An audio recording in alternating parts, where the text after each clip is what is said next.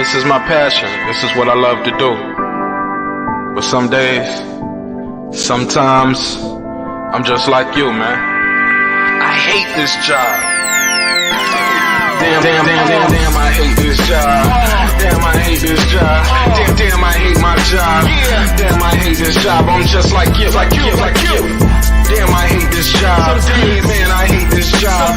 Man, I hate my job. From a good dream I wake, sun rays on my face, planning out my day, hoping this ain't the one that I catch a case. I feel so good, I feel so straight. My manager keep calling me saying, hurry up, you late.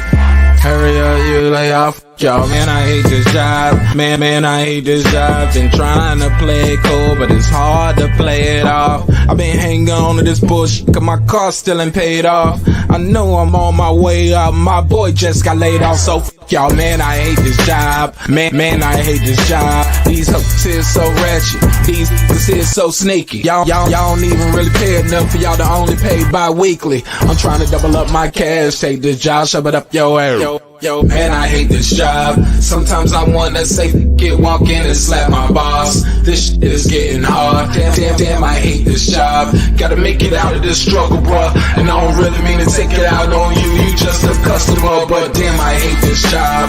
Damn, I hate my job. Damn, I hate this job. Damn, I hate my job. Damn, I hate this job. Damn, I hate this job. Damn, I hate my job. Damn, I hate this job. We're the reason why your stockholders always stay afloat. Yet I'm asking, are they hiring? Like everywhere I go, schedule will say 9, but I think it's fine if I clock in at 9:04. I work 40 hours a week plus overtime just to be broke. So y'all, man, I hate this job. Hate that I applied. So much has transpired since the day that I was high. Told me I could advance, but you were telling me lies. Gotta give your notice before I quit, but you don't say shit right before I'm fired. Damn, man, I hate this job. Sometimes I wanna say, walk in and slap my boss. This shit is getting hard. Damn, I hate this job. Gotta make it out of this struggle, bruh. And I don't really mean to take it out on you. You just a customer, but damn, I hate this job. Damn, I hate my job. Damn, I hate this job. Damn, I hate my job. Damn, I hate this job. Damn, I hate this job. Damn, I hate my job. Damn, I hate this job. You and your procedures, you and your protocol, you and your policies, none of that shit don't apply to me. You and your quotas, you and your standards, you and your 2 sick days a year. Y'all niggas bananas. Wonder why the postman's posted with hammers, going postal with Popo on camera. His wage got him enraged, stressed out, it's hard to maintain. He flips the middle, grabs his. He said, if you don't get the picture, I quit, you ain't shoot. Mother, man, I hate this job. Sometimes I wanna say, walk in and slap my boss. This shit is getting hard. Damn, I hate this job. Gotta make it out of this struggle, bruh. And I don't really mean to take it out on you. You just a customer, but damn, I hate this job. Damn, I hate my job. Damn, I hate this job. Damn, I hate my job. Damn, I hate this job. Damn, I hate this job. Damn, I hate my job. Damn, I hate this job. Look, man, I hate this job. I put my pants on one leg at a time, just like you. I'm out here trying to take care of my family. Damn, I hate this job. It's not always glamorous, for real, but I do what I gotta do for me and mine, you know? Damn, I hate this job. Damn, I hate my job. Damn, I hate this job. Damn, I hate my job. Damn, I hate this job. Damn, I hate this job. Damn, I hate my job. Damn, I hate this job. Damn, I hate this job. Damn, I hate this job. Damn, I hate my job. Damn, I hate this job. I'm just like you, nigga. Damn, I hate this job. Man, I hate this job. Man, I hate my job.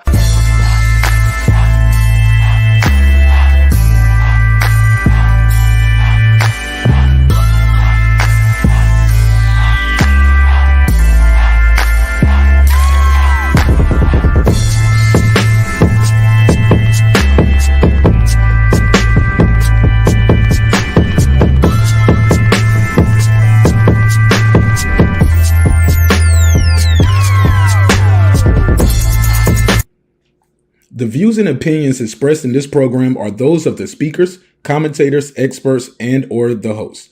They do not explicitly nor necessarily reflect nor represent the channel's policy or the views held by the channel or broadcaster. The broadcaster or its channel cannot be held accountable for all or any views expressed during the program. Basically, if I didn't say it, don't come for me. You come for the person who said it. And please don't sue me for somebody else's words. With that said, let's start the show, motherfucker.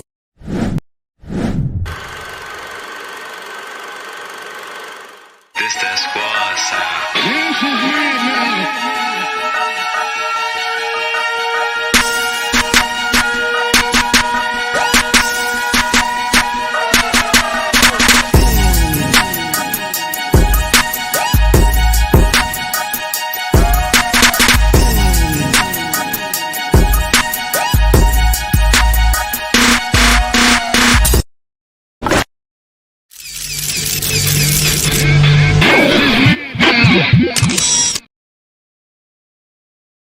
All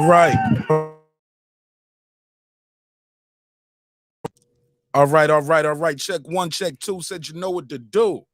How y'all feel? What's the deal? What's popping? What's happening? What's going on? You're back in the lab with your favorite neighbor, your man Mark Nash. He is I am he. Another great episode of Breaking These Beats, man. You already know what it is. We're going to break down business, entertainment, art, technology, sports, and anything else you and I feel like talking about. It is a hip-hop, political sports show with a comedy twist. We like to let the jokes fly. You know why. Life is serious enough. How y'all feel out there this Friday? It's Friday, and we got to fight tomorrow, so we got to do a prediction show tonight. Welcome back to the best show that never starts on time. Damn, man. Like, can I get back on time, man? I mean, we was doing so good when we was on time. Damn, man, I got to get back on time, man. I be needing that little nap, man. I be needing that nap before I start the show, y'all. You know what I'm saying? If I don't get that nap, man, the show is usually going to be a short show, and I'm going to be grouchy. So I take me a little nap before I do the show so I can give y'all the best of me. Man, we got to talk about it, man. We got to talk about it. Got to get our predictions in. I got a survey in the chat. I got a survey in the chat. Who you got? Harrison, Tim, Tszyu. So we're going to talk about that. Also, what we're hearing in the streets, in the YouTube streets, it looks like negotiations are back on for Spence and Crawford. I know. Some of y'all are like, here we go again. Groundhog's Day, my G. But we're going to talk about it. Briefly, though. Actually, I might say that for last or members only. Who knows? I don't know. We'll see how the flow goes. Definitely got to get into this Michael Irvin conversation very early. Got to get into that. We got to talk about that. Lisa said she never heard of it. Let me give it a drop. It never heard of it. Yeah, that's picking up too. I even seen the big boy channels using it now. I was like, all right, don't use it too much. While I get myself together over here, if you know what I mean, we got a lot to talk about. I'm gonna do a neighbors only roll call. Open the phone lines up. We're gonna drop the link out there and we're gonna chop it up. But yeah, I want to know what y'all think about this Michael Irvin case, man. I'm probably gonna do that first. Cause I got a survey out there. We could talk about the Tony Harrison and Tim Tszyu. Also, this is random, not on the topic list, but did you guys see the All Access tonight? That's what threw my nap off. I stayed up a little late trying to watch that All Access. It was the All Access with Caleb Plant, David Benavidez. Y'all saw it? Give me an A in the chat. If you didn't, give me a B for bullshit. Let me know what y'all think of that. So as always, let me start the show off proper. We're doing neighbors only roll call because without the neighbors, the show would not be the show at this level. So let me shout you all out. Hold up. Appreciate you guys for supporting the show in a major way. So let me count it off, roll you guys out with that, and then we're gonna get right into the schmiggity schmo. I got some audio and some video for you, so we got that queued up already. So let's take it from the top. C Jones 0224. What up? Tony Boswell. What up? Scants Rants. What up? That name is always funny to say. Shout out to Scans Rants. What up? Kansas City Mac. What up? Patricia Shelton. What up? Ace Retro. What up? That guy Clips 330. What up? Ben Adams. What up? Miss Queen Sunkiss. What up? Rockman. What up? Juan Davila. What up? Beyond the Ring with Nonito and Rachel Donaire. Oh, yeah, man. We got a 9-time champion. What up, gangsta? Future Hall of Famer and his lovely wife, trainer and manager, rocking with us heavy over here. So that means a lot. What up? We got one of the big dogs in the game right here. True Media Today, USA Boxing. That's my guy, Coach Malachi Williams. He on the road right now he on tour right now. He might be in a gym near you soon. You know, he's all over the state, all over the country, all over the world right now doing major things. Proud of you, Coach. Keep doing it in a major way. What up? Puto, What up? Stephen Bateman all the way in Australia. Mama, we made it. What up? Food Revolution.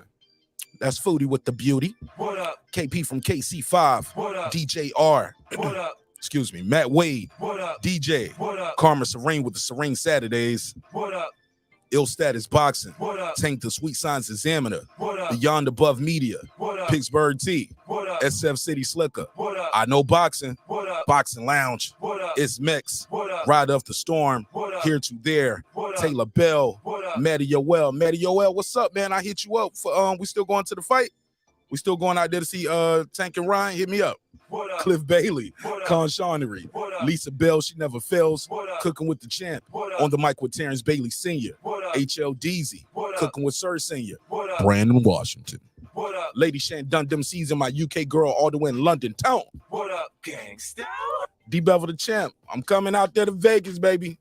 Holla at me. What up? Derek Lincoln, aka the Big Fish. What's up, my brother? What up, gangsta? AKA member number 1. All right.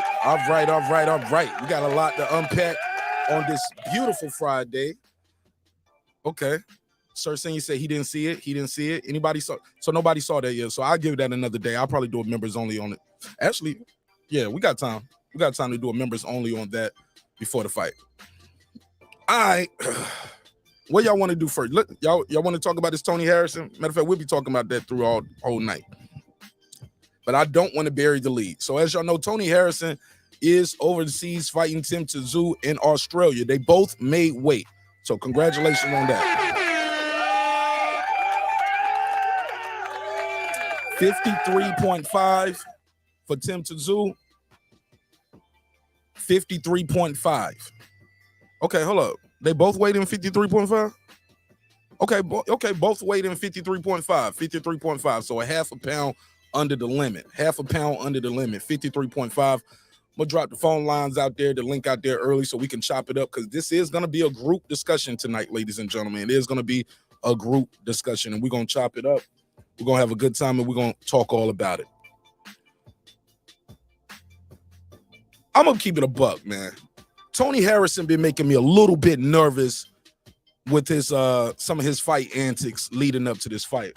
Hold on, let me cut this fan on. It's getting hot in here already. Getting a little hot. Tony Harrison has me a little nervous. Martin Nash, why are you nervous? Don't put no case on me. I'm gonna tell you why I'm nervous. Shout out to my guy Champion Heart. What up? Cooking Research Senior. What up? Alonzo, what up? I see a lot of playing around from my boy Tony, man. It's giving me cause to pause. Now, y'all know I had Tony Harrison beating Tim Tszyu with his jab, his legs, and his experience. But Tony Harrison is reminding me of the Tony Harrison in that second Jermell Charlo fight. Y'all remember that, right? Let me see if I can find one of these clips for you. He was playing guitar with the belt. He was just doing a lot of things that was like he thought he was in Jermell's head rent free. That could not be further from the truth as the results happened. Now, granted, up until the time where he wasn't, until it was over, I had Tony Harrison doing quite well in that fight. I got to go back and check my my boxing book and look at all my scorecards, but I had him doing pretty well. Raphael, what up, bro? William, what up? Juan Davila, what up, bro? I had him doing all right. Yeah, I got to talk about that Michael Irvin thing, Deuce. I got to talk about it. But Tony Harrison reminds me of like a lot of good fighters are out there like that. They get bored. They seem like they get bored in the middle of a fight. Then you can't get bored in the middle of a fight, man. You never heard of it. Not in the fight. Not in the middle, but he does. Some guys get bored. Yeah. Now, what does that mean? Martinez, what do you mean they get bored in the middle of a fight? How can the fight get boring? Sometimes guys will be doing so good in the fight, they get bored. Yes, they lose concentration. They stop being defensively sound. Stop moving their head as much. They want to trade when they shouldn't be trading. Sometimes a clinch is needed, man. I know my boy Puto ain't gonna like that, but a clinch is needed. Yeah, you got to clinch sometimes, man. Jarrett Hurd could have benefited from a lot of clinching in his last fight. That's a whole nother situation, though. I'll leave that alone for now. I'm gonna leave that alone. Yeah. Shout out to Jarrett Hurd. Hope he get better. Oh yeah, and now the height difference. I definitely see the height difference on Rafael. Height difference is very noticeable early on. Very noticeable with the height difference. But the jab, the experience of Tony, supposed to get him through this. I got Tony Harrison. I still got Tony Harrison winning. I think he's gonna get a little more serious as the fight go on. But if he has a lapse of concentration in this fight, it's gonna be all she wrote. It's gonna be all she wrote. Raphael 32. He said, "Mark, big ups. Big ups to you, bro." All right, so that's my take on that. Early on, I'm gonna be rolling through some of this stuff. I'm gonna be rolling through some of it. Be rolling through them. So when we talk about this fight right here, I feel like Tim Tszyu is at times a little too respectful to Tony Harrison. As they be doing these presses, he's a little too respectful at times. But a lot of times though, Tony's in there playing. I don't think Tony Harrison had a shirt on since he been to Australia. I mean, come on, bro. He ain't wore a shirt. Yeah, every time I saw him, he had a wife beat on or a shirt. I was like, damn, did they lose the nigga luggage? You never heard of it. I thought the nigga lost his luggage or some shit. I was like, damn, where's clothes at? Every time I seen him, he up there looking like he begging for some change or something. Respectful. I'm joking. Y'all know I rock with Tony. I'm just saying though. Nigga ain't had no shirt on since he landed in Australia, bro. So I'm a little nervous with some of the antics that Tony's doing. But I still got Tony Harrison winning this fight by decision. Let me turn this up a little bit. So got a survey in the chat asking y'all, who do y'all have winning this fight? Now, my audio sound funny now. Check 1 2. Okay. It just sounds real loud now. So we're gonna talk about it. Y'all let me know in the chat who y'all have winning this fight. Y'all got Tony Harrison or Tim Tszyu? Tony Harrison or Tim Tszyu? Yeah, he has been playing around a lot. Raphael, what up? He said Hurd came from, bro. Come on, B. 21 months. You never heard of it. And you know that's what happened to the other fight. I think that happened to J-Rock. J-Rock had a long ass layoff. Then they put him in a 10-rounder and he lost. Then they put him back in the ring again and gave him an 8-rounder. I think Jarrett Hurd would have benefited from having an 8-round fight. Coming back, he needed an 8-round fight. Hold on, let me cut this fan. 8 rounds.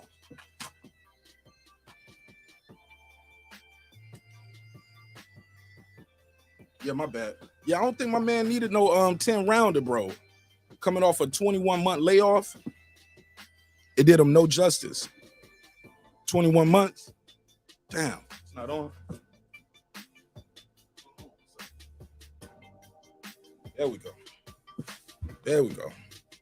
Hell yeah. 21 months is a long time to be out the ring and coming off a loss. So shout out to Jarrett Hurd. I hope he bounced back. Yeah, that was too long of a layoff, man. 21 months is way too long, fam. Way too long. He needed an 8-rounder, bro, to get back in the flow.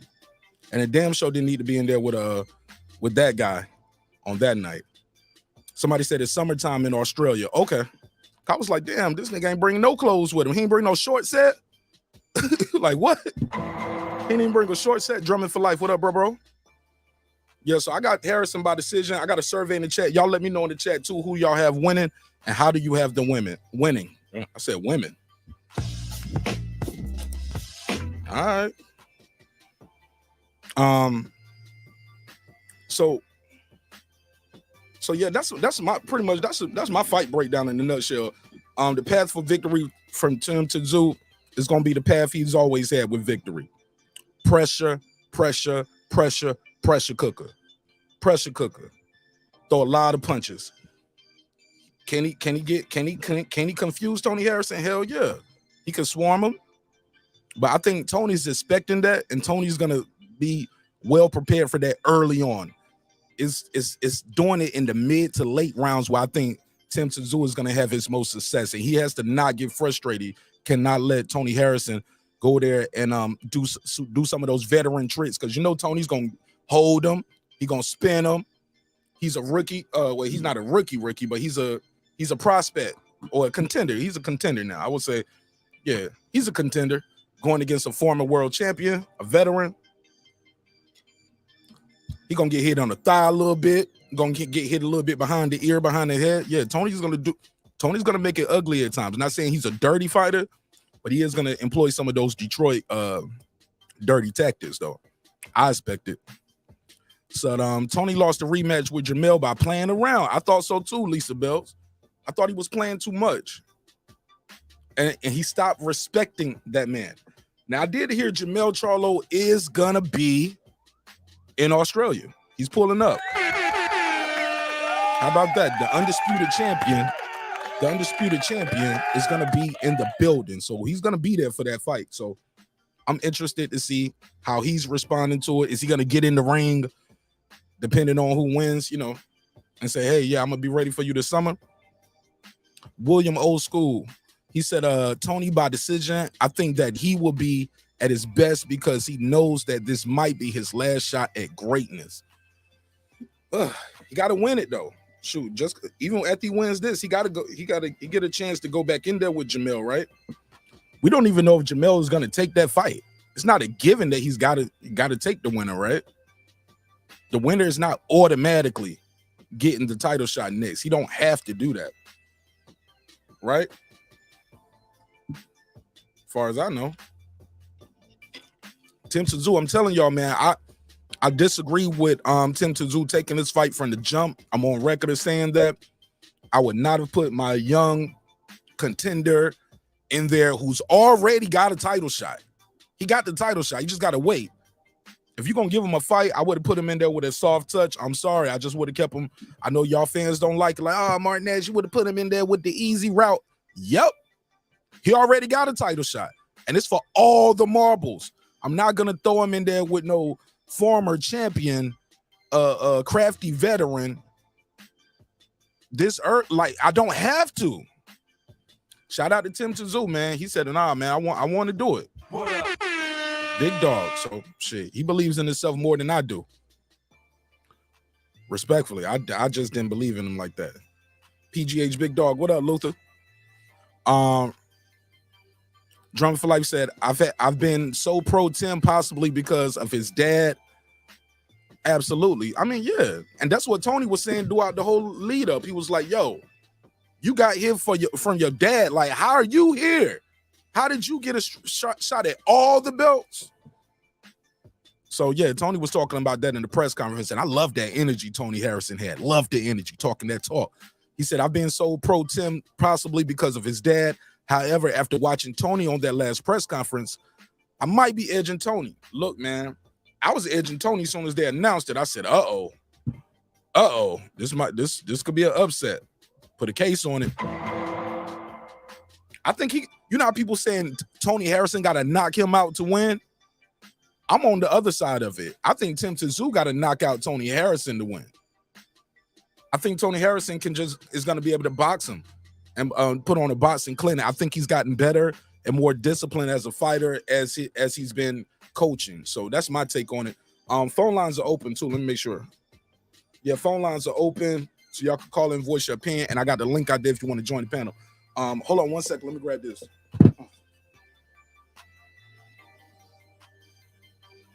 Yeah.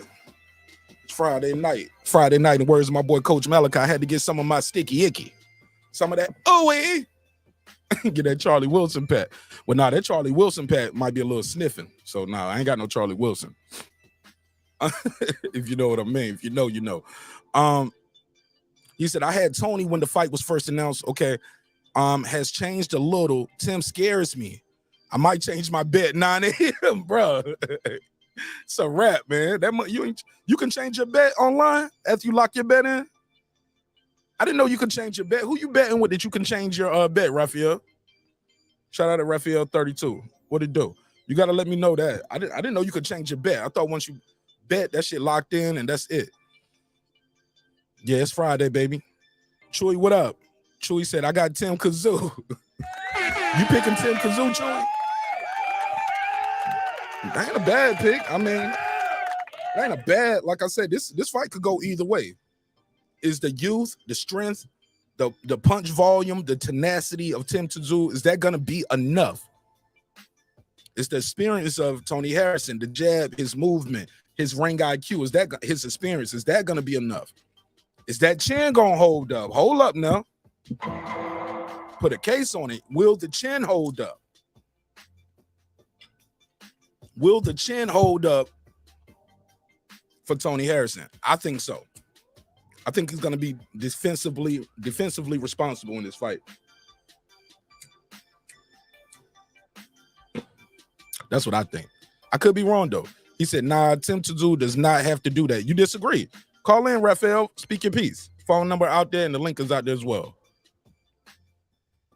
Definitely want to know what you think. Tim Tszyu does not have to do that. Nah, I disagree, man. I don't know if he can just sit there and outbox Tony Harrison, bro. Tony Harrison can box. He got a jab.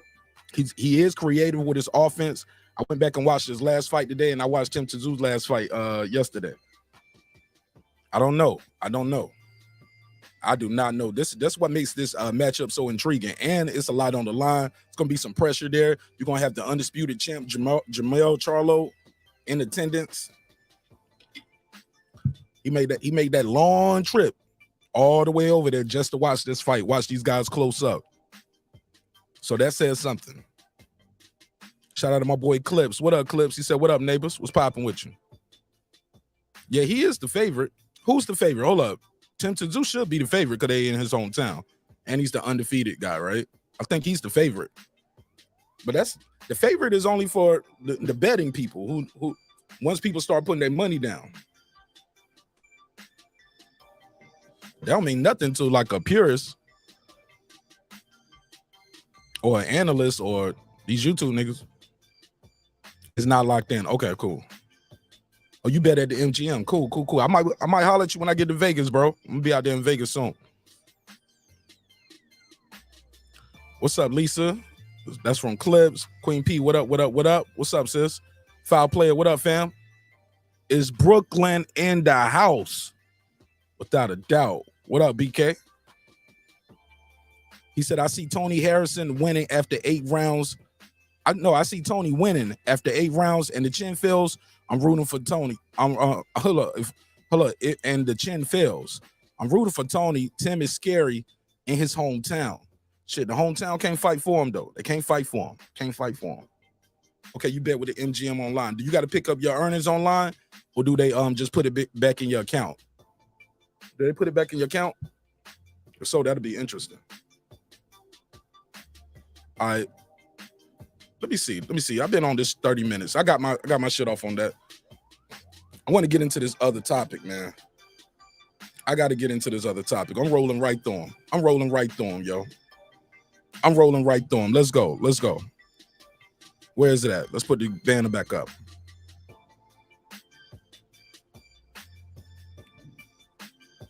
Queen P said, hey, what up, Queen P? He said, Tim Tszyu is going to KO.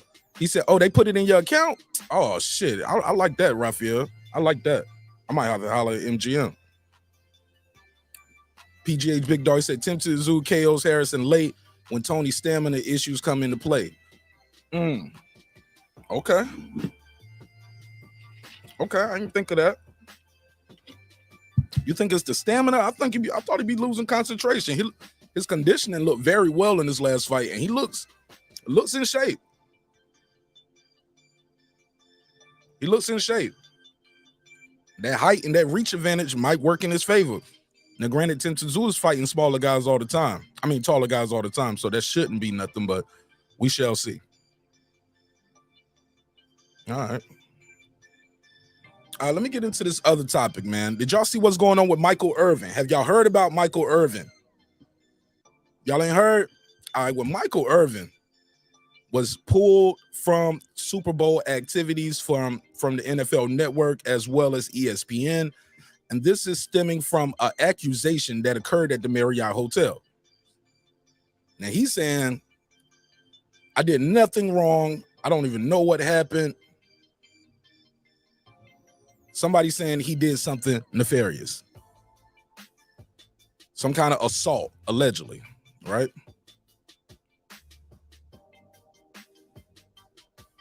Oh, man, hold on. What is this? Somebody don't put up. Hold on. What is this? Hold up. I know they did. Let me see this. I'm going to share my screen. It looked like somebody put up some old footage of Rolly and Ron.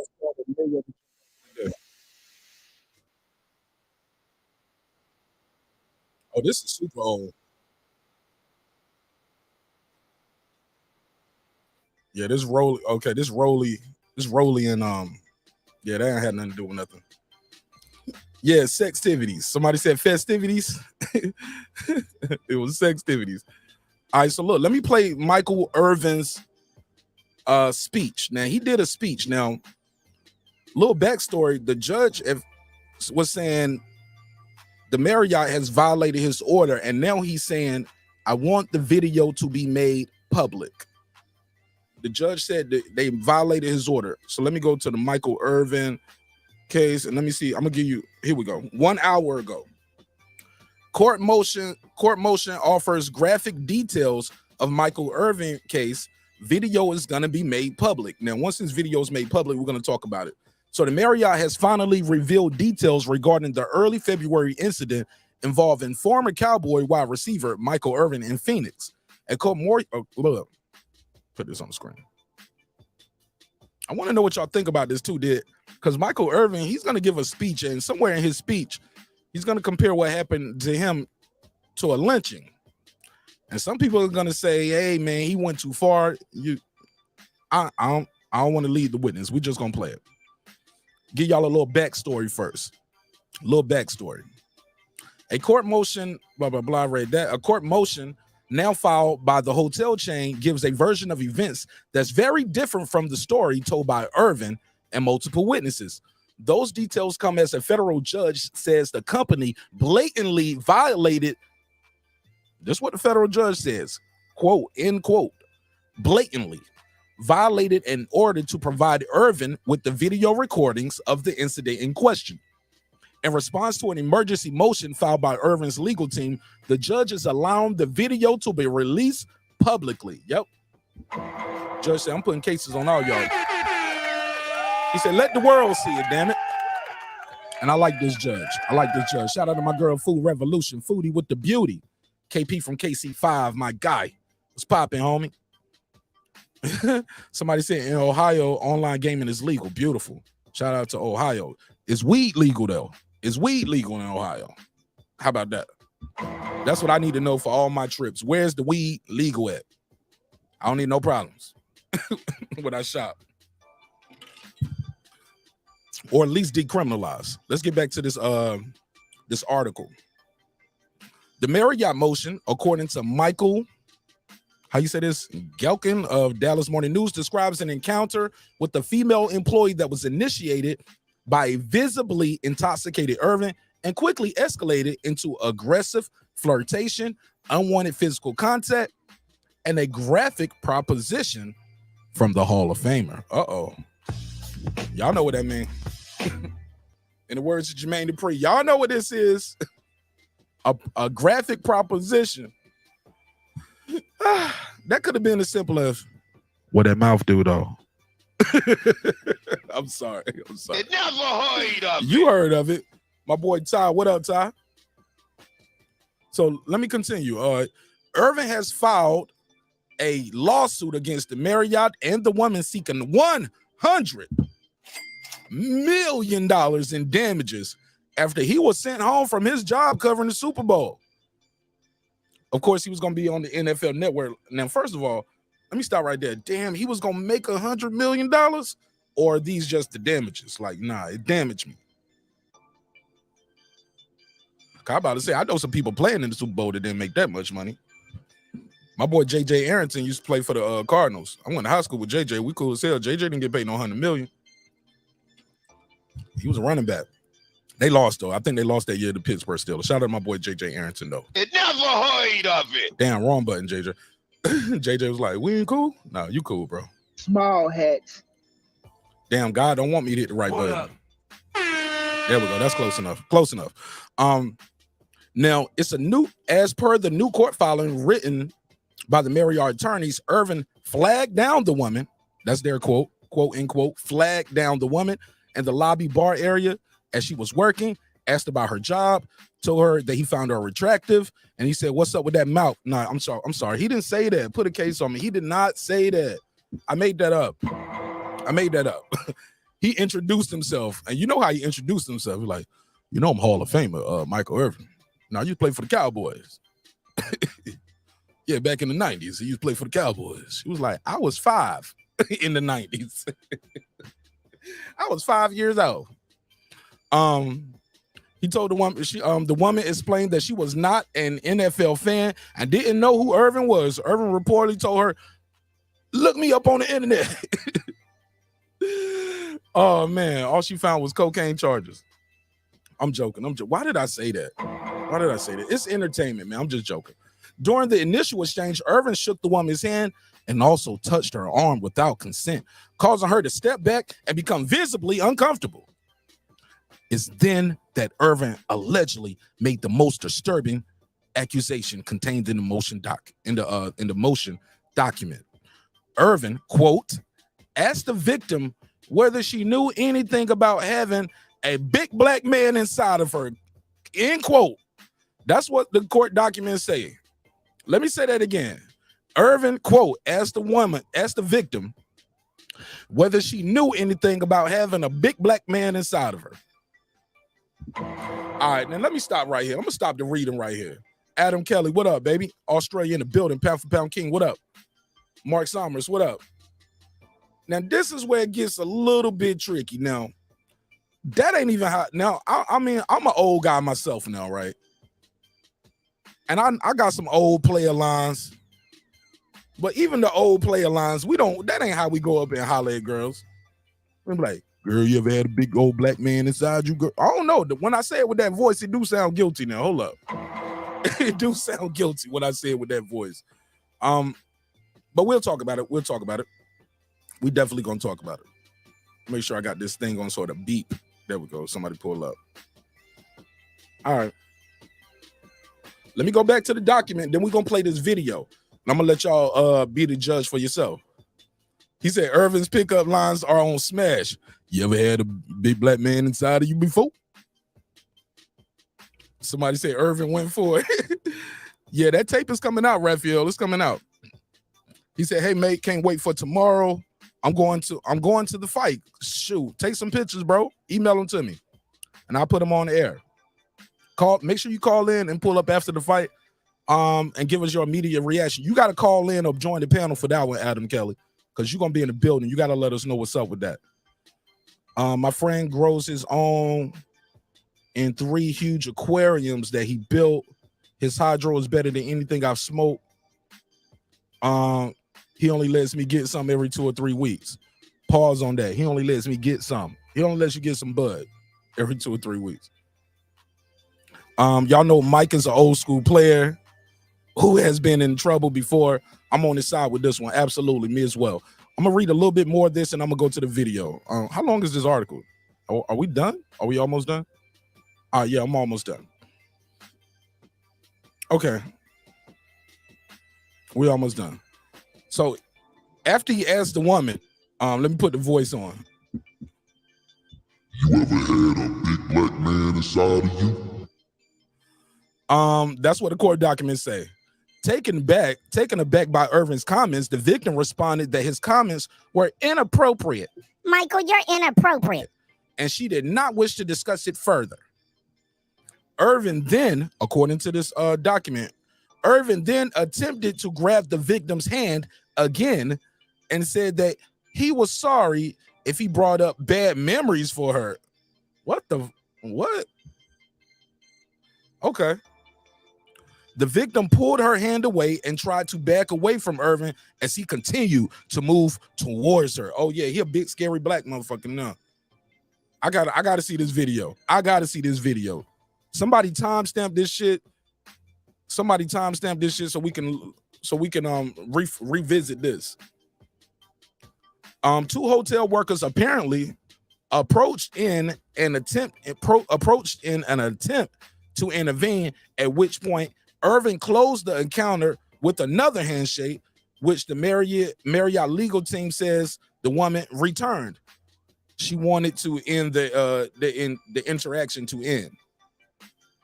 So she shook his hand a couple times. Okay. The former Cowboy star allegedly stated that he would come back to find the woman sometime that week when she was working. He also allegedly leered at the woman as she walked away and made suggested comments overheard by another hotel employee saying, "She bad, and I want to hit that." All right, damn, Michael Irvin. Irvin has denied that anything inappropriate took place and explained this week that he had not even seen the hotel's video or even been informed of the exact nature of the woman's complaints. He has admitted, however, that he had been out drinking earlier in the evening and did not recall the exact nature of his brief conversation with the unnamed woman at this time. All right. Here we go. This week, Irvin compared the accusations to a modern day lynching. Uh-oh. This is where some people are saying Irvin went too far. We're going to talk about it. Earlier in the week, two men whom the three-time Super Bowl champ had just met that same day. So they don't know him. So he just met them. They said they witnessed the entire exchange and saw nothing about the conversation or the woman's body language that caused any sort of concern at the time. Irvin's attorney fired back at the new detail allegation Friday. Total hogwash. This is coming from attorney Levi McCathern. He said in a statement to Dallas Morning News, Marriott's recently created account goes against all the eyewitnesses and Michael's own testimony, as well as common sense. We will release the video next week. There is no sexual assault. The fact that Marriott is taking the position that it is an insult to all of the true female victims out there. I was shocked, quote, I was shocked by Marriott's prior handling of the situation. McCarthy went on. I am now disgusted and appalled. I wish trial was tomorrow so Michael could clear his name and get the compensation he deserves for Marriott's reckless disregard for the truth. The woman reportedly shared her version of events with her coworker that same evening and then told her supervisor about the incident the next morning. The hotel reported the incident to the NFL following the guidelines that have been established just the day prior regarding any league employees staying at that hotel. So basically the NFL said, hey, look, we got some people that staying at your hotel. If anybody act up, you call us and let us know. No criminal complaint was ever received by local police about the matter. Prior to Friday's ruling, the U.S. District Judge Amos Mazian had only allowed McCarthy to see the hotel's video. That's Michael Irvin's attorney. He's the only one to see the video, which blurred out the woman's face. The judge was not pleased with the hotel change, deciding to place its own conditions on who could view the footage and how they could view the footage. The judge said, it seems like the Marriott just looked at my order and didn't want to produce the video. The judge has now ordered the video to be produced without modification. Basically, they saying, I didn't tell y'all to blur out nobody's face. I didn't tell y'all only his lawyer can see this. I said, give the video up. All right, shout out to Judge Manzan. He said, so now I want the shit to be out there for everybody to see. And don't blur her face out. Michael face out there, I want her face to be out there too. Shout out to this judge. He ain't playing. Irvin's lawyer says the video's public release will be the key in exonerating the NFL legend. He said everybody who views this video will see what I've seen and what the witnesses who are there have seen. Michael did nothing wrong. All right, so with that said, let me go to Michael Irvin's heartfelt, and I think it was a little tearful. He was a little tearful in talking about what happened. All right, I'm gonna go back to the comments after I cue this up. There we go. Got this queued up. Bam. All right. Bear with me, y'all. Bear with me. Here we go. So let me share my screen so y'all will know what I mean when I say these things. Somebody said Irvin is going for fail of the year. I don't know. We're gonna see. We're gonna see when everything comes out. Let me share the screen so we can play this video and audio. All right, courtesy of World Star. It's on World Star if y'all want to find it. Y'all go over there to World Star and check it out. Boom. Let me enlarge the screen a little bit. Let's see what they're saying in the chiz at. Philip H, the all-time great. What up, bro? Reggie O with the Killer Show. What up, King? What's popping with you? All right. Adam Kelly Cosmic. What up? All right, so look, I'm gonna play Michael's Irvin's video, and I'm gonna do some pausing in between it as needed. But I want y'all to hear this and hear it well. A woman had come around the corner, kind of met Michael at the corner. They had a very brief. This nigga crying like he already on trial. How the audio sound to y'all? It sound low to me. Interaction that was, super, friendly, lots of laughter. And Michael went back to his room. I went back to my seat. And 2 days later, I read about the story that we're talking about now. At any point in time, did you see anything that caused you concern, you thought was inappropriate? Okay, so right now they're talking to witnesses who basically they say Michael Irvin don't even really know him like that. They say he just met him, which is very telling. Hold on, I dropped my joint. So basically, Michael Irvin don't even know these witnesses according to his team. But we're gonna play some more of it. Let's go. And we're gonna get to his statements about this being a modern day lynching, which has some people a little uncomfortable. But we'll talk about it, and you guys can tell me, do you agree or disagree with Michael Irvin? Let's get back to it. His audio should be a little clearer, though. Mr. Irvin should have done that with untoward. Did you see anything like that? Well, Frozen's in. He is in Europe. Guys, if he comes back, I'll do it. Other than that, I think that concludes our press conference.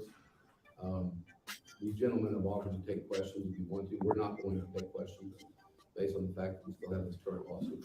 I tried to turn it up. I'm gonna turn my music down in a bit so y'all can hear a little bit. I'm just listening to your talk because I'm struggling. This is what I struggle with. You try to be an ambassador of the league and also understand that God's blessed me and given me a platform and try to touch people, try to raise people, try to lift people up. And I don't know, I met a lot of fans, but I've always tried to be good with people. I'm struggling now saying, do I not talk to people? What do I do? Because of this kind of a situation, I know I didn't do anything wrong. I know I didn't do anything wrong, and I was trying to do everything right. So it's just, though I say that, I got to come back to this moment. Had I not said to these guys, you know what, you cool guys, let's go outside and take that picture, then they wouldn't have been right there with me. So him chopping it up with some fans at the bar, just kicking it, saying, man, you know what, y'all cool, fuck it, we'll take a picture. Because they want a picture with Michael Irvin. And then this happened. So, all right, let's play some more. Lance. What up, Lance? What up, though? Boxing MMA. What up, my bro? All right, let's play some more of this. And that would have been a moment that I've had alone, and I know nobody's going to listen to what I say. Nobody, still, at least Marriott, don't want to hear what we have to say. Don't want to hear what I have to say. Don't even care to share it. So, you know, I just got emotional thinking about it because I'm struggling with that on what to do moving forward after I deal with all of this. That's all I want to say. Oh no, this ain't the clip. Hell no, I don't. Hell no, I don't did all that setting it up and I got the wrong clip. Mark Nash, put a case on me, nigga. All right, let me get the right clip. Damn, man, cue the music back up. Damn, man, I got the wrong clip. Damn, I got the wrong clip. That ain't the clip I wanted. Here we go.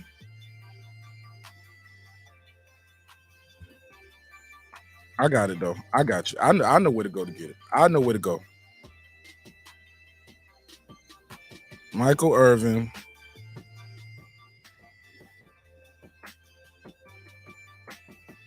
Lynching. Is this? I got to play it. I got to find it now. Hold up. I know where I can play it from, but I don't want to play it from that show.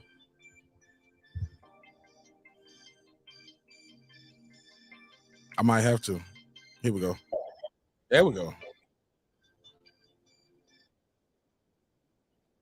Okay, boom. We got some good audio now. We got it right here. We got it right here. Full video. Boom. Let's go. Where they're in the middle of the lobby. Remember, this is a public lobby. It's courtesy of Fox News, Dallas, Fort Worth, Texas. I'm gonna click that like button for y'all. Appreciate y'all. Dallas, Fort Worth, Fox 4. All right, here we go. With tons of people going back and forth. I don't know how it sounded, y'all, but it's only playing out one ear from me on my left. And Michael starts to talk to her. All right, so this is what he's saying. This is his attorney saying what happened, how you met the girl. Boom, perfect. This is my first time seeing this video, so y'all getting it raw, uncut. My live reaction. Let's go. Appears to be from behind the front desk of Go back some more. Go back. us, and gave us their names. Go back some more. I need it from the top. Let's go. He obviously drew a lot of attention, and he All right, take it back. about this till now. I think this is a story that deserves telling, and I want to Tell the present story. it kind of in three parts to y'all. First, going to be the background of what happened. Mm-hmm. Second is going to be about the video that you've all heard so much about. Mm-hmm. And then the third part is going to be our attempts to deal with Marriott about this incident and how do we correct it. All right, let's talk about it. Michael traveled to Phoenix on February 5th to cover the Super Bowl and related activities. He was staying at the Renaissance Phoenix downtown hotel, supposed to stay there from February 5th to February 13th. On February 5th, after performing his media duties, Bitch, I he might returned be. to the hotel and was Fucking having clip. water in the lobby bar. He obviously drew a lot of attention, and he began to tell the people assembled in the lobby stories, NFL stories, old stories.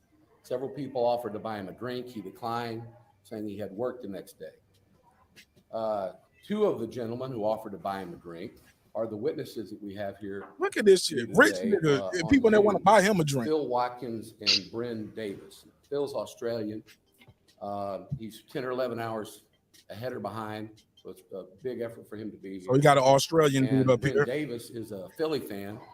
So he said he's a Philly fan, so he ain't even a fan of the Cowboys. So we got somebody who's about to be a witness on this shit who is in Australia. As y'all can see right here, I think this is probably him. Philadelphia.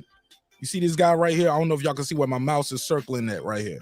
But right there, they're going to talk to somebody in another country in Australia, and they're talking to somebody else who ain't even no Cowboy fan.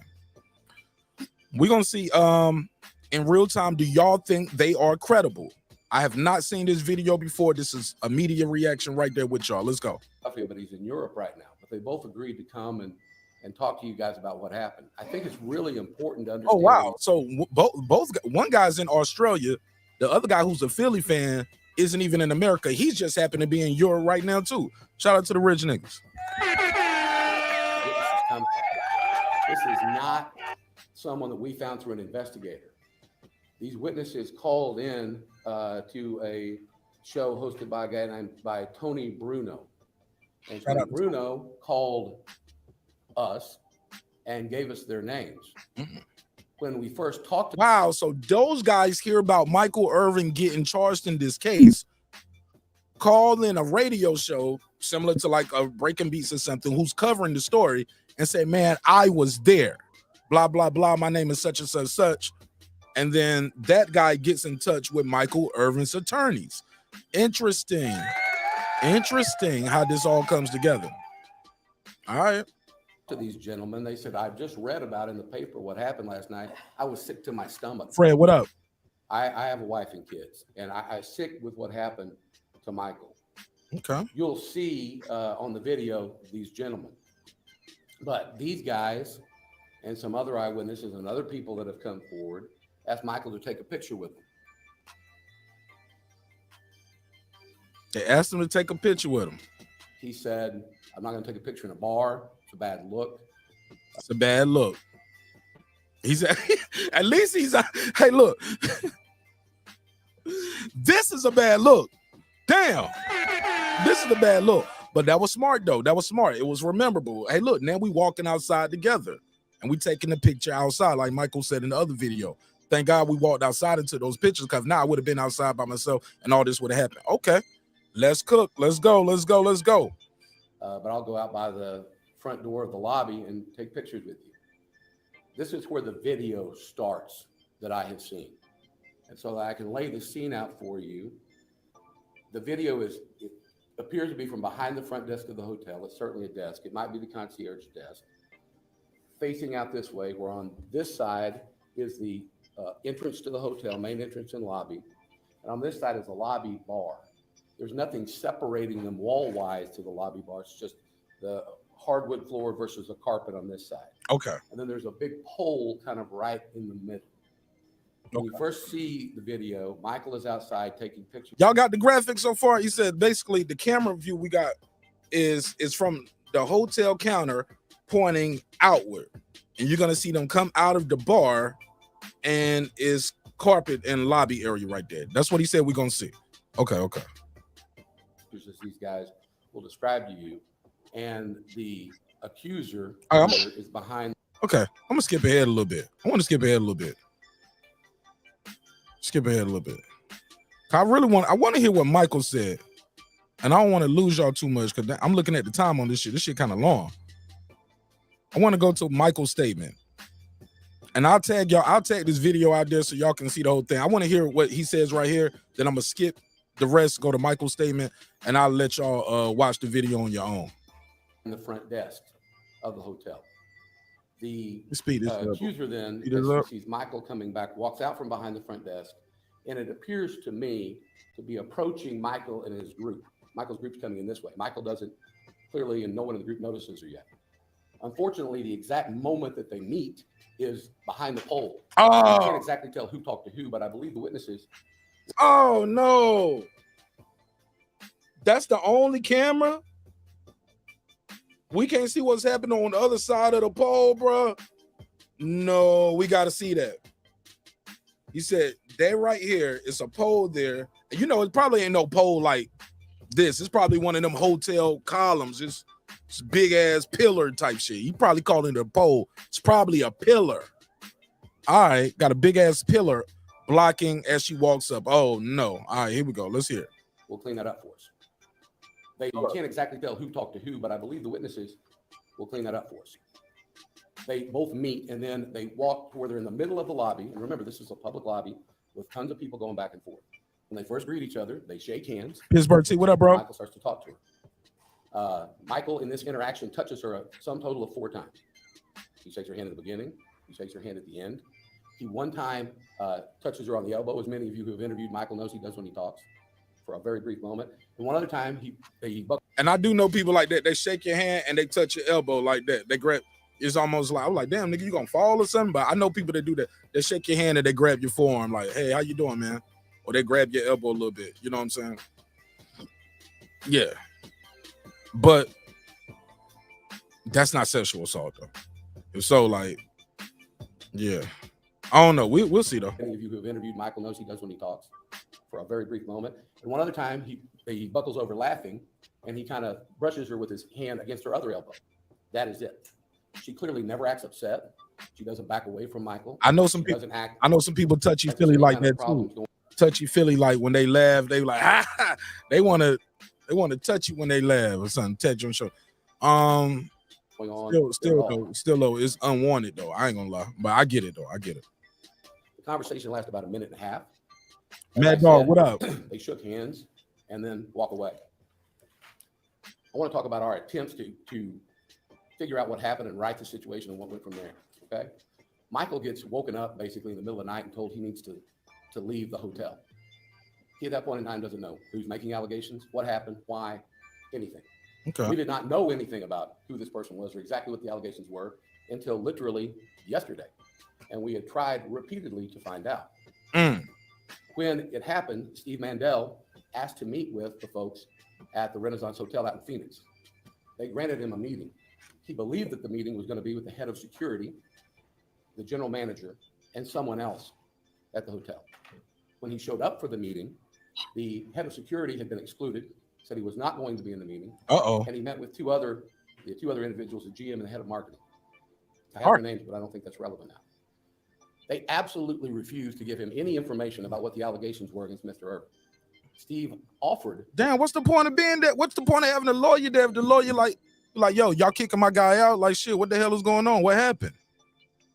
To allow Michael to be interviewed by their security. He offered the names of these witnesses that had now come forward via the radio station to be interviewed by security. Renaissance declined, would not talk to Michael, would not talk to the witnesses, said, we don't comment on anything. In fact, wouldn't even give Steve the name of one of the people that he was meeting with. Throughout the week in Phoenix, repeated attempts were made to get the Renaissance to interview these folks to clear Michael's name. Again, as you already know from the papers and the media, he has been taken off of NFL Network. Hey, the lawsuit heating up though, Ace Retro. The judge issued a motion today saying, well, it was this evening. He said, the video got to be made public, so we're gonna get to finally see the video, Ace Retro. Yeah, Champion Heart. I feel you. But Ace Retro, yeah, it was almost a month ago. It's $100 million lawsuit. And taking off a show on ESPN. And obviously he's very, very eager to clear his name and clear up these allegations. Yeah, you want to clear his name. How do you do that when you don't even know what you're being accused of? And how do you do that when the people that are making the allegations won't tell you what they are? Like, what are the allegations? What did I do and who did I do it to? So obviously we didn't have the video and we didn't have any meetings with the witnesses, so I had to file the lawsuit. And that's what the lawsuit got filed for. That's how the lawsuit got filed. They ain't giving us no information, but they ruining this man's name. Let's go to Michael Irvin. I want to start by saying I appreciate all the support that I've gotten from everybody, from people and from friends. And I'm not talking about just in this moment. I'm talking about over the years, people that have followed me, my whole career, the peaks, and certainly through the valleys. But this sickens me. Because in this great country, this takes me back to a time where a white man. Here we go. Here we go. Let me put this at regular speed. I had to sped up a little bit. All right, here we go. I want y'all to react to this now. And I'm not talking about just in this moment. I'm talking about over the years, people that have followed me, my whole career, the peaks, and certainly through the valleys. But this sickens me. Because in this great country, this takes me back to a time where a white man would accuse a white woman would accuse a black man of something. And they would take a bunch of guys that were above the law, run in the barn, put a rope around his foot and drag him through the mud and hang him by the tree.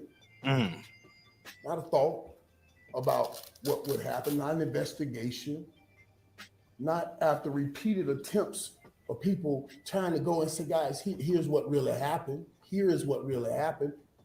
Here are witnesses that'll say this. Here's witnesses that'll say that. And so we don't want to hear. We do not want to hear. How can I defend myself if I don't even know what I'm defending myself against? They asked me, they said, do you remember this girl you met in the lobby? I work and I live in hotels. I stay in hotels all year long from August to September. I meet people every day walking in and out of a lobby. I couldn't even tell you what she looked like. I don't know. I don't even know who I'm talking about when I'm talking about I'm supposed to do something. This just blows my mind that in 2023 we still dragging and hanging brothers by a tree. Woo!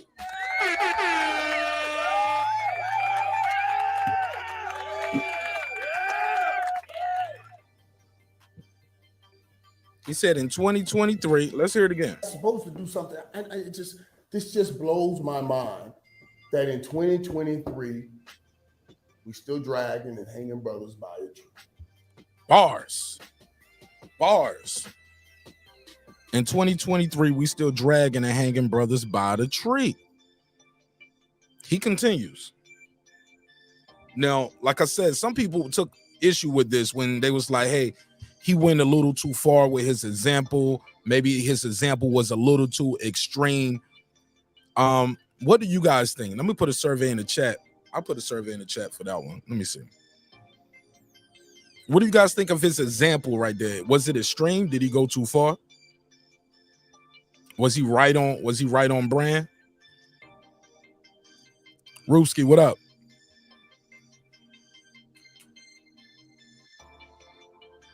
Somebody said, or briefly, what she said?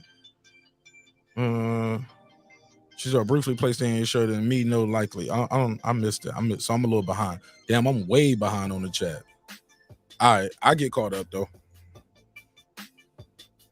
That blows my mind that I have no opportunity to defend. I don't even know what I'm defending. And absolutely to not listen to the court. Marriott is above the law because I still haven't seen this tape. I haven't seen this tape. I want to see what I'm being accused of, why I've had put my whole life on hold, why my family had to endure it. If I did something wrong, I'll suffer the consequences of me doing something wrong. But if you did something wrong, you meaning them, then they should suffer the consequences of what they did wrong. Okay. Just sickening. Thank you, Michael. All right. Phone lines are open too. Phone lines are open and the link is out there. If you want to join the conversation, click the link. You can tell me what you think about this topic. Michael Irvin, NFL Hall of Famer, has broken his silence. And he's comparing it to a modern day lynching. Very graphic with the details of the being dragged into the getting, a white woman accuse you of something, then you're getting dragged into a barn, people will rope you up and hang you, and then he compared Marriott to the lynch mob. Not the West Coast legendary group. No, not that lynch mob. Different lynch mob. This lynch mob. Very graphic in detail. Wow. What do you guys think of that? Did he go too far? Did the Marriott go too far? Do you agree? Do you agree? Like, yo, I agree with Michael Irvin. Let me know what you think.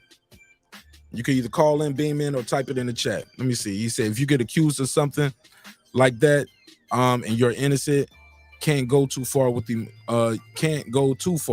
emotions of words. Absolutely. Okay, I ain't mad at that. I'm gonna put a marker there so I don't lose my spot, and I'm gonna rewind a little bit, and so I can get caught up on these chats. Boom. Yeah, Mark, I read that one. Okay, boom. He said, proven, what do you say? Proven until found guilty. I've accused. Wow, damn, Juan Davila. That's crazy. You've been accused of that before? Damn, that's a crazy story, bro. You gotta tell us what happened. Fred said, salute to Martin Nash in the chat. Salute to you, sir. Shout out to Pittsburgh T. Pittsburgh T said, I saw this. It's disgusting. The police and the hotel need to be. Hold on, why do police need to be sued? What happened with the police, Pittsburgh T? He said, the police and the hotel need to be sued, and the district attorney or law enforcement for not doing a simple investigation. Also, shame on ESPN for parting ways so fast. Now, here's the thing. From what I did ascertain from this case, my brother, they asked him, what happened with a woman? And he was like, I ain't talking to no woman. But it was like, yo, they was like, it was a woman in a hotel. Like they might have showed him a screenshot or a clip of him talking to a woman or a picture. Like, oh, this you right here with the woman, right? Like, oh, yeah. But shit, I was drunk, man. But I know I ain't do nothing. Like, I think that was Chris Broussard. Now, let me go to that video.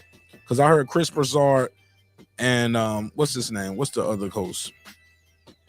What's his name? I forget his name. Rob Parker. They was talking about this case, right? And they were two people that were saying like his they didn't say it directly, but you could tell they didn't like his example neither. Or some shit like that. Let me see if I can find it real quick.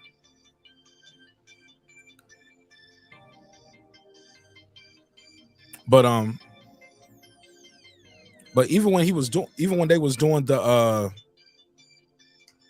what was I about to say? I lost my spot. Oh, so basically, in a nutshell, though, they let him go though, Pittsburgh T, probably because of his past too. It is Michael Irvin. But far as the police, though, that's what I was about to say. Far as I know, they never contacted the police. They never filed a police report. They contacted the NFL, and the NFL and ESPN did what they did. They just said, hey, look, it's easier to part ways with you right now, and I'll pull you from this until we see what's going on. Some will argue shit, he might have a case against ESPN or the networks, but ESPN and the NFL too, but I don't think he wants to burn that bridge right now. He gonna see how this other case go first, probably. You know what I'm saying? But this is also him standing on the square, letting them know, like, hold up, man, I did nothing wrong here. I had no cocaine with me, not this time.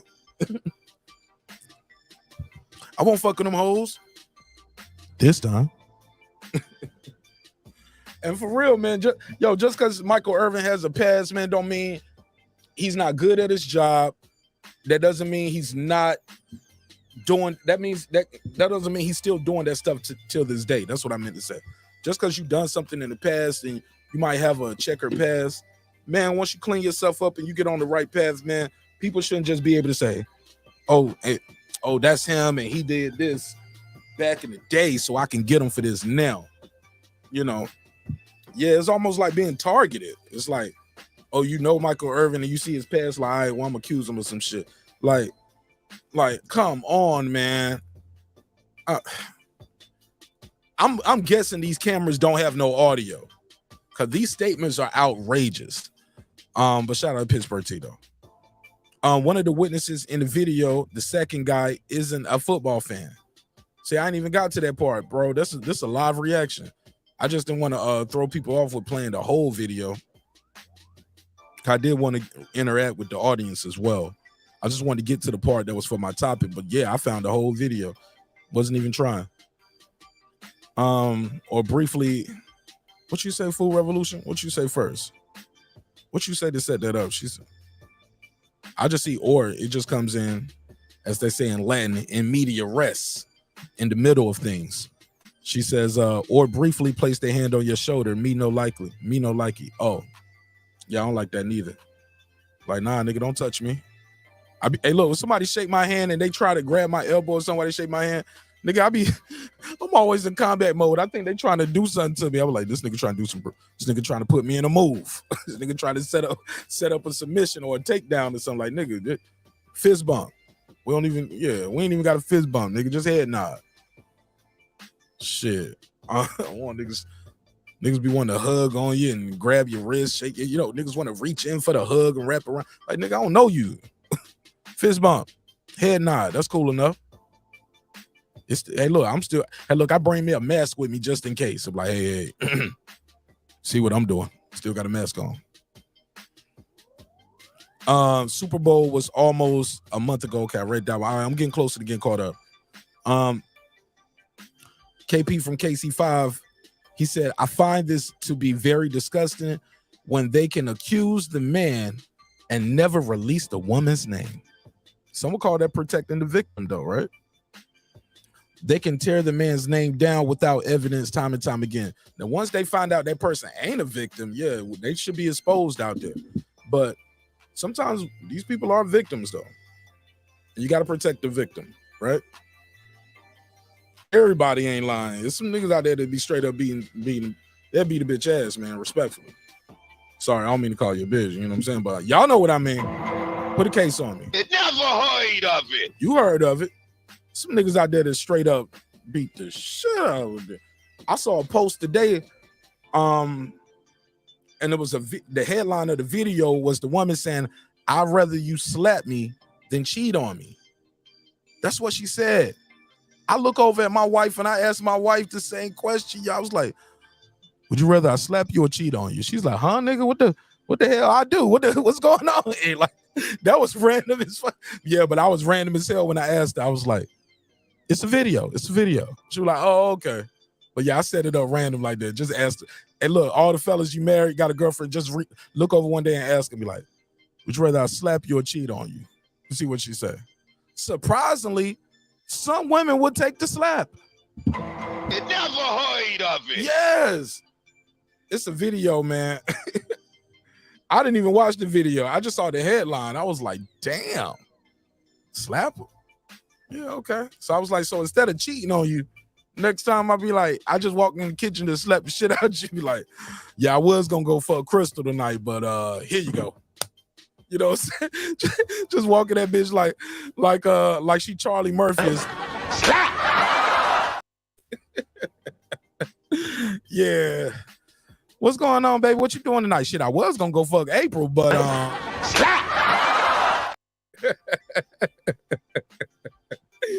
I'm joking. We don't condone domestic violence in any way, but that was a crazy topic of a video. The lady said she'd rather be slapped than cheated on. Damn. All right. Should we do that topic one day? Somebody said it's not funny. Okay, where I'm at. I ain't got to that part yet. Boom, boom, boom. Mark, did you see Deborah Lee from BET News? What she do? What she do, KP? Man, KP, I'm about to call you, bro. Niggas be in the chat giving me random topics. And you better answer the phone too, Nick. Yeah, it's a live show. Nigga just be in the chat giving me random topics. What call his ass? What the hell you talking about? What she do, man? She better not been on no bullshit. Let me see. Call my boy KP for KC5. See what he talking about. It's a live show, y'all. That's what we do.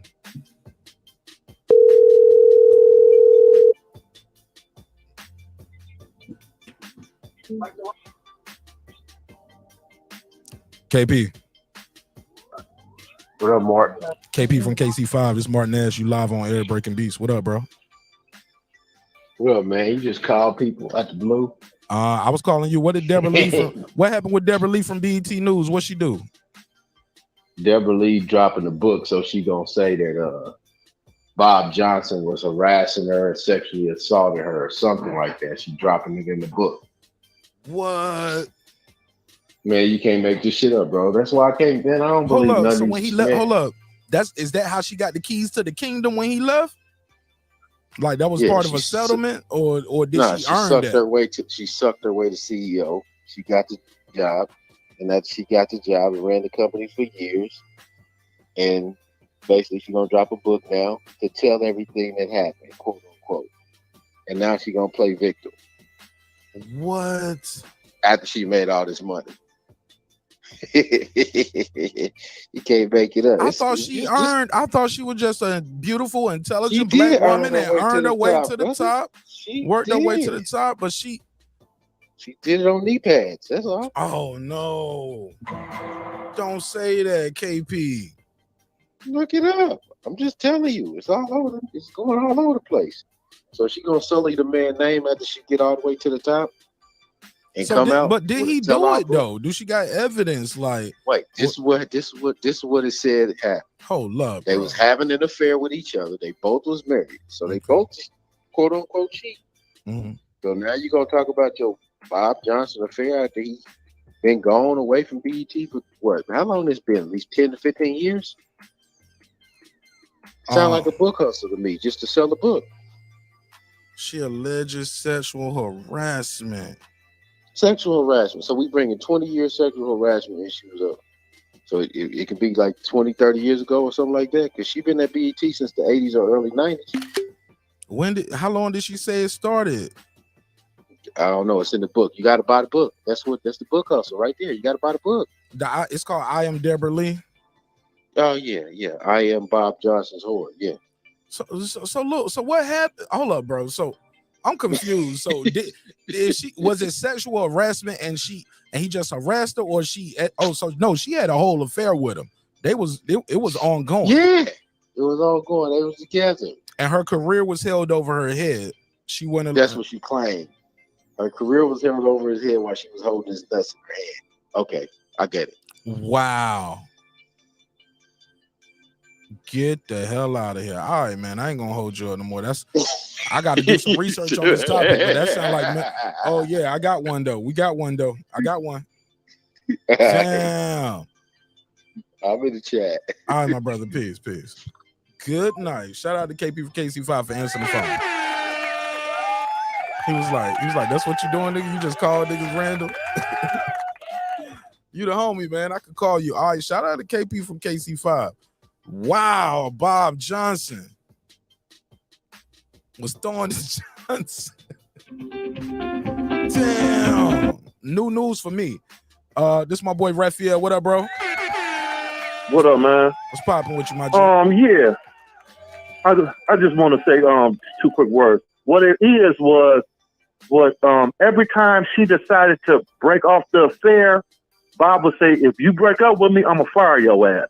That's the sexual harassment part. And for I know a lot of y'all on there know, just of you being in a power of authority, having an affair with another coworker, they consider that sexual harassment, or somebody in a lower position of you. Very true. They call that sexual harassment. Right. It's no consent. It is no consent. It's like being with a doctor or your lawyer or a psychiatrist. Yeah. Right. But the reason, like I said, Bob said, if you break this affair off, I'm going to fire your ass. And that's what's in the book my man is talking about, your boy. And I don't know. I'm just going off of reports because I haven't read the book. But that's what the headlines are saying, though. Everybody in the headlines. But how did the affair start? See, I that's thought she just earned her position. Man, but you just think about it. You had him and his wife. They hire people. You working constantly around people, you know what I mean? You know, you've been in the workforce before. You know, men and women develop attractions towards each other. True. You know what I mean? And she got herself in a position of authority. She built that up, and it was simple. They got together, flat out. Yeah, the thing is too. And then it's like the problem with this. That's my boy. That's my boy KP. Go ahead, K. The problem with this issue is that every time something like this happens, there's only one person held accountable in court of public opinion, and people act as if the other person wasn't as guilty. So if they having an affair and they both cheating, they both guilty. But everybody's gonna look at Bob Johnson like he's the only one that's guilty. Bob Johnson name ain't been on the news since he sold the Bobcats, probably. You know what I'm saying? So right. To just bring his name out is kind of like, to me, I'm gonna just say this, bro. It's gonna be strong, but I'm gonna say this. This is almost like watching your own counterparts practice white supremacy against you. They always say the black man can't get out clean. That black man was clean until this story came out. Right. In this damn book that they want to sell everybody so they can read. Right. But he's had his little mishaps with people too, because a lot of people in the past have said he always hasn't been the best person or the best person to work with. He hasn't been no saint. Right. But I agree. But I know what you're saying. It's more of us. It's us as people. We always feel sorry for the woman. Is that what you're trying to say? And not holding the man accountable? Well, think about it. Not holding the woman accountable also. they're basically saying, okay, didn't you just see Ime Udoka just get fired for a consensual relationship? And we still don't know that woman's name. Well, they said he was her supervisor, so it can't be consensual if it's your supervisor, is what they're trying to say. Wait. Hold on. And then the other details that came out was she tried to break it off, and that's always the go-to, bro. It's a pattern with these stories.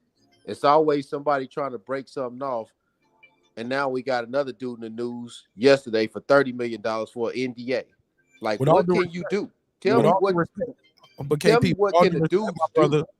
It's not just necessarily a pattern with these stories. It's because predators have a pattern as well. Can we agree to that? I can agree that predators do have a pattern. I can agree with that. People get power and they want to fuck the people that's under them, bro. That's just how people I know are. What I know what KP is saying though, but like when it comes to, that's what me and Mark is saying though. When it comes to authority, you know, in the workplace, you know, and you have the authority that somebody is under you, or you know, it's sexual harassment. You know what I mean? And I know that because my mother worked at EEO for years and years. So you know, that was my complaint back in the day when I was in my 20s. How can it be sexual harassment if two people are, you know, what did you say earlier? Consent. If it's consent, but it's no consent when it comes to that though in the workplace. You know what the problem is too though? The way that we look at it as guys, is many of us get sexual harassed. We just never report it. Yeah, that's true too. That is. We have not been conditioned to even report it. You just accept it for what it is and move on. So at the end of the day, bro, this is what I'm saying, bro. Deborah Lee been the head of BET for probably almost 20 years, 15, 20 years when she was the head. All of a sudden, now you want to drop the book and put him out there? All of a sudden, that's all I'm saying. What I got to say real quick is, I thought that was his wife, and they got a divorce. See, I didn't even know that the other chick was his wife. I thought though Lee was his wife all this time for real. I didn't know that was like the other woman. You feel me? That's crazy, bro. That's crazy, man. This looking bad, yo. Because you know stuff like this lead to people still going to jail years later. Yeah, that's the problem, bro. Like you gonna tell me something happened 20 years ago? I mean, and then on one hand, BET will be on a award show or doing an award show talking about how Black Lives Matter. The next breath. I mean, I'm just trying to figure this shit out. You tell me, bro. You said it. You got it. We like, know, bro, they talking out the same side. They talking out both sides of their neck. Hold up. Black Lives Matter, yes, and you know, Black Lives Matter is about the disproportionate deaths of African Americans when it comes to police. That's what that is about. They can still stand for that, and a nigga who in charge still getting some side pussy from bitch at work. Respectfully, I'm just saying, like I dig what you saying, bro. Like, hey, look, I dig what you saying. Hey, look, I don't want black men to get killed by police, but I'm still gonna fuck the hoe, nigga. I did, Mark. I know what you're saying, and you know I know what you're saying. The problem. Look at her. You know she's a beautiful young lady. When she was younger, I can tell. Yeah. She got a little turkey meat right there on the net right now. She a little old, but it's all good. Wait, imagine how much. Wait, I just want you to think about this though. Imagine how much she profited from that relationship that she had with him because she became the head CEO. But she worked her whole life to get in that position, though. Wait. She was in a very favorable position, sir. So she probably took a job that some women that didn't do the position could have got. Or some men. I'm just saying, bro. So she had a schematic advantage. Some people. Put a case on you. Okay, what's a ski? You say a skeet-matic? Look, John Skeet. Hold up. Oh my God! You know, some people gonna say you sound like you don't believe women. You know. I believe evidence. I believe Somebody, evidence. well, the evidence. That's is, the problem. They is waited 20 years, so we have no evidence, brother. That's the problem. That's why I don't like it's bull. It's BS to me. So you blaming the victim. You blaming the woman because she did succumb to the pressure and she slept with her boss. Someone say she did succumb. Yes, she did. she succumbed. What my only thing is, like, after all these years, my only thing is, like, after all these years, they both had the affair, and then she decides to publicize it. You know what I mean? And which she can make money off of. But more so, my thing is, like, why tell now? What, you got millions of dollars. You did your thing more than a lot of other black women. Why now? Why say to the world, we both was hoes, me and Bob. She's a woman. That's his nickname. What? Go ahead. But some would say she's a woman. She's a victim. She gets to tell her story. No. Why not? No, bro. I'm trying to be fair because we don't have women on the panel, so I'm trying to be fair and speak for other. That's why people call me a contrarian, right? Because I don't just go all in, bro. You can be as fair as you want, but he does have to be kind of biased a little bit. You can be fair. That's fine. You can be fair. Yeah, I'm trying to be fair. That's fine. You can be fair, but I would say that the girl that probably was her secretary or somebody else that had the opportunity to get that job didn't get that job because she went the extra mile, brother. No. She look. In the words of Prince, God loves the beautiful ones, man. The beautiful ones, man. And I can tell you, man, she's in her 50s now, but I can tell she was a very attractive young lady, and she was smart, educated, cultivated. All right, so boom.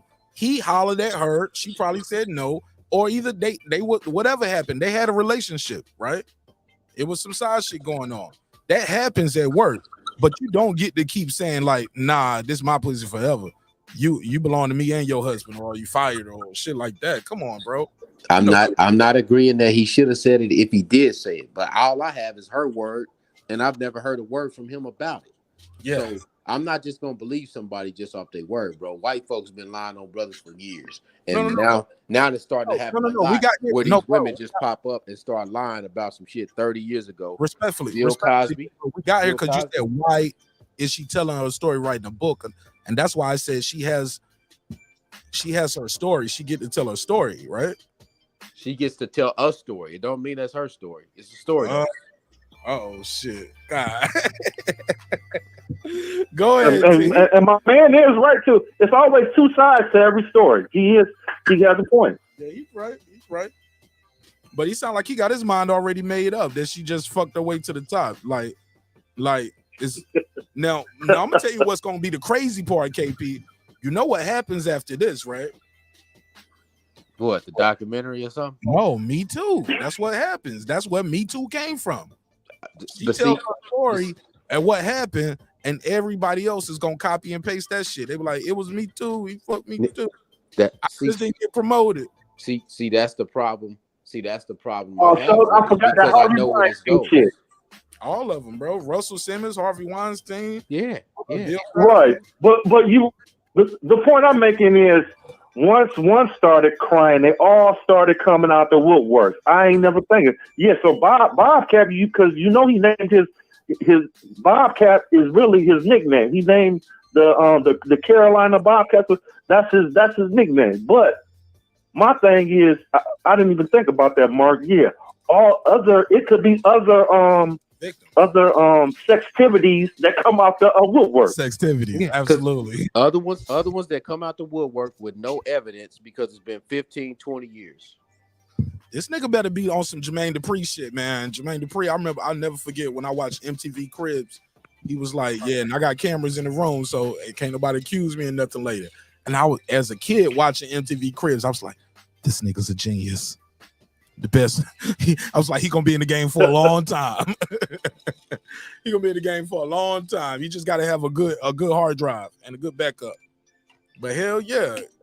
I just never seen a time where we live in, right, where people are claiming that they want to have relationships, but then they keep doing stuff to push the men back away from relationships, because what you see is if you say anything to somebody, you can be accused of anything and then you going to jail. Like, this is some crazy shit. Right. It'll be a he say, she say, and you Like, go to prison. so can I even say hi, or is hi going to mean something else in 2 years from now? Hi don't mean nothing unless you passing the weed at this point, I guess, nigga. I'm just saying, bro. It's like words don't mean what they used to mean when we was kids no more. Right. All right, Raphael. I'm gonna see if I can take another caller, but click the link, Raphael. Pull up. All right, man. Holla, y'all. Yeah, be cool, y'all. Yeah, man. You can click the link and hang out with us, Raphael. You know you family, bro. Good. All right, that's what's up. Holla, y'all. Yes, sir. Good conversation. Good. You remind me of my you actually remind me of my younger brother. Remind me of my baby bro JR. Shout out to JR. What up, little bro? KP. I'm here. Crazy. So you think this is similar to white supremacy? That's what you compared this to? That's a tactic. Okay, let me ask you this. We have no evidence of Bill Cosby doing anything because this was 30, 40 years ago. All we have is he said, she said stories. Well, we have a confession that was used against him illegally. He did confess. They used an illegal confession against him and took him to jail. Yeah, but so now we know it to be true. But I want to show you what I'm saying though. Let me get this out. What happened is too, it destroyed his image to Black America subconsciously, and that now he's always going to be looked at as guilty Bill Cosby. Because technically he is in real life, just not guilty in court. Because that prosecutor made a deal with him saying, "Hey, look, you just got to tell us the truth, tell us everything, and you won't be prosecuted in that deposition." Or not prosecuted. Well, yeah, he had a deal in that deposition. Boom, he does the deposition, not prosecuted. New person come in, prosecute him with a deposition. That's why he was able to get out. Because they violated his Fifth Amendment right not to incriminate. Right. You told me I wasn't gonna go to jail for incriminating myself. Now I'm in jail for incriminating myself. Y'all used that against me to build this whole case. To build another case off of something else he said from another case. They had witnesses there that was testifying. So technically, he can't face his accuser because the case for them is so old, is outdated, and the DA is past statute of limitations, and the DA had no evidence to do anything with it. But they were still allowed to testify as witnesses, which pretty much was very prejudicial. You get 25 inches coming there saying he did it. I dig what you said. I dig what you're saying, but my major problem. Take him to trial. I'm sorry. Go ahead. I dig what you're saying, but my major problem with this situation is that it's allowing people to go back 10, 20, 30, 40 years. Nigga might have been in elementary school, and then all of a sudden, yeah, you called that girl this 40 years ago, and now you're going to jail? Like, bruh, like it sets a dangerous precedent for people. And if people gonna come back and go, like, I mean, think about this, how stupid this shit sounds. So Michael B. Jordan can possibly charge girl for slander from 20 years ago when she called him corny, maybe? Like, that just sounds stupid, just saying that. But technically, I'm 41. It's a girl right now that's waiting for me to get the bag so she can say I did something to her when I was 22. That's some of the... Back when I was, back when he was in the Army, we was in Korea together. I didn't want to do it. Bro. And I saw him at the PX. It's ridiculous, bro. Go ahead, Pittsburgh. But KP, it's a little bit different. I think most of these type of situations, these are all for our faults as men. Like I work in the corporate environment, I see this shit. Like we don't understand the rules between sexual harassment and just sexual harassment, period. Like just because somebody wants to talk to you or engage in a conversation with you or even go on a date with you today doesn't mean that person can't change their mind tomorrow and your ass caught up. So those are the situations that we don't even think about. We don't know nothing about it because we're going and approaching this situation as though it's just a woman. Not that this is the person that works at a place that you work at that potentially could make you lose every goddamn thing. And I mean everything. Because when you get fired and you got to go home and tell your woman what you got fired for, what you think gonna happen? These are the things that it's not going to be a lawsuit. It's not going to be a call to arms where it's a bunch of women run around, but you're going to lose your house. You're going to lose your kids, your wife. All that's going to be gone off of a relationship. That happens every single day. And women leverage that every single day to KP's sport. Like how many of them are doing it? Who knows? But I just think that we as men, we go in these situations and we're going in there blind and not really thinking about the consequences of it and understanding the work structure, that this is not like high school. This ain't nobody you just bumped into that you can actually have a consensual relationship with. Either superior, even if the person isn't superior to you. That kind of makes a difference, but it doesn't. Because at any point, this person could say, I no longer want, I feel uncomfortable. And that's all it takes.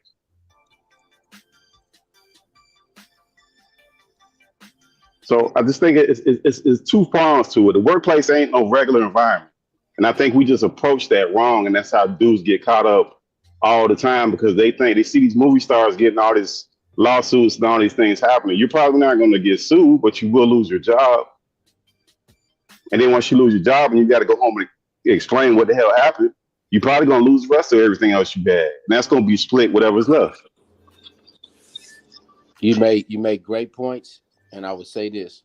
I think we live in a society where everybody's trying to include men and women in the same spaces. That has to change, because evidently it doesn't fucking work. I'm glad I work in a male-dominated industry that I work in, that I don't really have to deal with women on that basis. I may talk to them on the phone, but otherwise I don't have to know. So what I'm saying is that, like, now we're starting to see in the NFL, NBA, these women coaches. All right, so what you're going to see is one of these women going to be pregnant by one of her players. So very soon. I mean, that's going to happen ultimately anyways. But think about this. Think of it like this, how I look at this whole situation. I just think people get themselves in a situation because that's not like when you watch that sexual harassment video, if you're mandated to do it by your employer or somebody halfway talk to you about it, it's in passing. It's not something you put a whole lot of thought into it until your ass get caught up in the middle of that shit and really figure out the rules of what's actually considered sexual harassment. Because you can still have that besides you actually touching somebody without you actually having sex with somebody. It could be a lot of different situations with that. So I just think we don't put a lot of thought into that situation. And you get some women who want to manipulate that situation, and you put the rope around your own neck and jump on it. That's on you, because you set yourself up, because you're just middle management most of the time. And then that person will get your job or get a payout, and you go on and get somebody else. Because she can more likely she's going to get a promotion. She might get moved to another facility to separate you guys because of the stink of that, and the building or the company is trying to separate themselves from that.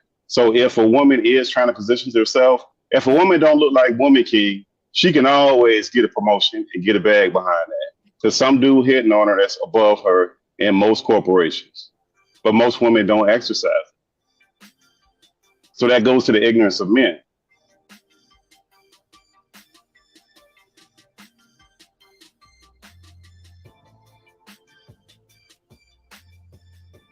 Go ahead, KP. I'm enjoying the conversation. I'm enjoying listening. Sometimes I had stepped away for a second. Okay, but yeah, I agree with you that men have to change what they're doing in these businesses and in their interactions. I agree with you, but all I'm saying is this: if this was a consensual relationship, you held on to this for almost 20 years. Then when you're about to drop a book, all of a sudden Bob Johnson harassed me. Nah, that's the title to sell the book when we do the interview. Just like Colin Kaepernick came out the other day with his story. Well, I'm not going to answer these questions. It'll be in the documentary. Okay, I got you. But it can't be consensual though, KP. That's what I'm saying. Like, we have to eliminate that from a workplace conversation.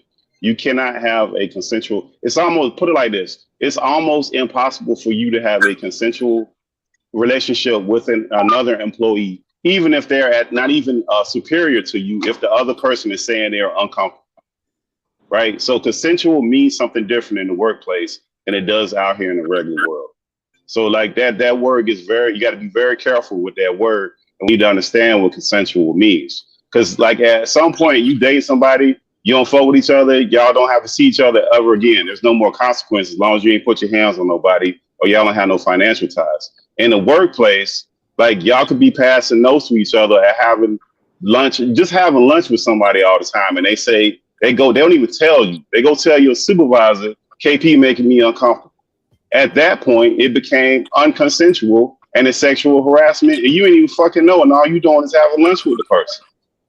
So that's why I say, like, consensual, we have to understand what we're getting ourselves into, and too many people getting caught up in this. Some people are justifiably doing some fucked up shit, but a lot of people just getting caught up because some women are using this to manipulate a situation, and you are the stool that they stepping on to go up to the top.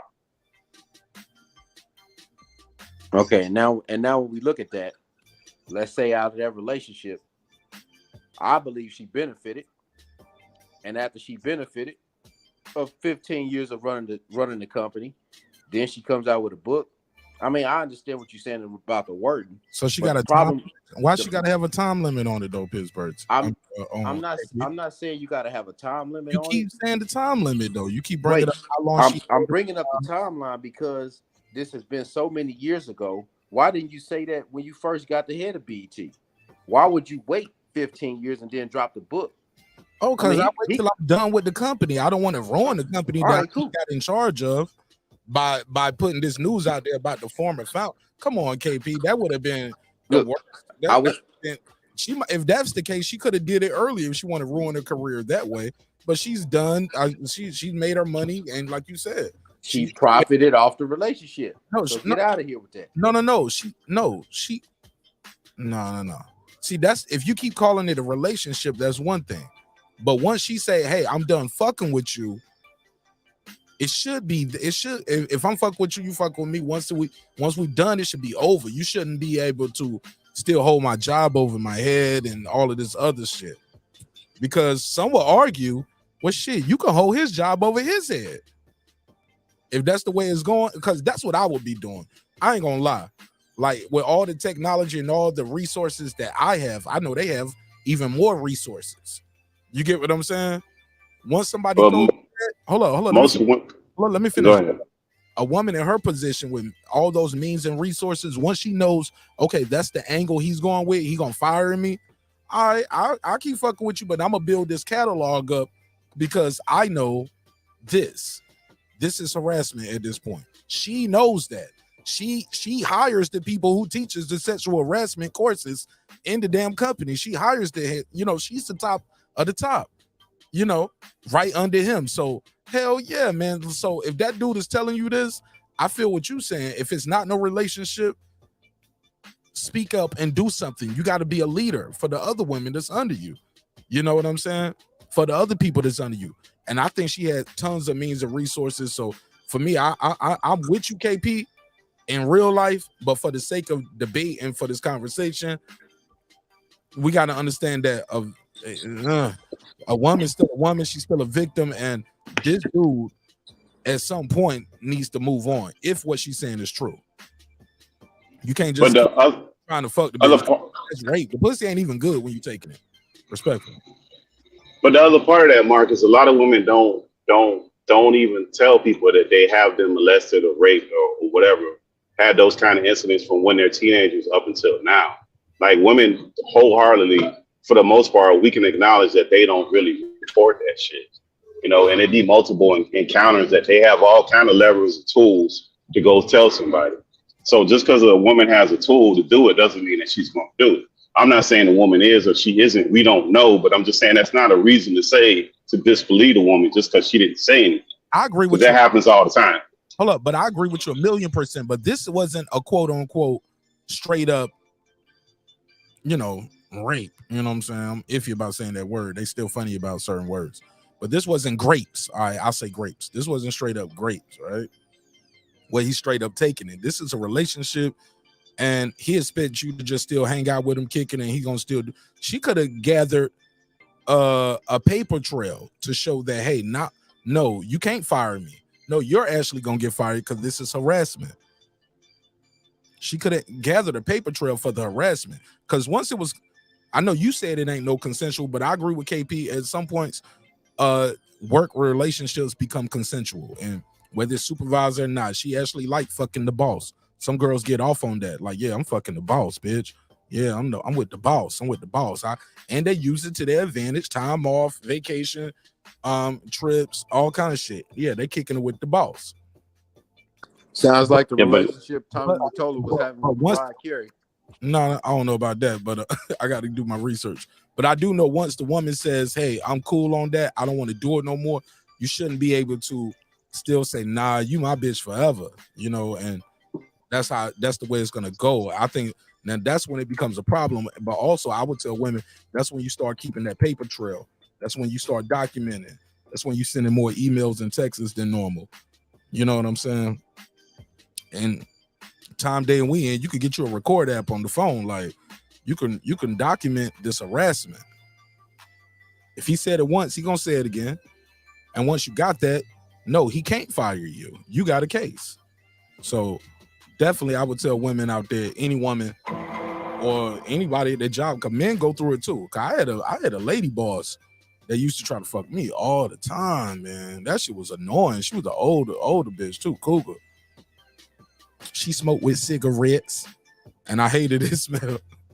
Yo, she smoked cigarettes. And yo, she used to fuck with me all the time. She found out I was engaged. Nigga, she was so mean to me at the job. Nigga, I was like, oh shit, Sheila mad at me. Damn, Sheila, what I do to you? Sheila was trying to get me fired. Yo, Mark, I would say this. I've always had this since it's been about 10 years, where if I meet with a woman, I'm never meeting with a woman alone, with a door closed, and not out in, it has to be in an open restaurant area or something like that. I'm just not putting myself in a position where I could be accused of something without a crowd of people being there. Like that's just where I'm at. People ain't paying attention to you and that lady. I dig what you're saying, but in today's society, you got to think like that. But that's what I'm saying, KP. We just got to protect ourselves and be cautious of that. Saying. That's all I'm saying. My hard problem is all this, and now we got a book coming. Go buy the book. That's what it sounds like to me.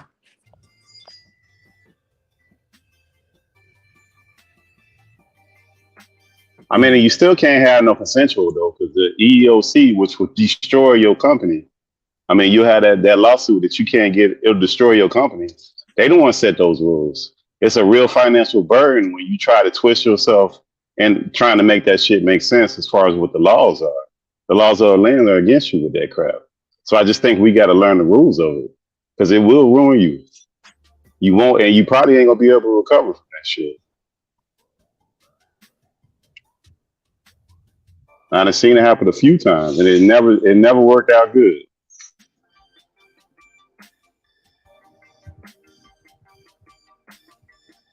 Y'all niggas sound defeated, man. So y'all just I mean, just got to have knowledge of it, Mark. I think you have to have knowledge of what you're getting yourself into.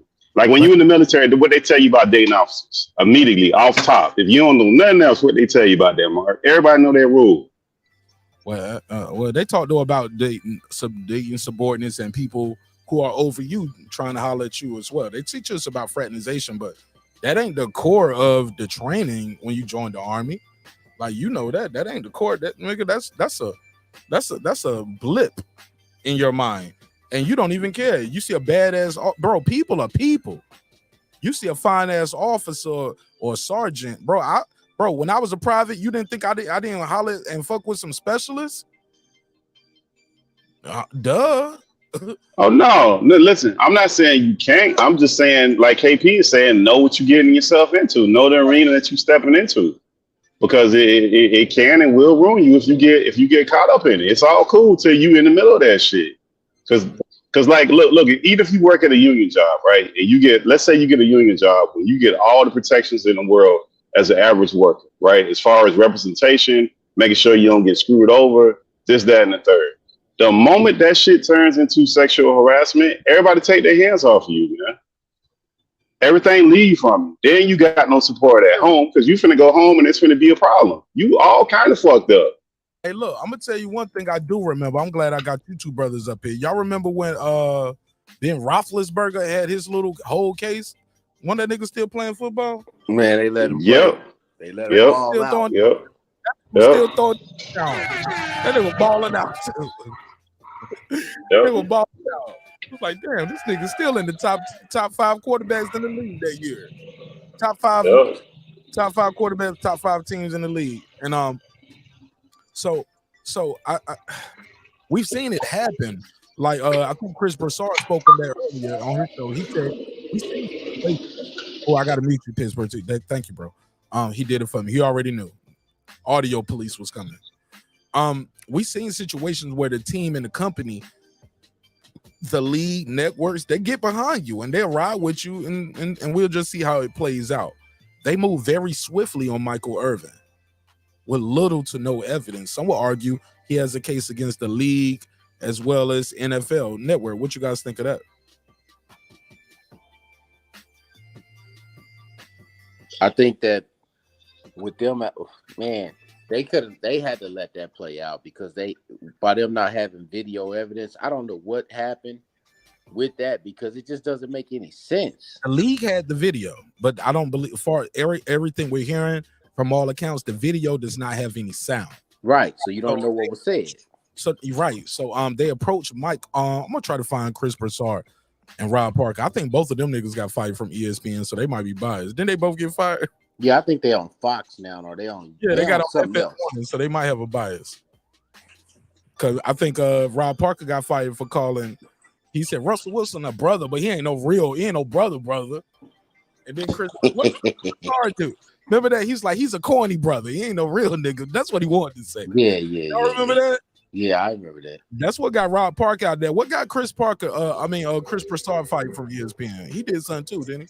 Yeah, it was some along the lines of that. But let me say this though, Mark. Just because it's an exception, that ain't gonna be the rule for you, and then not for black people. That damn sure ain't gonna be the rule. Because look, I done seen the dude as in management have multiple sexual harassment cases where the company paid out money and they don't do nothing to that motherfucker. He right there working. He ultimately got fired for stealing time or some dumb shit, or he had like a whole nother scheme, but he didn't get fired for that. They paid out multiple fans. They had another dude that was so racist and so ridiculous that he was a manager that they had to have somebody black in management to stand there just to be an eyewitness when this motherfucker was talking to other people that was black. So, I mean, you more than likely see those exceptions to non-black people, but just because they're doing it don't mean you can fucking even think about doing no crazy shit like that. You right. Hey, Pittsburgh, I'm looking at an article right now that just popped up. St. John's is considering hiring Rick Pitino as head coach. I thought he was dead.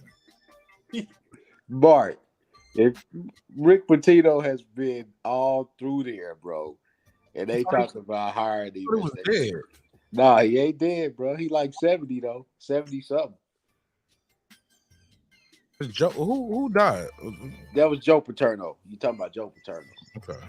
Yeah, he's pretty old. He was old when he died. Well, you talking about that's Paterno? You talking about Rick Pitino? Yeah, the basketball coach. Okay. The one who used to coach Kentucky and Louisville. Now, what he do? Nothing. He did some foul shit. He got ran out of Louisville for messing with an employee while he was married. Same type of situation. And they didn't call for a salary back and none of that shit. He got fired. They just let him go away. They ain't sue him back for his money or none of that shit. He just went away. Got rehired somewhere else. Yo, Food Revolution got something to say, yo. I see it. Shout out to my girl Foodie with the beauty.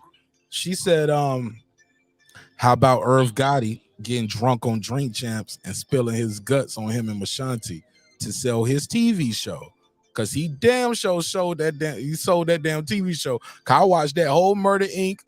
I watched all 4 days of that shit. I think I still got it. I watched all of that shit. That nigga made me watch that shit.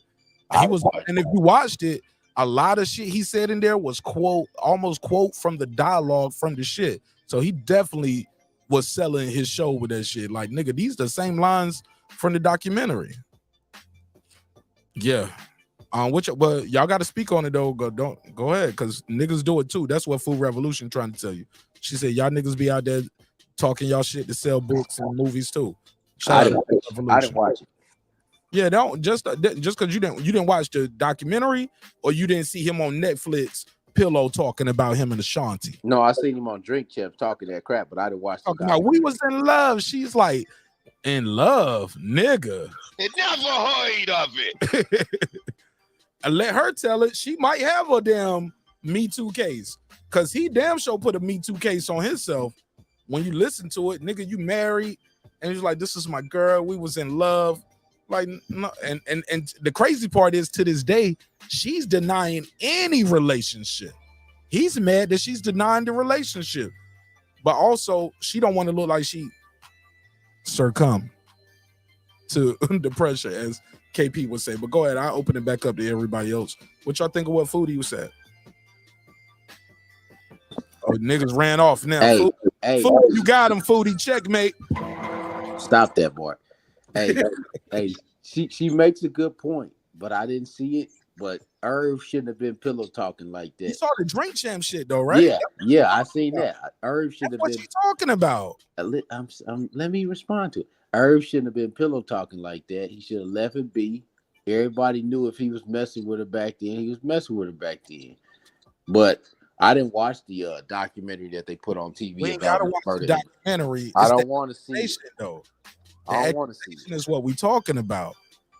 I wasn't a big fan of It's Murder. Nah, see you missing the forest for the trees. Don't matter if you saw the show. Don't matter if you are a fan of It's Murder. What you did see was him admitting to fucking with this girl, and the only thing that does not getting him in trouble is, she was 21. You know what I'm saying? She was a grown woman at the time. But bro, when you think back on it, he's grooming her. Just hang out this studio type shit. We'll put you on something. And then she popped off and he spent all his time and energy with her. But she was fucking him. Remember, he said he just grabbed her. He said, I dropped off one day and I just grabbed her and like, mwah. And he just kissed her. Damn. And according to him, she was like, what took you so long? According to her, never heard of it. It never happened. It never heard of it. He's mad because he's denying it. Get ready for the tell-all book in 10 years by Ashanti. Here it comes. And but hold up. Hold up. That's terrible that you said that, Pittsburgh T. She has every right at this point. This nigga don't said all of this on Drink Champs for 4 hours, then did a 4-day documentary on BT, wanted her to be on the documentary. Like, if she does tell her story in 10 or 15 years, golly, this nigga told it to everybody before then. Is she wrong?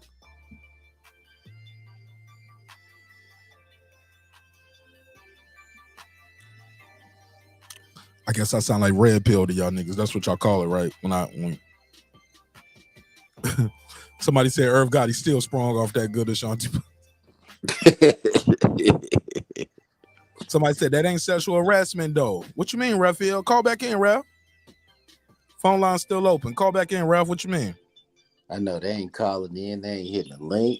They typing though. Look, sometimes when the show is a good show, sometimes people just like to listen too. They know they better off listening. Like they know who they dealing with over here. You on some your shit ain't flowing. You got bad. Your ass out of here. They know who they dealing with tonight. Hey, but one other thing, Mark, that Ashanti thing. Now remember, she took the other approach. She ain't say nothing, right? Because that's just Irv Gotti. Imagine whoever was trying to fuck with her before that. She ain't saying nothing. That only proved the other side of that women really don't report that shit. Yo, she still ain't reporting. According to her, it never happened. Earl is obsessed with her. Irv is obsessed. And he does sound obsessed. He talking about he ain't even friends with Fat Joe no more. Let's talk about girl Foodie with the beauty just pulled up here. What up, gangsta? What's up, gorgeous? How you doing? I'm good, Mark. How y'all doing? What up, channel? We good. I'm glad you came up. Go ahead. Yeah, so that's a perfect example of when a man wants to tell his side of the story, right? Because there's always two sides of the coin. Just like Bob Johnson and Deborah, they were both in a relationship. He decided he didn't want to tell anything, if there was anything that happened, but she did, so she has the right to do that. Just like Irv had the right to get up there and get pissy drunk and tell all his business for whatever reason, and it breaks down to Ashanti was saying when she got interviewed by Angie Martinez about it. She said it's because she wants the rights to her music. She wants her, what's it called? Not the publishing, but the she wants, not the catalog. Her masters. Her masters, exactly. She wants her masters, and he won't because he's still salty. He still feels like he owes her. I mean, owns her. He I don't know, made she her. got her masters, but she don't get the she doesn't get to. She was talking about, I got the masters, and we're gonna spruce them up a little bit. You're like, once you change it, you got to pay me. No, Like, I think it's once you change it, she doesn't have to pay him. No. That's what he was saying. He was like, once you change, like, she can do covers, she can re-record this song Right. exactly how it is. So she wanted the stems. Now that's a production term that we use. And no, I don't give you my stems. I'm not gonna give you the stems to my recording. And that's when he knew. That's when she was showing, like, it was something up with the masters, because he was like, you've been recording, you've been performing with this for years. Why you need the stems now? So then she was like, so once she got her masters, like, because he has production credit, he has songwriter credit too on some of these records. Once Right. you change it, he gets paid. He gets publishing. Murder Inc. gets to say yes or no. But you Okay. can literally go in there and re-record the record. Right, like Taylor Swift did when Yeah, Scooter Braun. Yeah, but somebody got to play those instruments. Somebody got to recreate it. They got to redo it. Right, so she can make her money. But bottom line is Actually, I don't think she has that yet, where she gets the master record. Like, he's the studio owner. He's the producer. He owns that. Like, right. I thought she mentioned that she doesn't have the masters either. But the point I was trying to. Yeah, but she can go in there and re-record the whole album. She can do that. Right. But somebody got to recreate that magic. They got to get the sample, the same drum kit, the same snare. Yes. And most artists re-recreate in their album, it don't do well. And she was like, well, we're going to spruce it up a little bit. And Irv, that's what he said in Dream Champs. Once you spruce it up a little bit, you have changed it. It's not a cover. Like, because right now you can do a cover record to Ashanti on YouTube and not get a copyright strike because you're doing a cover. Right. But once you change it, you got to pay me. Now I get the whole I get the whole business point of that. I get that. But it makes him sound salty. You know what I'm saying? That he won't release the work that she did. She was a big part of the record label. But the whole point I'm trying to make is it's kind of the same thing. Hey, food. Hold on. Before you cut her off. Go ahead. I don't cut her off several times. But food, she still gets to perform those records. She still gets her cut off the spins. She still get paid off the records. He still get paid too. His issue is what he was saying is, you want to cut me all the way out and erase your Murder Inc. history. And some would say, hey, look, if she felt like she was being sexually harassed and this one good, yeah, maybe she's right in doing that. But I digress. Go ahead, you got the floor. No, well, I mentioned that whole business part of it to say that that's part of their history, and it makes them look salty, just like Deborah putting out a book. She has a right to put out a book and talk about whatever she wants to talk about, especially if it's true. She was one part of that situation, and I guess she admitted, I don't know, I haven't read anything about it, that they were in a relationship or whatever.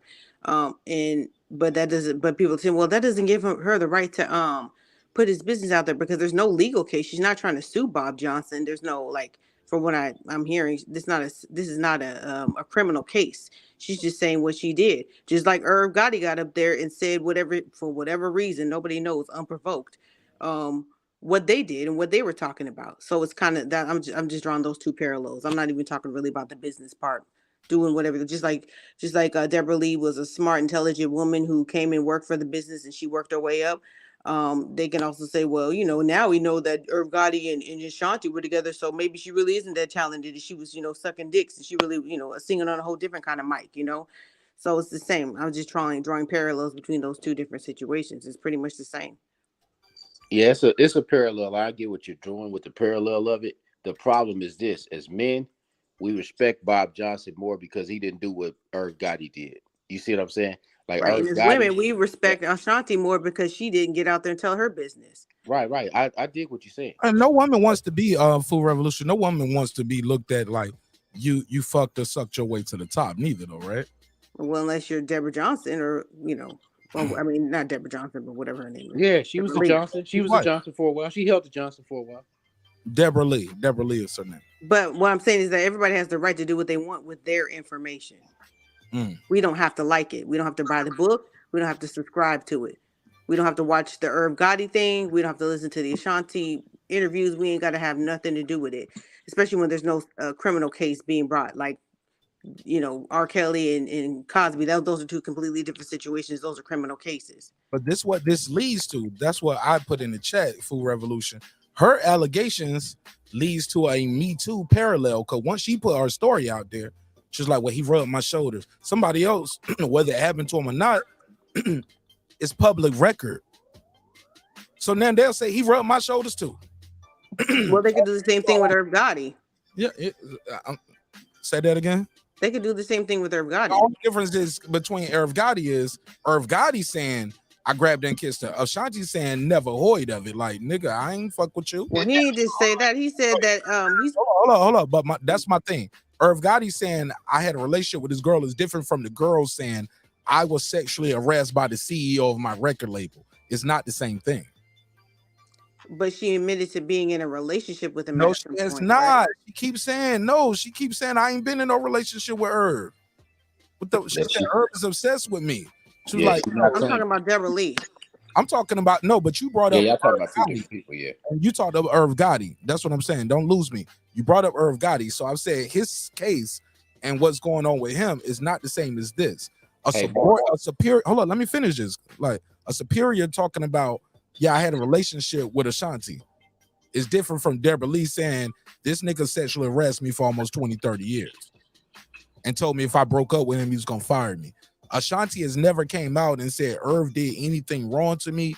She has not even admitted to the relationship. She's never said if I stopped fucking with him, he was going to drop me from the label. Not the same. That's all I was saying, Food Revolution. Yeah. In the interview with with Angie, she did say that she has all kind of text messages from like years back from him going after her. And I watched that shit. She never said Irv sexually harassed her. No, I'm not saying she used the word sexually harassing. He's obsessed with her. Right. That's what seemed like she was drawing the parallel, saying that's the reason why he won't release what she wants released. Yeah, but that's not the same as what's going on with Deborah Lee, is what I'm saying. She's alleging to harassment from the CEO of the network. Ashanti ain't even admitted to a relationship with the CEO of the label. Right. She ain't even admitted to it. But go ahead, Pittsburgh. Matter of fact, before we go to Pittsburgh TKP KC5, we got Champion Hart just pulled up. And he's a member to the channel. So I gotta let him get his bars off. What up, big dog? How you feel? My brother, how you doing, man? Man, I'm always good, even when it's bad. Talk to me, King. Most definitely. Salute, Food Revolution. My brother KP, Pittsburgh team, man. Y'all good? We good. Go ahead, bro. Whatever. Right away. Yeah, Mark, you I mean, I couldn't have said it better myself with you explaining to our sister Food Revolution that it's not the same. You know what I'm saying? Like you said, Asante never admitted to the she's like totally denying that there was anything like that ever occurred in them. But he's more, like Food Revolution said, he's salty. He's still sprung behind that cat. Even Lady Chan said, that's the price you pay for having the bomb cat. But hold on. Lady Chan said what she said? I missed it. In the chat, she said that. She said she's surprised. What? I missed it. Yeah, she said it in the chat. That's the price you pay for having good pussy. Yeah. Right. I missed it. She said, what? She said that's the problem. That's the Right. price you pay for having good pussy. You know? Oh, yeah. She said she got some cases. We don't believe you. You need. That nigga Irv was sitting up there, not to cut you off, man, but he's sitting there talking about, oh yeah, I was in the shower after we had sex, and that's how I wrote the song Happy. And I'm like, God damn. I'm so happy. Right. Yeah, so he's still sprung behind that. You know what I'm saying? Like you explained to him, Mark, is not the it's not the same thing as opposed to Deborah Lee saying that this man was in power and he did this. You know what I'm saying? Bad bitch in his life. Yeah. Yeah. Boy with like 9 to 6. Remember he had that big ass family? I was like, damn, it's a lot of Gottis. Right. But His brother, I was like, it's 9 to 10 of y'all in this 1-bedroom part. I was like, nigga, Fat Boy too. Oh man, DJ Irv ain't never had no bad bitch till he got a right. Oh, but his ex-wife is beautiful. You didn't see the TV show they had on VH1? I think she's really pretty. All right. Go ahead. Yeah. Pittsburgh T was bringing up interesting concept, speaking of brothers in the workplace. And I think that, that's the one thing that they continue to do. And this is why you see normally brothers in the workplace that are considered not they're considered not a threat. They're either feminized, or say the safe Negro. We'll say that, but the brother on the Today Show, he actually fooled him.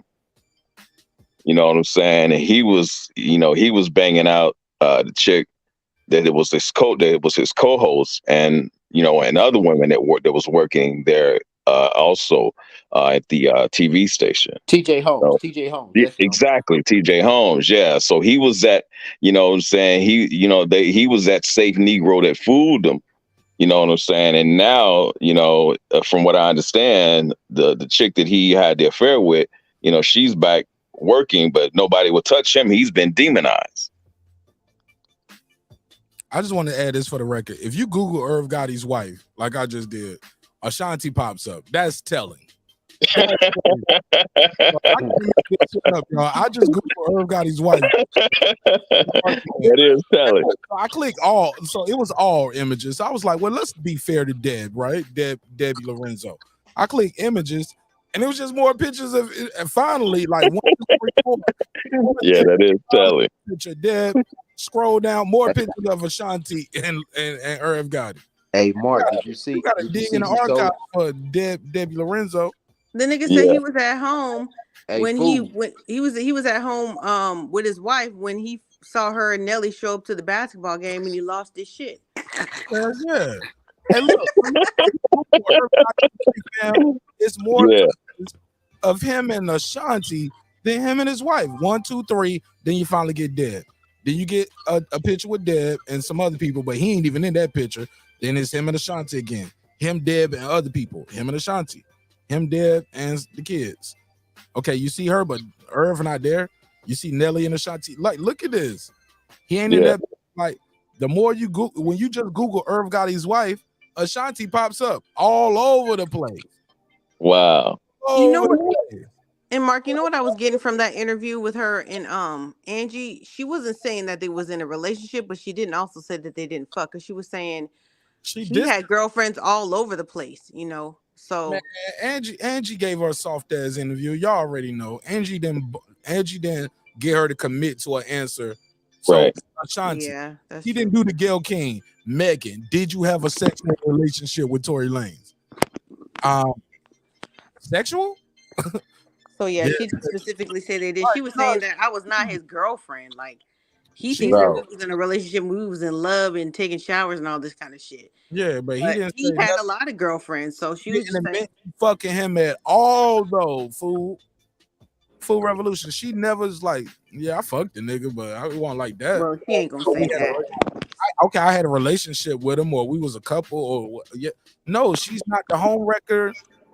Because remember for a while people saying she was the home wrecker, and he was like, nah, she didn't break us up. Me and Deb already had problems. Yeah, he admitted that he had a lot of girlfriends everywhere. Yeah, it sounds good. Yeah, And that's why Ashanti knew what was up too. She knew her place. Respectfully.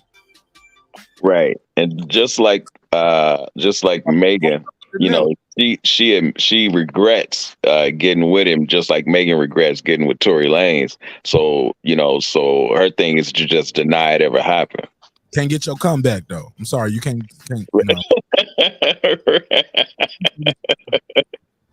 That shit is on the sheets at the Beverly Hotel forever, baby. I went too far. I'm sorry. Go ahead. Hey, Mark, did you notice that Irv sold the Masters? Yep. You got to buy that from them now. Yeah, he sold it. Yeah, see, that's like Food Revolution said. That's a salty move right there. Yeah, you weren't gonna pay them what they was paying them. Stop it. Ashanti ain't got the money, and she ain't fucking with no nigga like Russell Wilson that can go power basketball. That was a salty move, man. No, that's how his family eats for the rest of their life. Hey, Champion Heart. Hold on. Yeah. Champion Heart. Hey, it ain't personal. Hold on. He posted business to her. Then he just got a loan for like $300 million.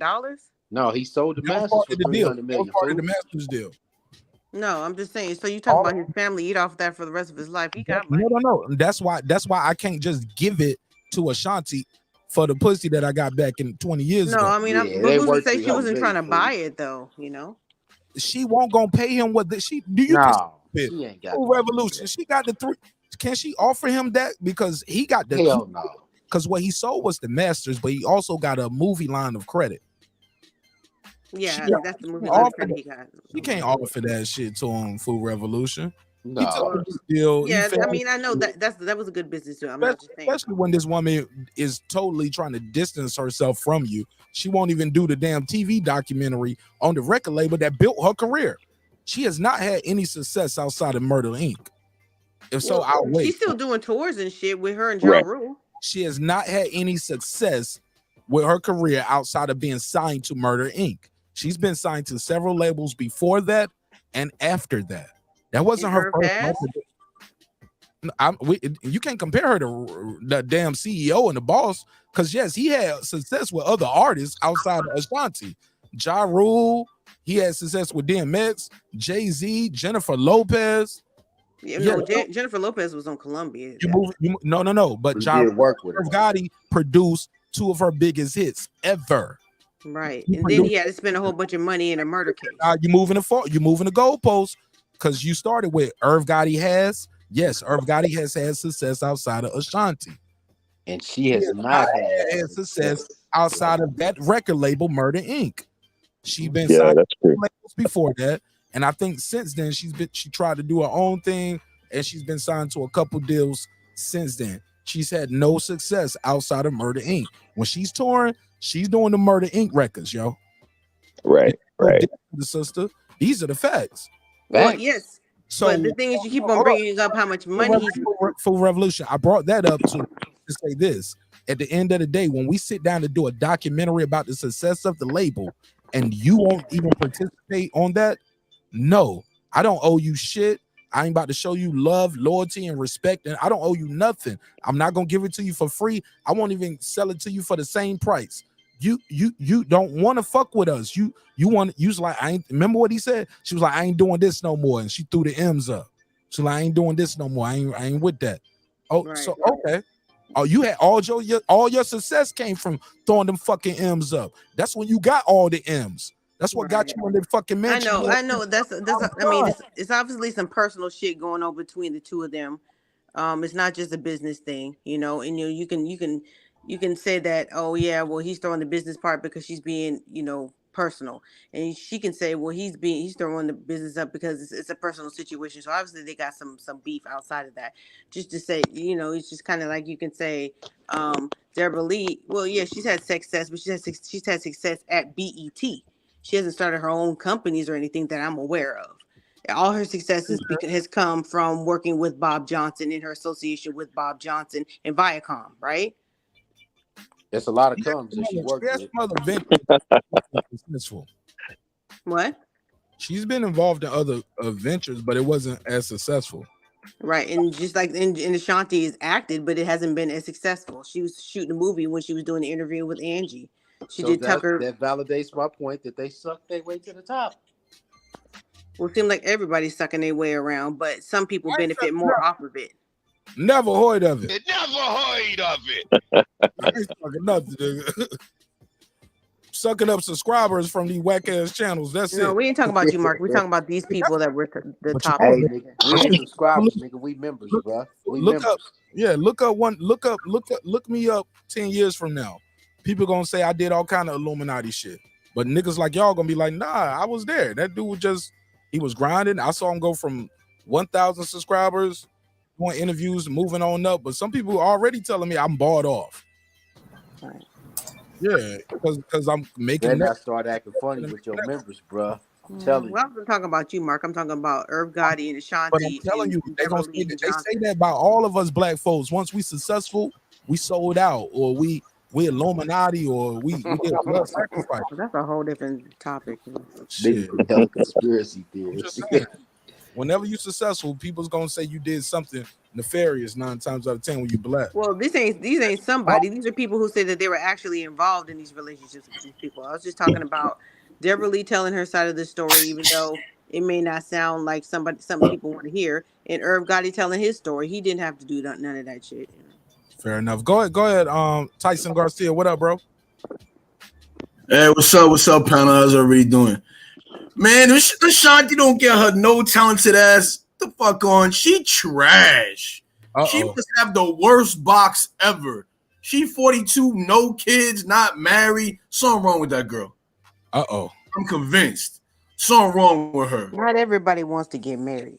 Have kids. Yes. You would think, man, she, you know what I mean, she wants her career to be resurrected. You think she'll hop on somebody's cock, but Jesus, my Lord. Well, she's still touring and making money. She's still touring. And she's singing the same old song. She gonna be 65 singing "Rain on Me." Well, so was what other music she got going on? What else does she got going on besides the IG thirst traps? Mariah Carey got some kids though. Well, Mariah Carey got kids. Mariah Carey has but everybody doesn't want to. You can't say that somebody who doesn't want to get married. Mariah Carey has been married a couple times though, Food Revolution, and has family. Yeah, but Mariah Carey had a career before. Mariah Carey been having a career spanning almost 40 years. Tyson, I was speaking to Food Revolution point. Oh, okay, my bad. I apologize. Because she mentioned Mariah Carey still singing those songs. I was like, Mariah Carey's been married twice. But what does the marriage and the career have to do anything? You said she's singing the same old songs. I was doing that comparison. Mariah Carey though, and I was like, but we're not talking about in the same things. We're talking about singing the you same brought old up songs. married, no kids, singing the same songs. Mariah Carey. So was Mary J. Blige. She's been married, but I don't know. Mary J. Blige got a family. She ain't got no kids. Mary J. Blige don't have no kids. No, Mary J. Again, Mary J. Blige is another one. I mentioned that in the chat. She's another weirdo. She 50 something, no kids, owes her ex-husband 30 grand a month. Like something's going on with these ladies. I mean, they're living their life the way they want to live it. Everybody does not want to get married and have children. And you know what? Didn't her husband leave her and then create a whole new family, right? Yep. He had kids before her. Oh yeah. And he has someone after her. I think you're thinking about Wendy Williams. Both of them. Shit, add her to the list. But I'm just saying, a person's personal choices has nothing to do with their career. No, but Ashanti really doesn't have a career. Hold on. Tyson, let me let you get your full 2 minutes, because like food, you got my girl Food. She jumped right in. So I want to because you ain't been on the panel in a long time. So I'm gonna let you get your bars off, and then we can chop it up. Go ahead. Nah, I was just saying though, like Ashanti really don't got a career. I mean, what? Just the Murder Inc. catalog. She got nothing after that. Nothing going on. No one looking for her. Like I said, besides the IG thirst traps that she always shows herself in a bikini. I mean, she looks amazing for her age, but I'm just like, what else you got going on? You can't get with no dude in the industry who can write for you? No beats? I mean, nothing? That's horrible. Something's the matter. But then also too, Irv, like Irv's been a weirdo. I mean, he still like fantasizes over her. And he's just a whole nother level with that. And I agree with the lady on the panel that it's the same thing as old girl making a book. Irv did the same thing. They do all of this just to make more money. That's what they're doing. They were like, all right, let me tell the tales right now. What's going on? What happened for 30 years? Now, Deborah Lee, if that happened for you for 30 years you should have some type of receipts to show, because if you just putting that in the book and you have no receipts, that's nasty work. To me, I mean, like, you can't be 30 years. This guy did that, and he said if I ever left, and you never documented nothing. That's a problem for me. Then I gotta look at you funny though, because I'm gonna like, well, you have to prove it. You saying something about me, you have to prove it now. Fair enough. And if there's no proof, I will sue her. Fair enough. Go ahead, Food Revolution, and we'll open it up to everybody else after that. No, I was just saying he came in here kicking the door talking about she singing the same songs and she ain't been married and had no kids. There's something wrong with her. That is a choice. It's a personal choice. I would prefer people who don't want to have no kids don't have kids.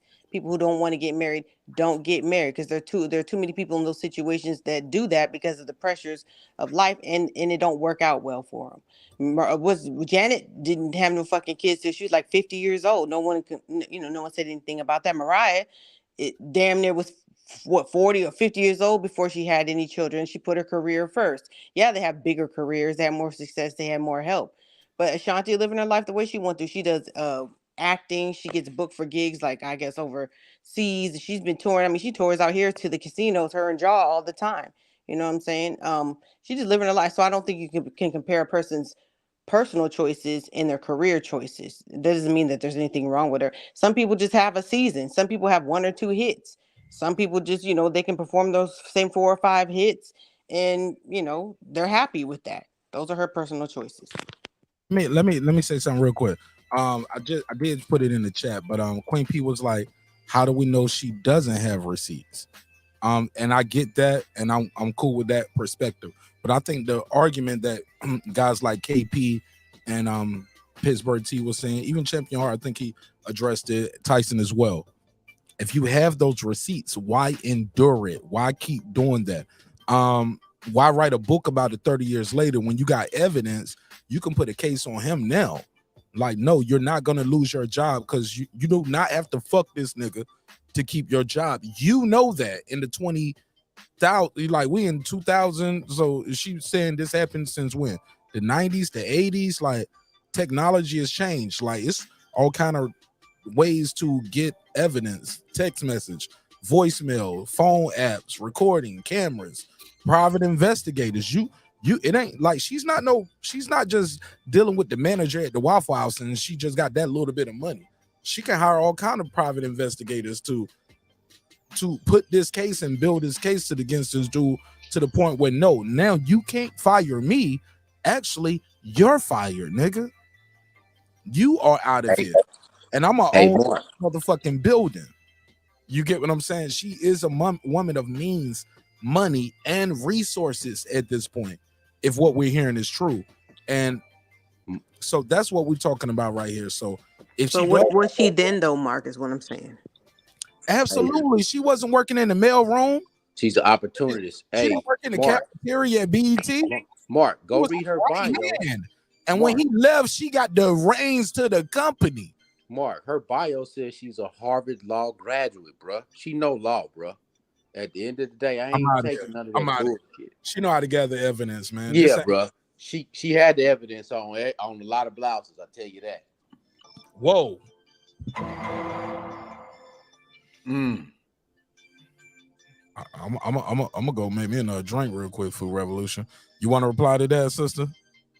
What did you say? Oh, I ain't say she's a Harvard law. No, he said I was replying to the person. Hey, Food. I was looking at her bio. It says she graduated from Brown and Harvard. Right. She got some serious degrees. She got some Fish your audio, KP. It's the first time it went bad all night. He said she went to Harvard. Wait, where else you say she went to? Brown. She went to Brown. She went to Harvard. He said she knows how to gather evidence. He said clearly she might be gathering, but she's just waiting for the right time. Blouses. She probably got a lot of evidence on a lot of blouses, and maybe other women too. We don't know what's gonna come out. Right, that nigga better go get an Airbnb next door to Russell Simmons. Yeah. Sell it all and get gone, nigga. Yeah. So bottom line is just be careful with what you do and how you do it, no matter what. But you don't have But Food Revolution, let me ask you this, because you know I got love for you, Foodie. You don't think there's anything wrong with the fact that this can happen? People can literally go to prison, lose everything with no physical evidence. Just a he say, she say. You can lose it all. Yeah. Like some shit that happened 20, 30 years ago, allegedly, maybe, possibly. You can look back and say, you know what? I was sexually harassed. I was bothered. I was uncomfortable. I didn't want to do it. I felt like I had to do it. Yeah, I don't know about with no physical evidence. I'm not well versed in what it takes to convict somebody and give them prison time. Even if she got his nut on the dress, we don't know if it was forcible or not. Right. So I was just under the impression that they had to prove that it was forced before you can give someone prison time. You can slander them and make them look bad or a civil suit, but I didn't know that you can send them to prison for prison. Right. Yep. I remember I worked at Renterville. Nigga, I worked at Renterville for about like 3-4 months. About 3 months. Around, you know when they do that holiday hiring, you trying to get some extra money for Christmas. So I had me a little side hustle at Renterville, working up there.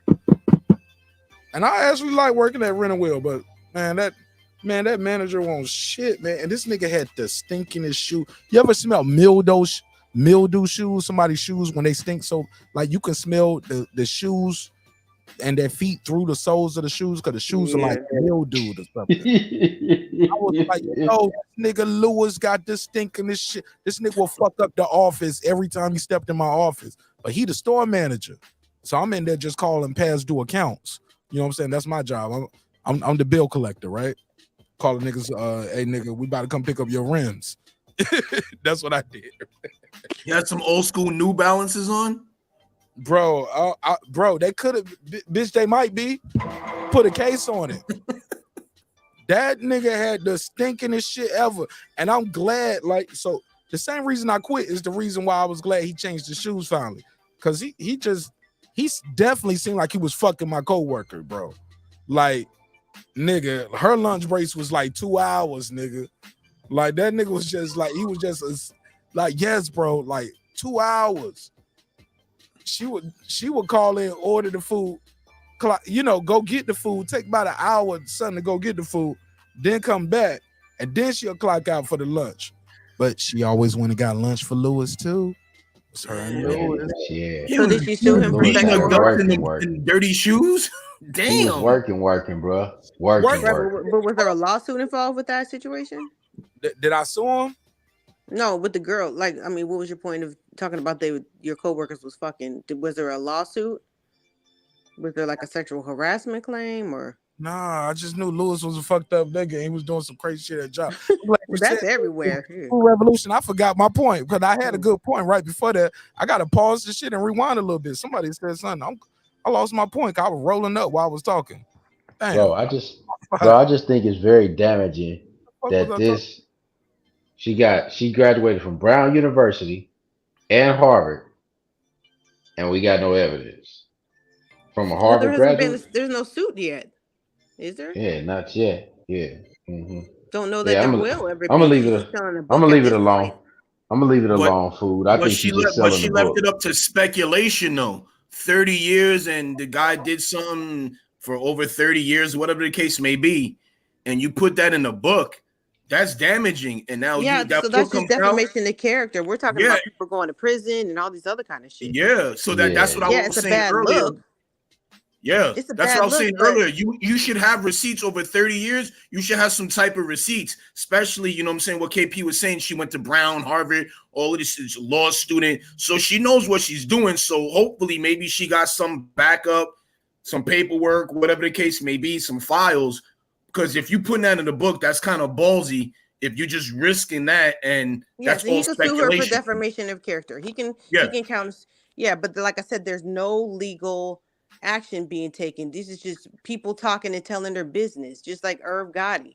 That was the whole point of me bringing this up. Y'all talking about going to jail and all this other kind of shit. I don't know anything about a lawsuit being brought up. It's a bad look, but that's all it is at this point. Yeah, it's horrible. That's all. It's really horrible too because And they're rich. BET They can duck was that shit. They can smooth that shit over, and it'll be like we won't even remember the shit in like a month. yeah. Think about it like this too, food. It's really horrible because BET was the only network quote unquote black people had, and then the head becomes the owner of the Charlotte Bobcats later after he sells the team, and then all these allegations come out from I guess because she got hired in BET in 1908 in the 80s. So we was kids. Everybody on this panel probably was kids then. I mean, I was. I mean, shit, I ain't even 40 yet. But damn, bro, like Yeah, well, they was that's grown folks doing what grown folks doing. They was doing the grown folk. Okay, and now she she want to said tell. They was doing the doing the grown, grown up, and now she want to talk about doing it, the and she has grown. the right to do that. Is it a good look? Maybe not. It ain't a good look on her either. That's the same point I'm making with Herb Gotti. They was grown, they was doing it. It doesn't look good. The nigga look sloppy, drunk, and pussy whipped. But he got the right to say whatever the fuck he want to say for whatever reason. But there's no lawsuit. This is not like Megan Thee Stallion or all these other cases that y'all brought up. They just being sloppy and telling their business the way they want to. And if it really happened, Hella sloppy. you could that's the thing when you are fucking with people and you're married or whatever, there's two sides to the story. You may not say anything, but that other person can say something. So that's why you don't put yourself in these situations. And that's the whole point. You need to be more sexually Facts. responsible. Don't put yourself So in these if you never put yourself in these situations. situations, then can't nobody say that shit to you. It's the same things I teach my sons. Be very careful with how you move. Be very intentional with how you move. Don't get sloppy because there's gonna be somebody that's if you fuck somebody else, they can also say something. If you do crime with someone else, they're not criminals. That other person can tell, and you can't tell. Oh, yeah. Well, if you fucking did it by yourself and there were no witnesses, there wouldn't be nobody else that could tell. Could it be? All right. So everybody always want to blame the other party. They have the right to tell their side of the story. Does it look good? No. But that's all we're talking about is a bad look right now. I think Irv was gonna cry in that interview. I thought he did. God damn, Like that he nigga was was fucking. he was choked up. He was mad. Then he said when he seen on TV, Nelly That nigga was came through hot. in Air Force Ones and he was beating the guts. I thought he was gonna cry because Ja even looked at him like, "Damn, nigga, shut up." So yeah, Irv's he's just salty. Yeah, that's all he is. He's just salty. And Ashanti never denied that they were smashing. She just said that they were never in a relationship. Right, and she has the right to say that. Yeah, Nobody she has can no say proof. whatever. Yeah, She can say whatever she wants. I mean, that's you know what I'm saying? It's he said, she said.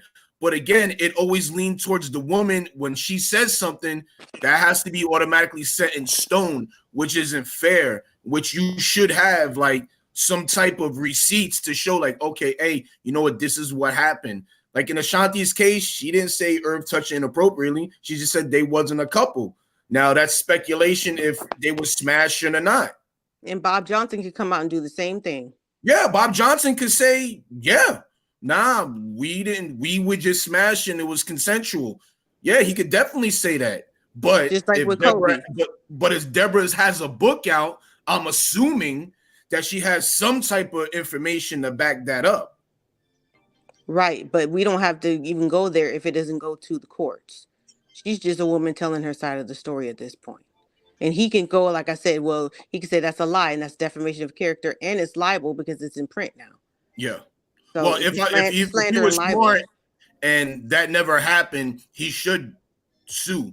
Because I always look at dudes sideways. I'm like, nah, that never happened. But then you should be like, yo, sue. Nah, I ain't gonna waste time doing that. I'm like, nah, man, nah. Don't do that. That's Don't part do of the that. problem. That's part of the problem because you can't say that women are only incentivized by telling when men don't tell their side of the story. Yeah. You never tell when that shit happens to you. You never tell, you don't go, with your child support court and fight for your side. You just go ahead and lay down and pay for it. You have rights. You have to exercise them, though. No one can force you. Absolutely. Absolutely. No one You can have to force show and prove that, like, yo, nah, this never happened. Because when the courts see that, then they know you're serious. Once they're like, nah, you're like, nah, I'm cool. Then I'm like, oh, this nigga been lying. They'll just throw it out. And then she looks like a fucking liar. And now her shit is tarnished. So you have to take action as well. So the reason why is because the women are more aggressive in pushing the issue and the men, don't. But he's a man of means. So all he got to do is he ain't even got to say nothing. His lawyer is looking out for shit like this. And they can say, you know what, this bitch is lying. and we're gonna sue you. And if she's really lying, she'll go ahead and drop it. She don't have no case on her side. Then she looks like a fucking idiot, and the book won't sell, and she'll lose her publishing deal, and she could lose her job. So I'm an advocate for men standing up for their rights as well. But it just in society, women are the ones who push the issue more, and the one who makes the loudest, makes the most noise. The squeaky wheel gets the oil. Yep. That makes sense. No, I agree with you there. So it's not necessarily just a badgery case. You got to speak. That's why they have fathers' rights. Advocates and lawyers that'll fight for that kind of shit. And just the same with men get sexually harassed as well. Men get sexually harassed by other men. So the bad hairline gets the Beijing. Right. Shout out to that. You know what I'm saying? Go. Hey, look, the short hair gets the weave.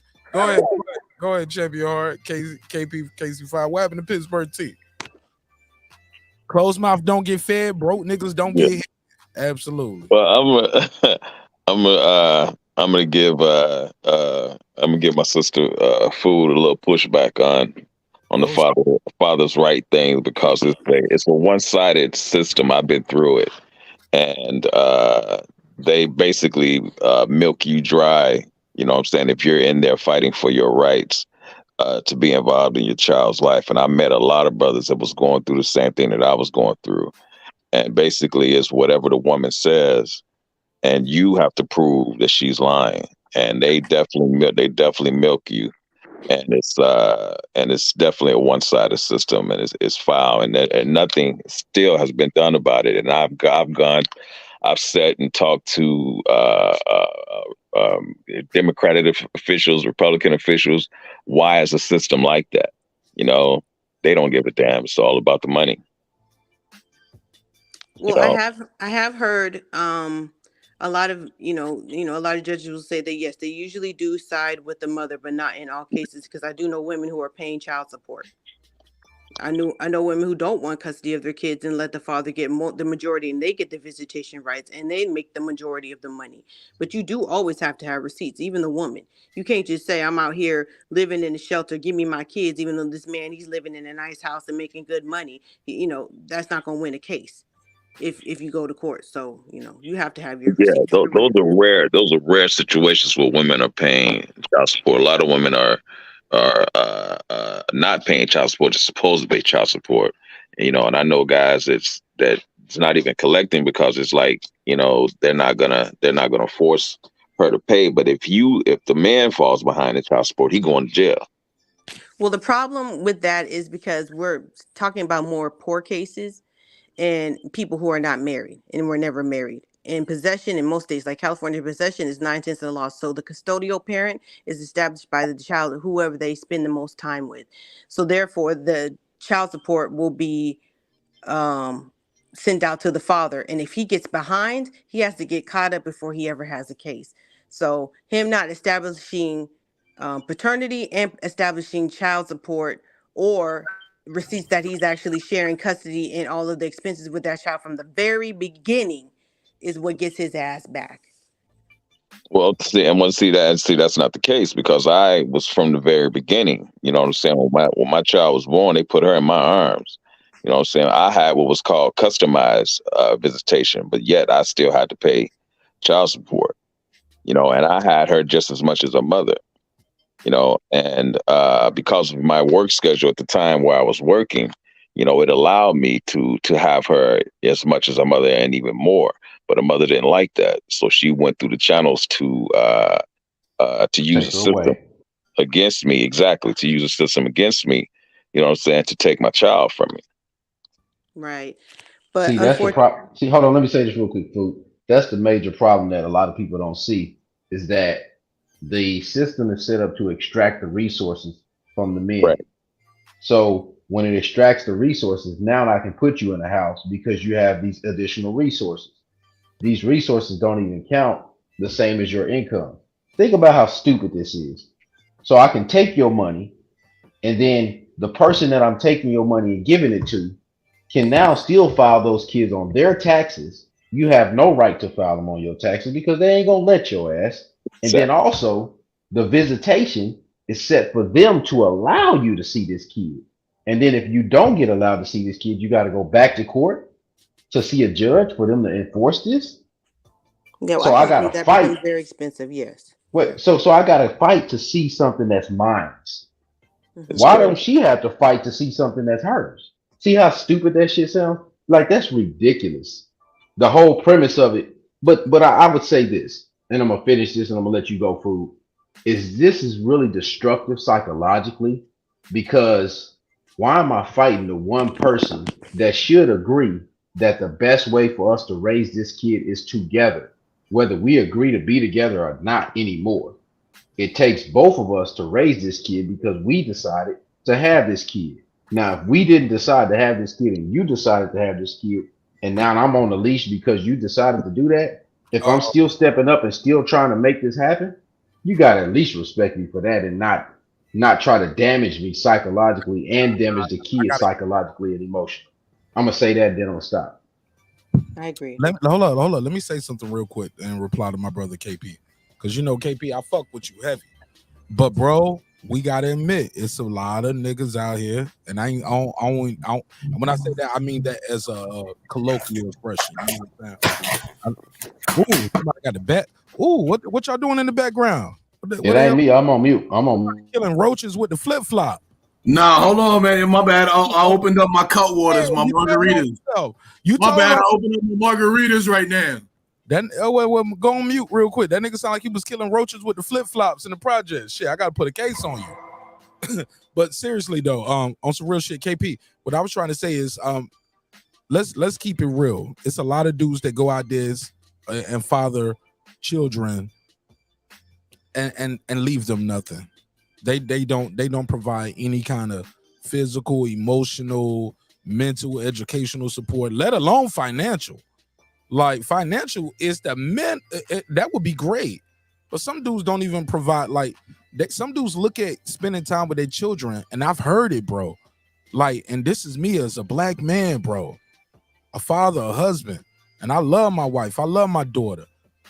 I've heard niggas call that shit babysitting, spending time with their kids. Yes. It's like them niggas say I'm babysitting today, nigga. I was like, who you got over? I was like, nigga, who you got over there? They were like, shit, you know, I got my babies over here. I was like, nigga, that ain't babysitting. That's called doing your job. That's called living life. Raising your children, yes. I'm busy. I'm with my family. I've heard it too. To the park. I heard doctors say that. I had to check a doctor one time.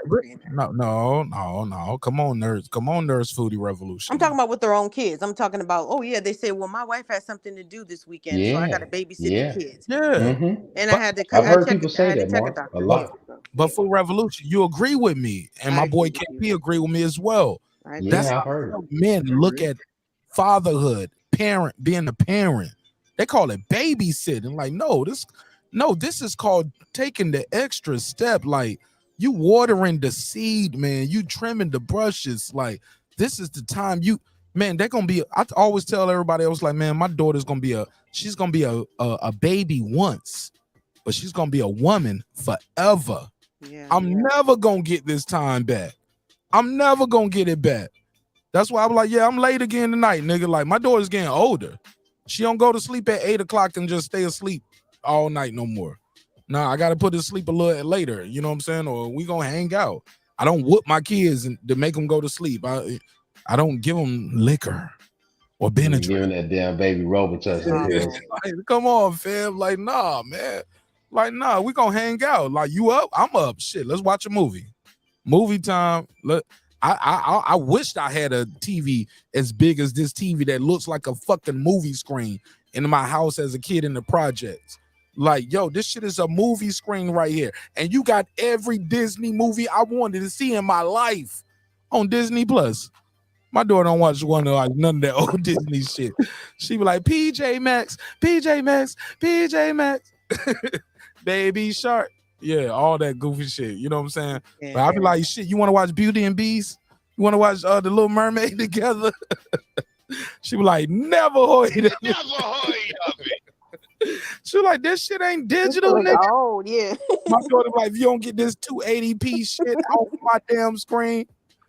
But I digress. I passed the mic. No, Mark, a lot of men, unfortunately, don't value fatherhood or their fatherhood experience.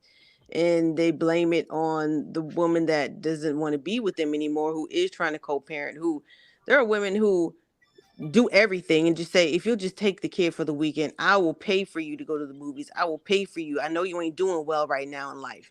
You know what I'm saying? I will drop the kid off. I'll pick the kid up. I'll do that. And they don't want to be bothered. Oh, they say, oh yeah. And they're not there, and then the kid gets older and they're like, oh, well, your mama didn't want me to be around. That's bullshit. I hear a lot of excuses. I've seen a lot of dudes had kids around the same time I did. I don't know what them kids look like. They could be fucking working right next to me. And like, I ain't seen that motherfucker since the kid was born. So not everybody values fatherhood, unfortunately. I know there's bad mothers out there. I know y'all gonna say that there's some bad mothers, but in the Black society, if there was as many Black women that were abandoning their children as there are men, then these kids would be in foster care and more. They would be in the orphanages. No. Actually, you're right. Go ahead, Tyson. No, because they're just like it is now. It'll be more. It's like abortions. It'll be in the Black community. There's a lot more abortions. So just saying. So hold on, Tyson. Hold on. Okay. You cleared everything up with just that one statement. Okay.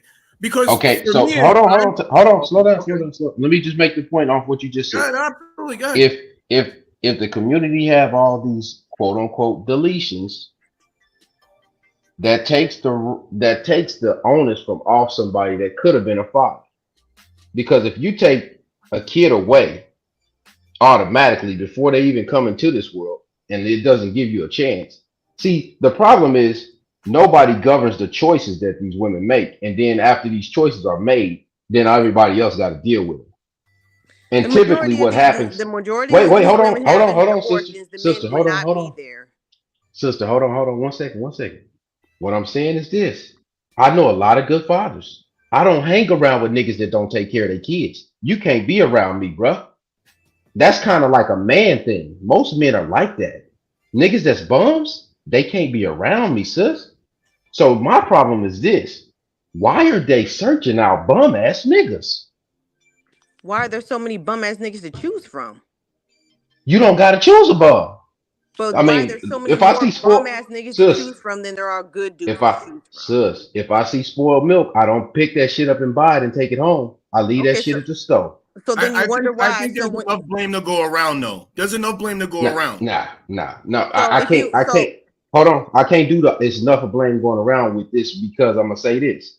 If I have no choice in making you delete nothing, and you have all choice about the deletion, you choose whether or not you're gonna be a single mother or not. I don't get to choose that. Your mother, if you delete them, you talking about KP. No, you're correct, and food revelation is correct. But what I'm saying is wrong. He's wrong because you can say you want to be a father that day, but 9 months later you can change your mind. She's still there. She still pushes. Absolutely, you can say that you want to have a baby too, and then delete it without the father knowing. So this is my thing is for me is there's too much blame game going around. There's too many fingerprints. What is the solution? What is the solution for the Black family to come together and work together cohesively instead of saying Black men ain't shit, Black women ain't shit, and then other cultures are looking at us and like this is why they're like, yo, this is why we don't fuck with Black people like this because look, they don't even like their own kind. They delete their own kind. That goes for Black men and Black women. For me, I'm Black and white. Hold on, so, Garcia, hold on. Okay, that's white supremacy Fox News talking point. Respectfully, I don't think you even meant it on purpose. But of what? Like when you say, "Well, we delete ourselves." No. Meaning delete ourselves is that like we take each other out. I heard you. We don't. My thing is like we don't even give each other a chance. Well, automatically, the Black man is always my brother. Let me finish because I heard you. And I know what you meant, but what I'm trying to tell you is, well, I'll allow you to reply, of course, but let me reply to my rebuttal first. Let me finish my rebuttal. People kill in proximity. Like if you go to China, it ain't the Black men keep killing all the people in China. Yes. No, it's other Chinamen killing Chinamen. Yes. Respectful. Exactly. You It's know, like, yes, I know there's no hold such on, thing my as brother. black on Hold on, black my brother. crime. Let me get this I off. know. Let me get this off. So when I say you, that's a Fox News white supremacy talking point. That's black people killing each other. No, we kill in proximity to whatever's around us. 9 times out of 10, when the husband died and got murdered, the wife did it, or vice versa. You get what I'm saying? Yes. The boss get killed at the job. Probably one of the coworkers did the shit too. Like let's see if it's an inside job first. We work in we start in the small proximity and work ourselves out when we do investigations. You're 100% true, Mark. Yeah. So I just think that's a bad narrative to put out there. Violence in general is proximal. Exactly. Thank you. Crime is proximal. But I got to go to Troy Graham because he's been patiently waiting, which is not normal for him. But that's all right, go ahead, Troy. Really? Thank you for being interesting. Good conversation. I heard what other brothers said, and I agree with them. What Troy, most of them said. type nothing in the comment, Troy, because you didn't type nothing in the comment, and you're on the panel. No, I didn't know I was supposed to type anything. Let me make my comment, then I'll go back and type something in the comment. I need to know you But subscribe. Yeah, no, because I was see, I'm a single father. I didn't just raise my children, but I raised my ex-wife's child as well, which since she was 2 and she's 32 now. And I hate that term. People say, oh yeah, you know, I see you babysitting. I've never how do you babysit your own children? I hate that. And on top of that, this whole conversation, I think what I'm getting is we as black folk, we're black fathers at least, you know, we abandon our children. That's not entirely true, because what the brother said is, if you're a good man and a good father, you don't hang with people who are not of the same ilk as yourself. Like me, I don't know any man that I hang with that has not raised his child or raised his children. Period. I'm going, and that's just a fact. I'm not saying there's not bad fathers out there, but there's bad fathers in every culture. This is not something that's just exclusive to black people. And black people don't do it any more than, let's say, white folk, Asians, or anybody else. Okay, so I really am sick of that conversation always putting us under this light that we don't take care of our kids and we abandon our kids and we the cause for all this problem in the community. No, it's not true. Because see, as far as men go, women choose men. It's not vice versa. You attract to you what you want. So if you're giving off this angry energy, you're going to get an angry ass man. If you feel that it all based on the energy that you give off, that is who the hell you attract. So you can't keep blaming all men for that. You got to check yourself first before you check the man. There are plenty of women that have been in relationships, long-term relationships, hell, even marriages. You forget that women who are divorced are also single mothers too. So they tried. But I didn't forget anything. So a lot of times a man will get divorced, or they'll get divorced. Nigga, he just leaves and he goes and starts another family and forgets that he even had a family to begin with. So we're talking about not just what black women are saying or whatever. These are actual statistics, and this goes way before the Johnson era with food, with welfare and all that kind of stuff. Welfare didn't take these men out of the fucking home. They were providing something because the men were not in the home. There are generations of people in the black home that did not grow up with a father in the home, not just starting from the crack era in the last 30 or 40 years. This is something that's been going on for a long time. There are great fathers. I know plenty of black fathers that are great in my family, been married 30 and 40 years, but that's the exception. That is not the rule, unfortunately. That's true. Unfortunately, that is not the rule. Not saying it doesn't exist, but it should be the rule. This is something that I observed in other cultures because I grew up in Los Angeles. Men of a certain age, if you're from the Arab background, if you're from the Asian background, most men from the white background or any non-black background, at a certain age, they're expected to be in a long-term committed relationship that's leading to marriage, because when you get into your 30s, you're not going to be able to socialize with people. There won't be any more single people because all your friends are married. So you're going to have other married couples to socialize with. In the black community, there's so many single people. We don't really have that. So nobody holds you accountable because everybody's single. You know what I'm saying? Versus, like when you're married, you don't really hang out with single people. The majority of the people in a certain age group with all of these other races, they're expected to be married. And if you're not, then you don't really have a social group. In the Black community, you don't lose out on any social privileges by being single because most people are single. There's no social expectation.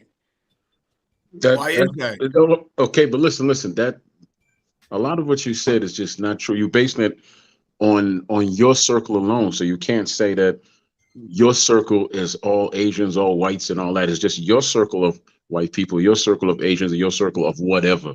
There's men in every culture that just don't take care of their I've families. seen that as well. I'm talking Right, about but I'm not finished. You know, it's but not I'm talking about the exclusive. majorities, and you're talking about Right. the exception. But I'm not finished. You know, it's not exclusive to Black men. That causes me a whole lot of anger and pain when I constantly hear that nonsense. Because I constantly hear that, you know, hey, we have to carry the burden of being these deadbeat dads. That's complete and utter bullshit. That's complete and utter bullshit. Because the truth is that my ex actually left those children and went to another man.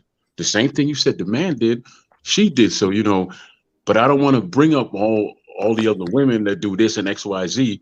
Let's just focus on the topic at hand, which I guess I'm hearing that you're saying that this is something that's exclusive to Black men. Complete and utter. You're hearing that, but that's not what I'm Okay, saying. well, tell me what you're saying. Tell me what you're saying, because this really bothers my soul. So I'm going to go on mute and shut the hell. Well, I get that. You're speaking from the exception. The Black father that stuck back and did what what you felt that you were supposed to do. That was a good thing. I'm speaking on the rule. There are more single Black mothers and children who grow up in a home without a father than any other race at this point. It's growing now in other communities because the statistics are now including divorced parents, and there's a high divorce rate in America. Certain races marry, we ain't gonna get into whole, interracial or non-interracial or whatever. But still, if you go to a Black school in a Black community, you will see more kids that don't have a father in the home than if you go to an all-white school or an all-Asian school. That's not true, and I can tell you why. We only make up 13%, and they make up 70% in this country. Yeah, How is it that 13%? No, I'm not You have finished, man. I'm not finished. I'm not finished. How is it that 13% could do a whole lot more than 70%? Math, as they say, don't lie. Math, as they say, don't lie. Listen, I'm not done though. You keep chopping me off. It doesn't make any sense. If we make up 13%, there's no way. Oh, okay, listen. Our little 13% cannot match all the deadbeat dads over there from their 70%. I don't care how you chop it up, whether you do by percentages or fractions or Chinese mathematics. You cannot say that because it doesn't mathematically make any sense. I don't think you understand how No, numbers I'm just a work. 52-year-old dummy. Why don't you break down how numbers work? Let me jump in. Cause Food Revolution, you was about to jump right back in. I want Tyson to get a chance to reply to Troy because he did interrupt Troy a couple of times. Go ahead, Tyson. And after that, Food Revolution, you can jump in, and then Troy, you can reply to both of them. Go ahead, Tyson, then Food Revolution, and I'll let Troy reply to both. Go ahead, Tyson. Go ahead, Tyson. Go ahead. Unmute your mic. Mr. Graham, what you're talking about is we're talking about the Black community right now. This is a Black platform. We're talking about the Black community. So what you're doing is you deflect and the white guy and this guy. Who cares? We're talking about and mathematically the Black folks right now, the Black community. And what Food Revolution is talking about, the Black community. We don't care about anybody else. This is what you fail to realize. Yes, 13%. But if you line up 100 people, right, 100 Black folks, right, and 70% are not fathers to their kids, that might not seem, that's fucking a lot. That's a lot. So that means 30% are and 70% aren't. That's the math right there. But you're getting upset because you don't like the math in it. Because you go with 13% we're only 13%. What about this? We're not worried about this. Is what we have to stop doing. Stop worrying about other races because other races aren't worried about us. Whoa. Okay, let me say this. Tyson, let me reply to that real quick. And I promise I said Food Revolution was gonna get next so she can reply, so Troy can reply to both. But Tyson, this is a global platform. No. What I'm talking about, no. What we're talking about right now, we were just talking about black folks exclusively. We weren't talking about freaking Asians. We're not talking about white folks. We were just talking about, because everybody on here is black or part black or mixed. That's what we're talking about. Once we start deflecting and we start talking about, well, what about the people over there? Who cares about the people over there? Tyson, could you mute up and listen, brother? Mute up and listen. Yeah. Go. Yeah, it's all good. Go. We just. No, I'm listening. I'm listening. You're unmuting right now. It's all good. Just be patient, though. Be patient. Don't be so reactionary. Like all of us don't have to be rash. Go ahead, Food Revolution, because I was about to be reactionary my damn self. So let me not use my host privilege and my wild card joker, big joker yet. I'm gonna hold the big joker for later. Go ahead, Food Revolution. No, what I was going to say about money, numbers and percentages is that you can be the minority of a certain ethnic group or race and still have the majority of the problems that make up the whole of the society. You can be 13% of the society, 10%, and have more debt and more poverty than the rest of the people because of the way that numbers work out. So it doesn't. Let me mute my mic because I can hear myself. I'm gonna just type my shit in the chat, like I suggest everybody else do. Go ahead. Right. So it doesn't matter if you're small, smaller in the whole of the country. You know, like they say, with as far as the black dollar and how it circulates versus the white dollar and how it circulates and all of the the privileges that they get. I mean, there's so many different things that break into. You can't just look at the amount of people and say that's impossible because we're not even the majority of the people in the country, but we're doing the most damage in a certain area. So that's all I had to say about that. All right. Well, I got some. Hold on, Troy. Let me in real quick. Now, the CDC reported. Hold on. Okay. Troy was definitely next, and then we can open it up to everybody. Everybody can. Can I get this one sentence out, Mark, real quick? I just got to ask you. Please, just get one sentence. Make it one sentence, because the CDC reported in 2018 that black fathers were the most involved. I'm done. That's a fact. Go ahead, Troy. Okay, now I'm gonna just do one of the. Hold on. Full Revolution. Troy's been very patient. He had to wait. I get it. I wasn't gonna. I'm gonna let you talk. Tyson came in. I interrupted it. Then you came in. He had to wait for KP. Let's let that brother get his bars off, and after that we can open it up and we can free smoke this shit. After that, go ahead, Troy. Get your 2 minutes off. Just to clarify. I really don't ever want to hear again that I don't understand or know about the black community. If you take a good look at me, that should tell you all you need to know about me understanding about the black community. Okay, You Jamaican? No, Mark. Just no. I'm here. You talking about black in America? I'm right here in America. I'm right here in America right now, right? So I don't need anybody to tell me about the black community in the good old USA when I've been part of it for over 40 years, right? Hold on. But FBA is different from being Jamaican, right? Because y'all are telling us I'm Jamaican. I'm not. I didn't come. That's another subject for another day. But it's a dip. But it's okay. But we focusing on fatherhood and black fathers right now. That's true, though. Subject for another day. Okay, that's the conversation for another day. I just want to say my piece. Yes, sir. Y'all can think what you want to think about that subject, right? Don't care. Okay, now look at you. You're a black man, though, Troy. No. I'm responding to that young man right there, Tyson. Yes, sir. I'm responding to him. Go ahead, get your bars off. My bad, bro. Okay, so like I said, take a good look at me. You can see that no one needs to explain to me what being in the black community is all about. Nobody needs to do that. Okay, that's one part. Number two, I've been hearing this conversation for so long, and like I said, I take it personal because I'm a single father. I raised at least I raised my 4 children plus 2 other children. That's a total of 6. Right? I did that. Right? I don't want to pat on the back or nothing, but it all goes to circles, like the brother was saying.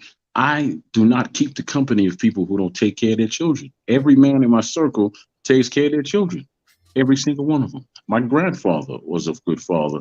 My father, so on and so forth. My friends, cousins, etc., etc., etc., etc., etc. It depends on your circle. Just like you were saying, your circle showed you this and showed you that. That is your circle. My circle, I don't have any deadbeat dads in my circle. Have I had to deal with them? Yeah. Yes, I have. But that's just not my circle. And to this day, you would never get me to believe that 13% could cause more damage than 70%. I don't give a damn how you chop that math up. Listen, I might be big, but I ain't dumb here. I understand things. So that's all I have to say. The panel's open to everybody. Go ahead. Get in where you fit in. I'll be right back. I'm going to the bathroom. Troy is right, and what KP just said was absolutely right. And I'm coming from a perspective of from the system that is one sided. You know what I'm saying? Mark mentioned that there are a lot of brothers who don't take care of their children. But the thing is that you wouldn't believe the brothers that I met when I was going through the system. System is only one side. It's designed for deadbeats, but when you want to be involved, it's not designed for that.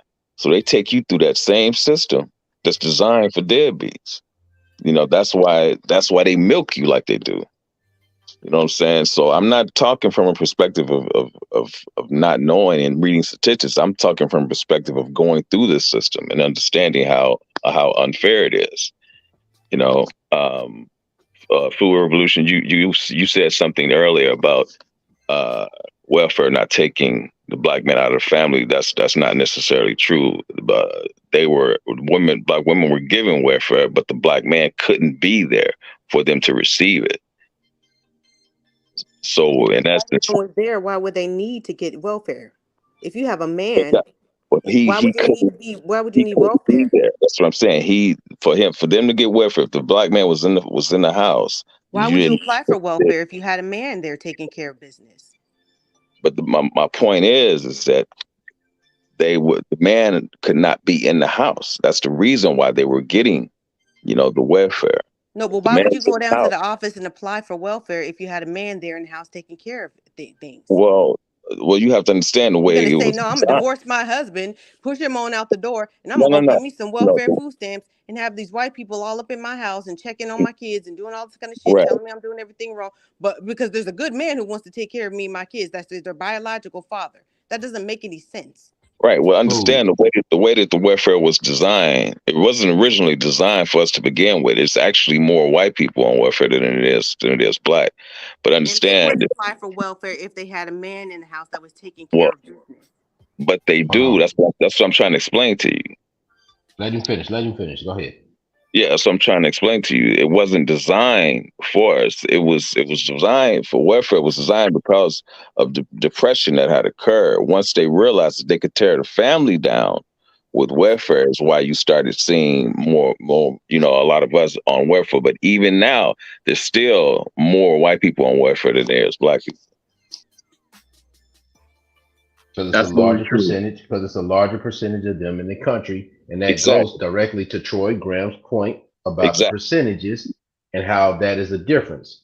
Now, I dropped the link in the back for you to check out later, Food Revolution, whenever you can. It's a YouTube video, and it's about Claudine, a show that was on TV with James Earl Jones, and he explained exactly what happened in the scene. I like the movie. Yeah. Okay. I mean, it's very cut and dry. I mean, I'm just sharing ideas. None of those kids and I'm were not his trying kids, to. though. I understand what you said, sister. He didn't have a father in the home. He didn't. Hold up. I ain't monetized this video. Fuck it. What time is it? Shit, long as I don't keep the shit too long, I can if they flag me for it, I can always edit it out. You want to show it for context? Yeah, go ahead. I've seen the movie. Go ahead and show it. No, it's the scene though. It's the scene, and it's not just about you. It's about It's about how the system works. Million viewers. We blow. Hold on, before you show it, because I got to get off soon. Oh no! Oh wow! I'd rather not show it. I'd rather keep talking to you. I got to get up. I got to be up at 5, and it's already midnight here. But I understand what you're saying. She's a soldier. And this argument is been going on for a long time. And the way it's being presented is that you got rid of the black men so that you could get welfare. No, you went down to the welfare office because you didn't have any other means to take care of him, because the man was not there in the home. Because the welfare is taking care of them, they make the rules. Whoever pays the bills makes the rules. Okay. So now you got the government being the daddy that wasn't there to begin with. You didn't go get rid of your husband and say, I'm gonna get rid of you and just go get some welfare, because you're doing a great job raising this family, and we're living well and we're doing good. And I want, I'd rather get food stamps and money, because I just don't want a black man in the house, and I want their kids to know my kids, to know their father. Revolution, but you couldn't get help if you had a husband, though. Why would you need help if you have a husband? Because the wages and the pricing and the redlining of district, gerrymandering, it goes back to, like, it's deeper than that Jim Crow era. It goes back to a lot of shit. But the men were already not there in the home. Hold on, no. But you said, why would you need help with the man there? The man was not getting equal wages. But women have always worked in the home. No, women wasn't even allowed to work. So let's go back. No, white women were not allowed to work. No, black women. Black women have always worked. Black women have been taking care of white babies since fucking slavery. So that's a whole nother working and getting paid for cooking and cleaning and doing all the shit that they bring home a paycheck, and then you have a husband who also works. Revolution. Not true. Women were working during World War II, World War One. Over the host. They were working. Revolution. Are you saying they let the black woman work, but the black man did? No, the black man did too. What I'm saying is, if you have two incomes, like everybody's saying, right? That's should solve it.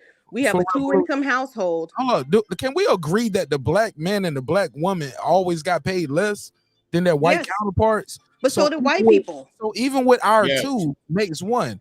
Because look, like you just said, black women working before white women. But were they getting paid? Full revolution? But they were making it for a long time before there was welfare. Or did they just not get? Or did their kids just not get sold? We just so how did they make it before welfare then, Mark? What? Full revolution? Are you kidding me? How did my great grandmother and my grandmother and my mother make it before there was ever any welfare? I think we moving the goalposts right now. No, I'm talking about people who lived in that era, actually were alive in that era. No. Full revolution. The black woman and the black man have not found a way to survive through the beginning. They couldn't survive before welfare. No, full revolution. We making a whole different argument. We going back to, we can't help you if you have a man. Okay, so before that, because you got welfare was not always there though, Mark. Always needed help.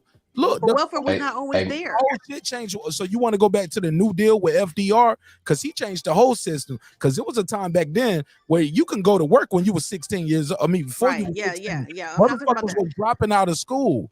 So how were black families making it before welfare? At what point? Full revolution. Before welfare existed. It didn't come around until the 60s. All kind of different struggles in this country. I think you're minimizing it down to one thing just to try to win an argument, and it's not. No, we're talking about. See, that's what you guys always do. You guys said that black folks were thriving before the World War.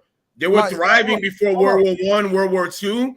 There was black families that were thriving. We had our own cities. We had our own money, our own bank. Wall Street. We had banks. We had hospitals. So that was before the 1960s. That was before the 1960s. That's what I'm saying. And once the government stepped in, revolution, they burned that shit down. Yes, but people were still surviving. People were still going to college. A U.S. black city, black people, full of black people. First terrorist act in America. Well, they also black people had farms. We were sharecroppers. We had movie theaters, restaurateurs, cab companies. You're talking about only one era, and that was in the 20s. No, it happened. It won't just in Tulsa, Oklahoma. That was all over. That wasn't just in one area. It was a national epidemic. I understand that, but we still survived without welfare. Before welfare, we survived. Listen, oh my God, you just moved. You just act like I ain't say nothing right there. How did they survive? We survived. just because we found a way to survive doesn't mean the government supported our economic thrive, our economic. Now you're growth. talking about two different things. We built this shit, they burn it down. Mark Nash, Hey, can I ask Hey, a question? Can I ask a question? Truth. Now hold on, Tyson. Hey, Okay, Mark, okay. let me get this in real quick. Bro. Mark. Somebody didn't know this tonight. Mark. Guarantee you, somebody tonight didn't know this. Hey, Go Mark, I want to calm you down some, right? So I dropped a link in the back chat explaining the welfare cliff, how the benefits that people get from subsidized childcare, subsidized housing, and all those things allow them to live at a higher level than they would have lived at because they get those benefits. But and your those video- benefits, but your hold video on. 20 minutes, nigga. Hold on. No, you ain't gotta play it. What I'm saying is this. That shows you, what I'm saying is this. That shows you that people are choosing the subsidized benefits over having a man in the house because the subsidized benefits overpay. And it allows them to live at a different level. You're talking about now? I'm talking about in 2023. I know a lot of people with subsidized daycare and subsidized housing, which is Section 8, right? That not everybody qualifies for, even when you're low income. Oh my God. The goalpost. I'm glad you can carry a goalpost. Go ahead. But the thing is, you're talking from one perspective. I'm talking from experience. So because I wasn't on food stamps, I can't experience because I know somebody that was on food stamps. No, you're saying that the standard of living is higher, and some people are choosing to stay on welfare because of all of the subsidies instead of going to school and getting an education. You telling me that as a nurse going to school and using welfare money to go to school instead of staying on Section 8, that my life isn't better 20 years later than if I were to stay on welfare? That's not what I said. I don't know how the hell you got that out of what I said. Because these people are choosing. He didn't say that. He didn't say that. Man, I don't know how she got that, bro. Because this She is the thing. drunk some shit, bro. My Didn't point she? is, That was these amazing. people are choosing that life. Their life is not necessarily better because they're on welfare. They could do better. I know, but but what you're doing is you're projecting your own personal stuff out on what KP is saying. He's not saying that. Revolution, you can tell by having a conversation with her. Like in the short time that y'all talked to her, she's not she's a strong woman. She's strong in her opinions. She's also, you can listen to her. I like talking to her. I enjoy it. She's not very combative. She just goes through her process. That's fine, but sometimes you have to capitulate and listen to when someone's talking. But also, she's been in that situation. Sometimes people got to listen to the person who was actually in that situation and found a way to overcome those adversities, and she didn't have to fuck the boss to do it. You get what I'm saying? So I guess I can see both sides of the situation. But yeah, man, Food Revolution is very educated, and you can tell she knows what she's talking about on various subjects, whether we talking about boxing, hip hop. Like, yeah, she beat me in the hip hop debate over here. I had my dates and albums wrong. So like I got love and respect for Food Revolution, and she is. You need to get that together and stop losing these debates. Thank you, Mark. Look, I'm gonna keep it real, man. That's why I don't even like debates, homie. Even though I am undefeated, if y'all check my resume, I am undefeated. When we set up, you deleted all the videos you lost. No, I'm undefeated, my nigga. I'm undefeated. I'm undefeated, and I didn't delete them. They just members only. If I thought, and Food Revolution, if you thought you won this tonight, Mark is deleting it today. Members only, maybe. You know what I'm saying? Not deleting though. You got to pay. And don't you come back over here beating your chest tomorrow talking about you won last night. They didn't have. Well, there's really no. I mean, we're just having a conversation. But look. Nah, I'm just messing with you because you're a good. She's a good woman to talk to about stuff like this because she doesn't get too much of it in her emotion. Unapologetic.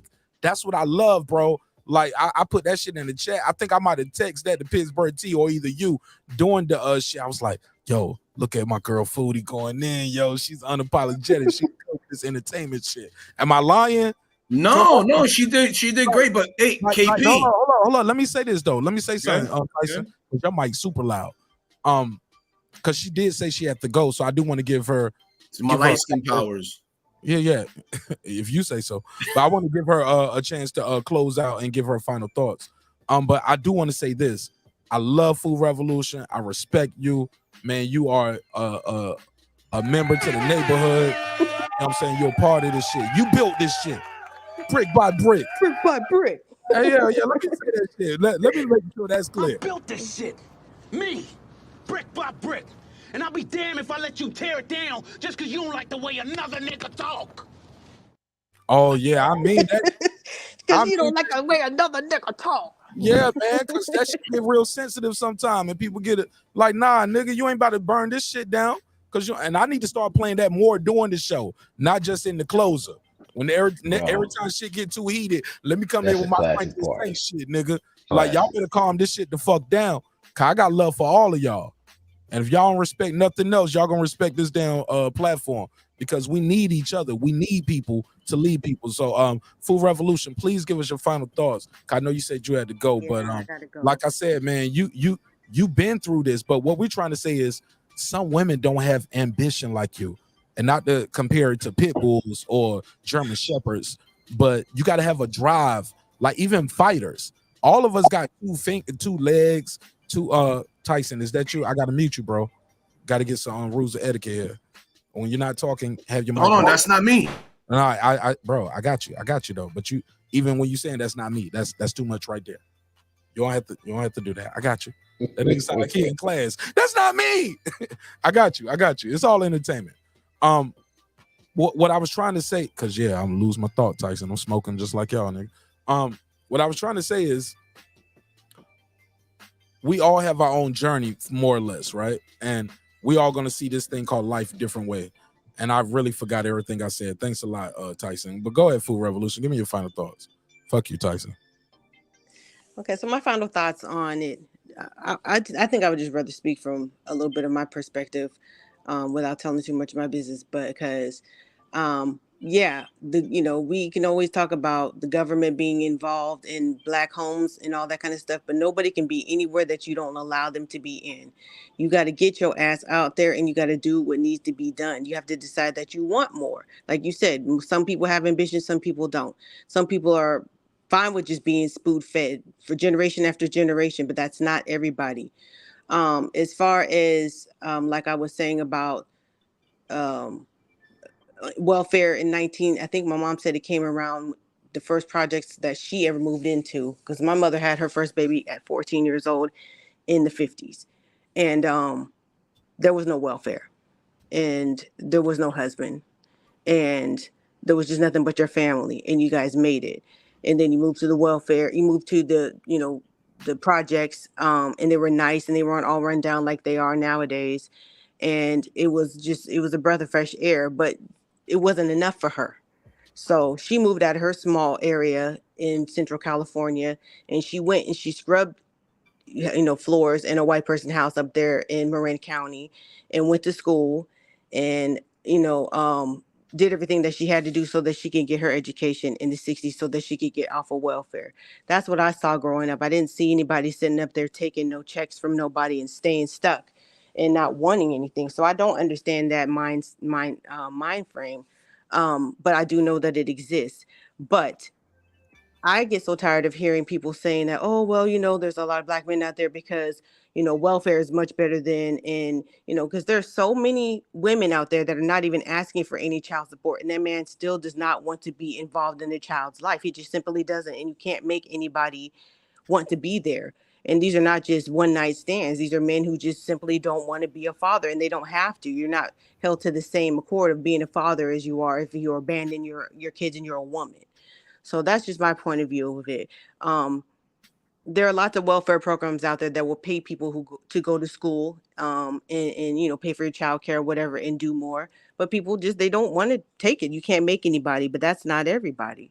So, a lot of guys, or what you guys were saying was like, oh yeah, there's no Black fathers in the home because of welfare. I'm not buying that. Black fathers weren't in the home before that.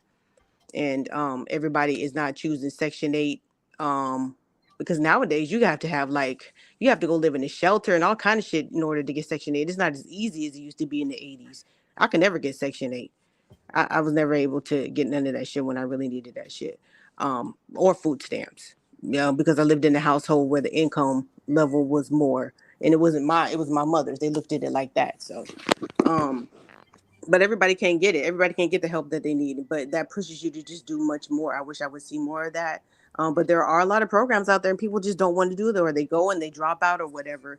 So there are options if people really want them.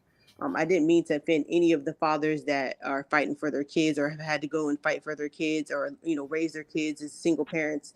I've seen a lot of great fathers in the Black community that have raised their kids married or not married or whatever. They just never gave up and they just never stopped raising their children. But I would like to see more of it. I really want to see more of it. And that's all I got to say.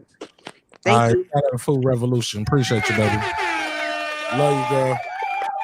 Hey, I still ain't seen that new episode of Snowfall, but as soon as I Me do, neither. I haven't had time, but I'm gonna get to me it. neither. But I'm gonna email you as soon as I watch it, and I'm gonna be like, girl.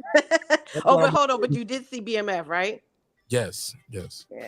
Hold on, no. The new episode? Yeah. It came out last night. I didn't see it last night. No, okay. I'm working on my website, man. I mean, I got so many dope ideas for my website, man. So I'm building my website right now. So, and they just finally fixed the hosting shit, but it don't look how I wanted to do. So I haven't officially launched the website, but it's up though. I just gotta start plugging all the shit in now and finish building it. But I'm setting up a digital store though, and I'm gonna have some dope shit for y'all, man. Like, it's gonna be super dope shit. It's gonna help you with your shows, your channels, your graphics, and all of that shit. What's the name? The boxing scholar. He said, "I'm not a strong woman. I'm a statistic." Well, I'm gonna let you have that. Wow, he said that? That's He what he said said that? right there. Is that what he said? Really? He didn't say that. I'm not surprised. The boxing scholar did not say that. He did not say that. All right, go ahead though. Enjoy your night, sis. Thank you. Good night. All right, peace. All right. Nah, he didn't say that. Whoa. Wow. He did say that. I digress. I'm whoa. back. Go ahead. The floor open to y'all. I'm gonna chill. Yo, I'm back. I was just I'll drop some stuff in the back, but I need mean, context, bro. Dropping the links. You got to provide some context, because at this point you drop 1, 2, 3, 4, 5 links in the chat. Like we gotta have context. Some of those are videos. The videos is you drop one video. You said, "Look at this right now, fool." But she on the panel. How's she gonna? That was all right. She could have calculated. I ain't worried about that was like 2:52. That was like. So that was almost 30, 40 man, minutes. I'm tired, man. It's 2:30. But do you say you can't just tell people, look at this right now? What are they looking at? Like, what are you telling them to look at? Where's the context? I want to know what it is. My damn self. What is it, the video? When we was talking about I think that was when we was talking about welfare, and she was saying that fathers weren't kicked out the home or something. That's when I dropped that link to that. But you dropped and the next movie though. That doesn't mean it's a fact though, right? And then that's what. Hold on. That's why I dropped the last link I just dropped to state the facts in a written report about the welfare clip. That's what I just dropped. That's the last thing support what was in the video. Okay, but there's a lot of links in between that though. Like you dropped about 4 or 5 of them. No, I only dropped 3 of them. Only dropped 3. Looking 1. 2. No, that's a letter. That's the okay. I dropped 4. No lie, I dropped 4. Okay, you get what I'm saying? I dropped 4, but no context though. That's all I'm saying. Like none of them really have. That's all I'm saying. All right, that's cool. And I don't mean that disrespectfully. Yeah, I got you. I know what you mean. Look, I want you to set that clip up, but I got a caller right now from the boxing scholar. And go ahead, I'm waiting. I want to hear this myself. What's up, boxing scholar? What's up, bro? What's up, my G? Talk to me. What's up? Yeah, I was calling for context, man. That sounded mean, but I mean, I feel like these conversations are uncomfortable, and unless we be honest about it, we're never gonna reach a goal. Or if the goal is actually we want to reach, or we just want to argue. Because I feel like I'm a statistic, right? I was raised without my daddy. I feel like it was by design. Well, what I was addressing earlier in the chat, like we keep talking about these problems, but we don't ever talk about how we got here. We were kidnapped. We didn't come over here voluntarily. And then after working for free for all those years, we had Jim Crow to deal with. And then after Jim Crow, when they said, okay, we'll finally allow you guys to do what you want to do, we built our own, and the government literally blew our fucking shit up. So, like, that stuff matters. We can't skip over that and be like, well, 14% of the population is fucking up the entire country, because that's dishonest. So when I said that she was a statistic, what I meant is, I don't even know Food Revolution, but I'm willing to guess by her perspective that she's dated a black man and she probably has kids by him, and she probably picked up the mantle for her household and provided. But she's a statistic to me. In my opinion, she's a statistic, because that's not how it was supposed to be. Hey, look, the nuclear on some family. real shit though, she's a statistic in a good way. She's a survivor, because it's a statistic in another way that didn't work out well for her demographic. She's college educated. She's educated. She's well employed. She has a career path that's gonna keep her paid for the rest of her life as long as she want to do it. She's gonna be all right. She could have just been bad though out here as a single mom though. Yeah, you could be a statistic and still be successful in life. What I mean is, I think that was the design, to get the black man out of the home. When I go to my classes, all I see are black women in my classes. I don't see no black men, and if I do, I don't see them the next time I go back. They either drop out. Black women are beating black men in education. That's just a fact. But I don't think I think that's by design. I think taking a black man out of the home, allowing the nuclear family to be taken out of us, where we look at single fathers and all that stuff as normal in our community. So I think that all of that is by design. That's what I mean by when I say she's a statistic. I didn't say she was bumming. I didn't say she was unsuccessful. I said she's a statistic, and I feel like, as uncomfortable as that is, she is. She's when black men talk about the black women, this is what they think of. This is what America think of. When they were injecting stuff into black women, it's because they thought that they were stronger than everybody else, because they're supposed to be strong. When during slavery, when they were ripping the families away from them, they didn't have no sympathy for black women. The one thing in America that's looked over is a black woman's tears, because they're expected to be strong. So her being a strong black woman is not impressive to me. It's a statistic. It's supposed to be like that. Nah, fuck that. They're supposed to be strong enough to raise the kids by themselves and get the benefits or whatever they need to be successful in America without the black man. I feel like that's by design. So when I say that, I'm not saying that to begrudge her life or judge her life. I'm just speaking in generalities. Like, it's nothing personal against Food Revolution. I talk about this same stuff. Like I said, I'm a statistic. My daddy wasn't in my life. He was taken from me because of the Reagan era during the drugs. So I'm a statistic, but I'm going to be successful, but I'm still aware that I'm a statistic. So I wasn't saying that to be malice or anything. So I was just calling it to clear that up. You still sound disrespectful. That nigga, anyway, I didn't mean no malice. Yeah, I understand what he's saying though. We're all statistics. We're all stats. I mean, technically, it is what it is. It is what it is. I mean, people today have a problem with words because they have sensitized the society to where everybody's offended by anything you say. You can't say anything and not offend nobody. You damn near don't know what you can say. It's just the way it is now. Words mean things. They do, but they change the definitions every day now. People get $1 million lawsuits off of some fucking words. You can slap shit out of me, but if you call me a nigger when you do it, it's a hate crime. But what I'm saying, what I'm meaning by what I'm saying, Mark, is that the tactic of this system now is to change the definitions of the word so rapidly that it confuses the hell out of everybody, and that's what is happening. Nah, good is good and bad is bad still. No, it ain't. Not okay. So let me explain this to you real quick. Michael B. Jordan is corny, but he's good. In black community, the corny guy is kind of pushed off to the side, but the bad guy is embraced. I disagree with you. That's a narrative that came from that ain't a narrative. That's fucking reality. That's a narrative that came from a podcast.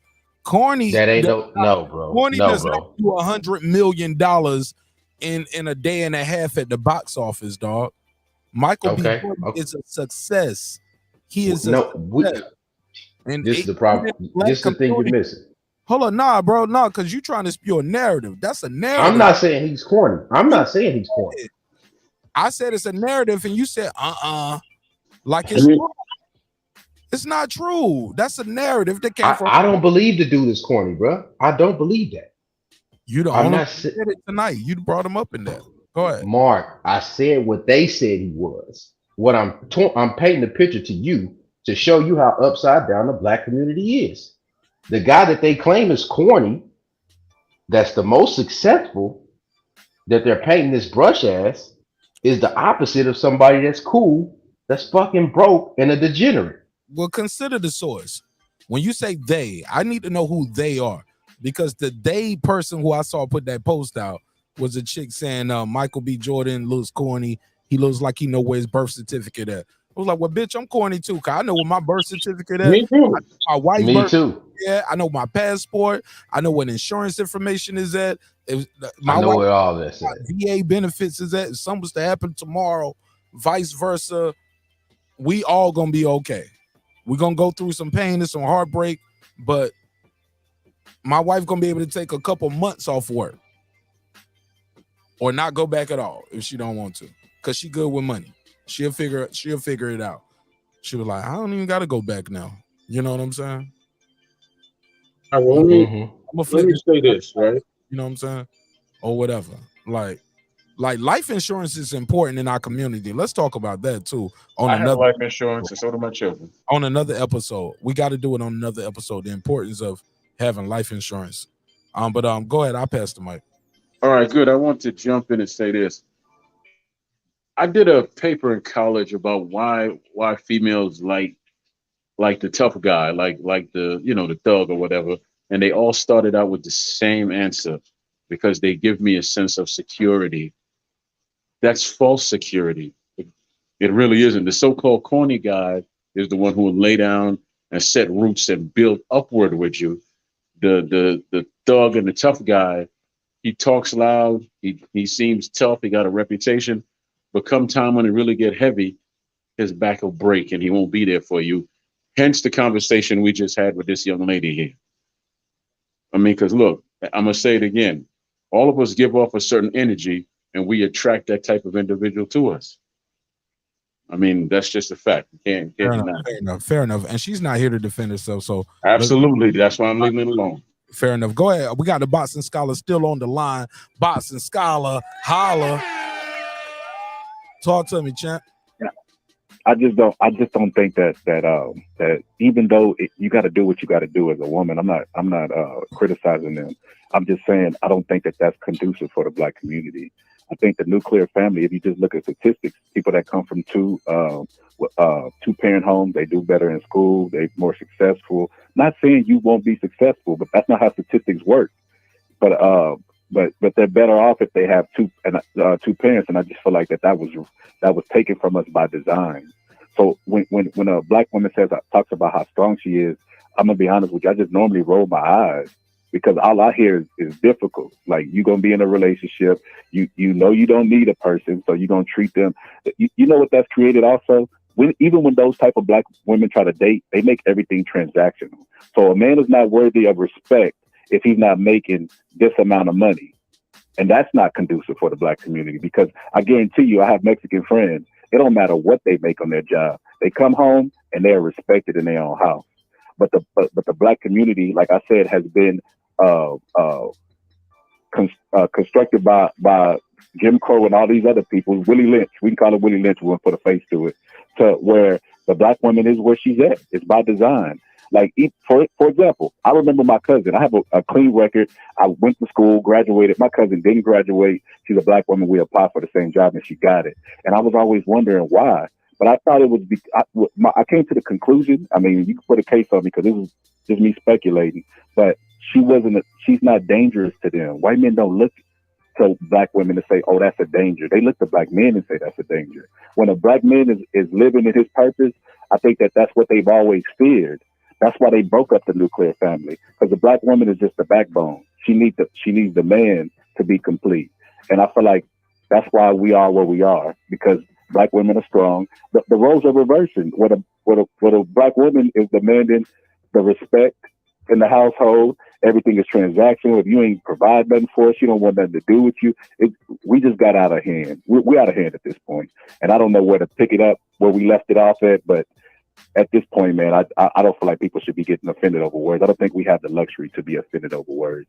We got to accept some shit and move on from it. Hey, how are black people offended over words when we got the kind of music that we got? That's it. Nah, bro. Bro. Hold on, I ain't moving no goalposts, bro. Let Champion Heart get in because he's been patient to weigh in. Go ahead, Champion Heart. Yeah. Hold on. Hold on. I'm gonna come back. I gotta go check on my mom. I'll come right back. Okay. I remember he was saying like KP is right about the corny dude and the bad dude. Like I guess girls like the tough guy image, right? But go ahead, KP Tyson. Hey Mark, I'm gonna tell you something. What I found out this is probably about a year or so. So sister-in-law told my wife she don't like nice guys, so she got the guy that she got. Well, the guy that she got is call and collect now. Okay, I'm back. Man, she was calling me like she was dying just to turn the light off. Who is it? You ain't got no toddlers. I'm the only nigga on the panel with a toddler. Last time I checked. Who calling daddy to turn the light off? Man, my mom. I thought she was that. Okay. Because you know Champion Heart is a bachelor. He be out here slaying them things. You know what I'm saying? That boy be out here. He champion something else. You know what I'm saying? But yeah, I want got a video coming to an OnlyFans near you, Lisa Bells. Nick Rich. Knockouts with Nika. In the ring with Christine, Rachel Nodair. Champion Heart got a video for y'all coming all the ladies. Lady Chan, he got a UK version too. And they're gonna be eating that shit with some biscuits and tea. Crazy. Go, bro. Go. I'm sorry. I had to. But yeah, I wanted to speak on what KP was saying about the corny dude and the bad dude. And you know, he's right. I just watched a video here recently where the sister was asked what type of guy does she like. She had the nerve to say she like a thug that something with his guns or some nonsense like that. You know, she didn't say the corny dude. You know, my thing is now if this is the kind of cat that she likes, what kind of husband or father is he gonna be? If you know what I'm saying? If this is the kind of cat that she likes. So that's what I'm saying. When KP was saying that the bad dude is embraced, but the corny dude, you know, is shunned. That's not surprising though. Yeah. Go ahead, Pittsburgh T. Welcome back. Yes, sir. KP not wrong with what he's saying, because these 20-year-old women, I got 20-year-old daughters, and not even just them, they're friends, and you talk to them and you listen to them, their mindset will blow your mind. It really would mess you up with some of the things that they think, and just listening and hearing them out. And I think sometimes we're a little bit older, and like if they're not in your circle, you wouldn't know that because you're not talking to them. And then most of us, we have a bad habit in our community where we talk people down and we never listen to them if we don't agree with them, especially when we're older, because that's a whole nother dynamic of the situation. And there's a lack of respect in the whole situation with the Black community, because I remember even right now, I'm 40-something years old. I go to my mama's house, I still call her ma'am, sir, ma'am, yes, ma'am. My uncle, same thing. Like it's a level of respect. And even I remember when you would see the old man that lived in the neighborhood, when I go to my cousins or people in not so great neighborhoods, and the dudes who were selling the dope, they see the old man, they show them some respect. They move out the way. They try not to curse at them. Like these dudes, nobody just gives a fuck anymore. There's a level of respect and there's just decorum that's just not there. And it starts there and it kind of branches outwards. So we don't communicate well. So we're not passing on jewels because we're not even talking to each other. We're talking past each other and trying to flex on each other. So there's just no communication there that we can even have a real civil dialogue with anything, where anything can be passed, any kind of knowledge or wisdom. It's not passed because you're just not talking to people. People aren't talking to you that are young. I think that's a big part of this is just communication. Pittsburgh T is saying exactly what I just typed in the private chat. I was just saying on some real shit, I got love and respect for everybody on this panel because it takes courage, but most importantly, it takes patience to have these type of discussions. Let other people talk, even if you have a total different opinion of view. It takes patience, and it takes courage to call in or either click that link or either type in the chat and put your name, your face, your image, your likeness behind these words and these thoughts, because we're all judgmental. People always say, don't judge me. We all gonna judge you. We all are getting judged every day. But I just wanted to say that. Go ahead, Tyson. Let me let Tyson get back in. I think he said he's doing burpees. Nah, hey, what's up, gentlemen? Hey, first of all, what I want to say is, hey, Mr. Graham, like what I was trying to say earlier was I didn't want the deflection of what we were talking about, because we're all black men on this panel, so we're talking about black issues, and what I didn't want was it to go over to other ethnicities and start to deflect on what we're talking about, because we have our own issues.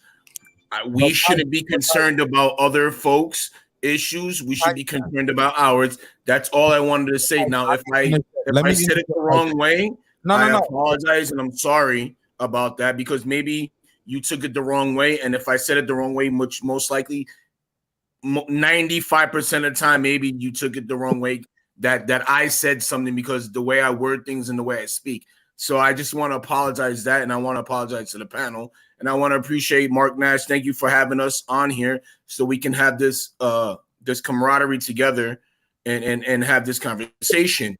KP, I was waiting for you to talk about, the black cities that have been under lakes on what they were doing to us years ago. That's what I thought you was going to bring something up, because I was about to jump on that bandwagon. Because if a lot of people don't know, a lot of black cities were drowned out and were flooded by the Pilgrims, and that and then those cities that we had that were thriving are now man-made lakes that everybody skis on.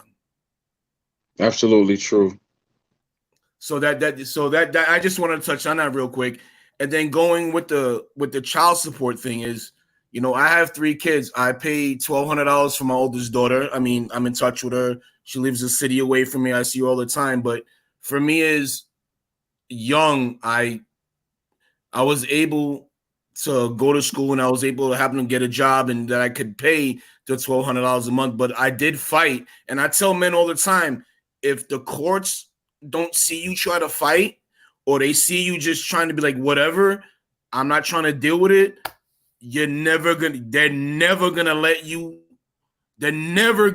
see the time of day in court. So I tell men all the time, get your ducks in a row, get your money right, get a lawyer.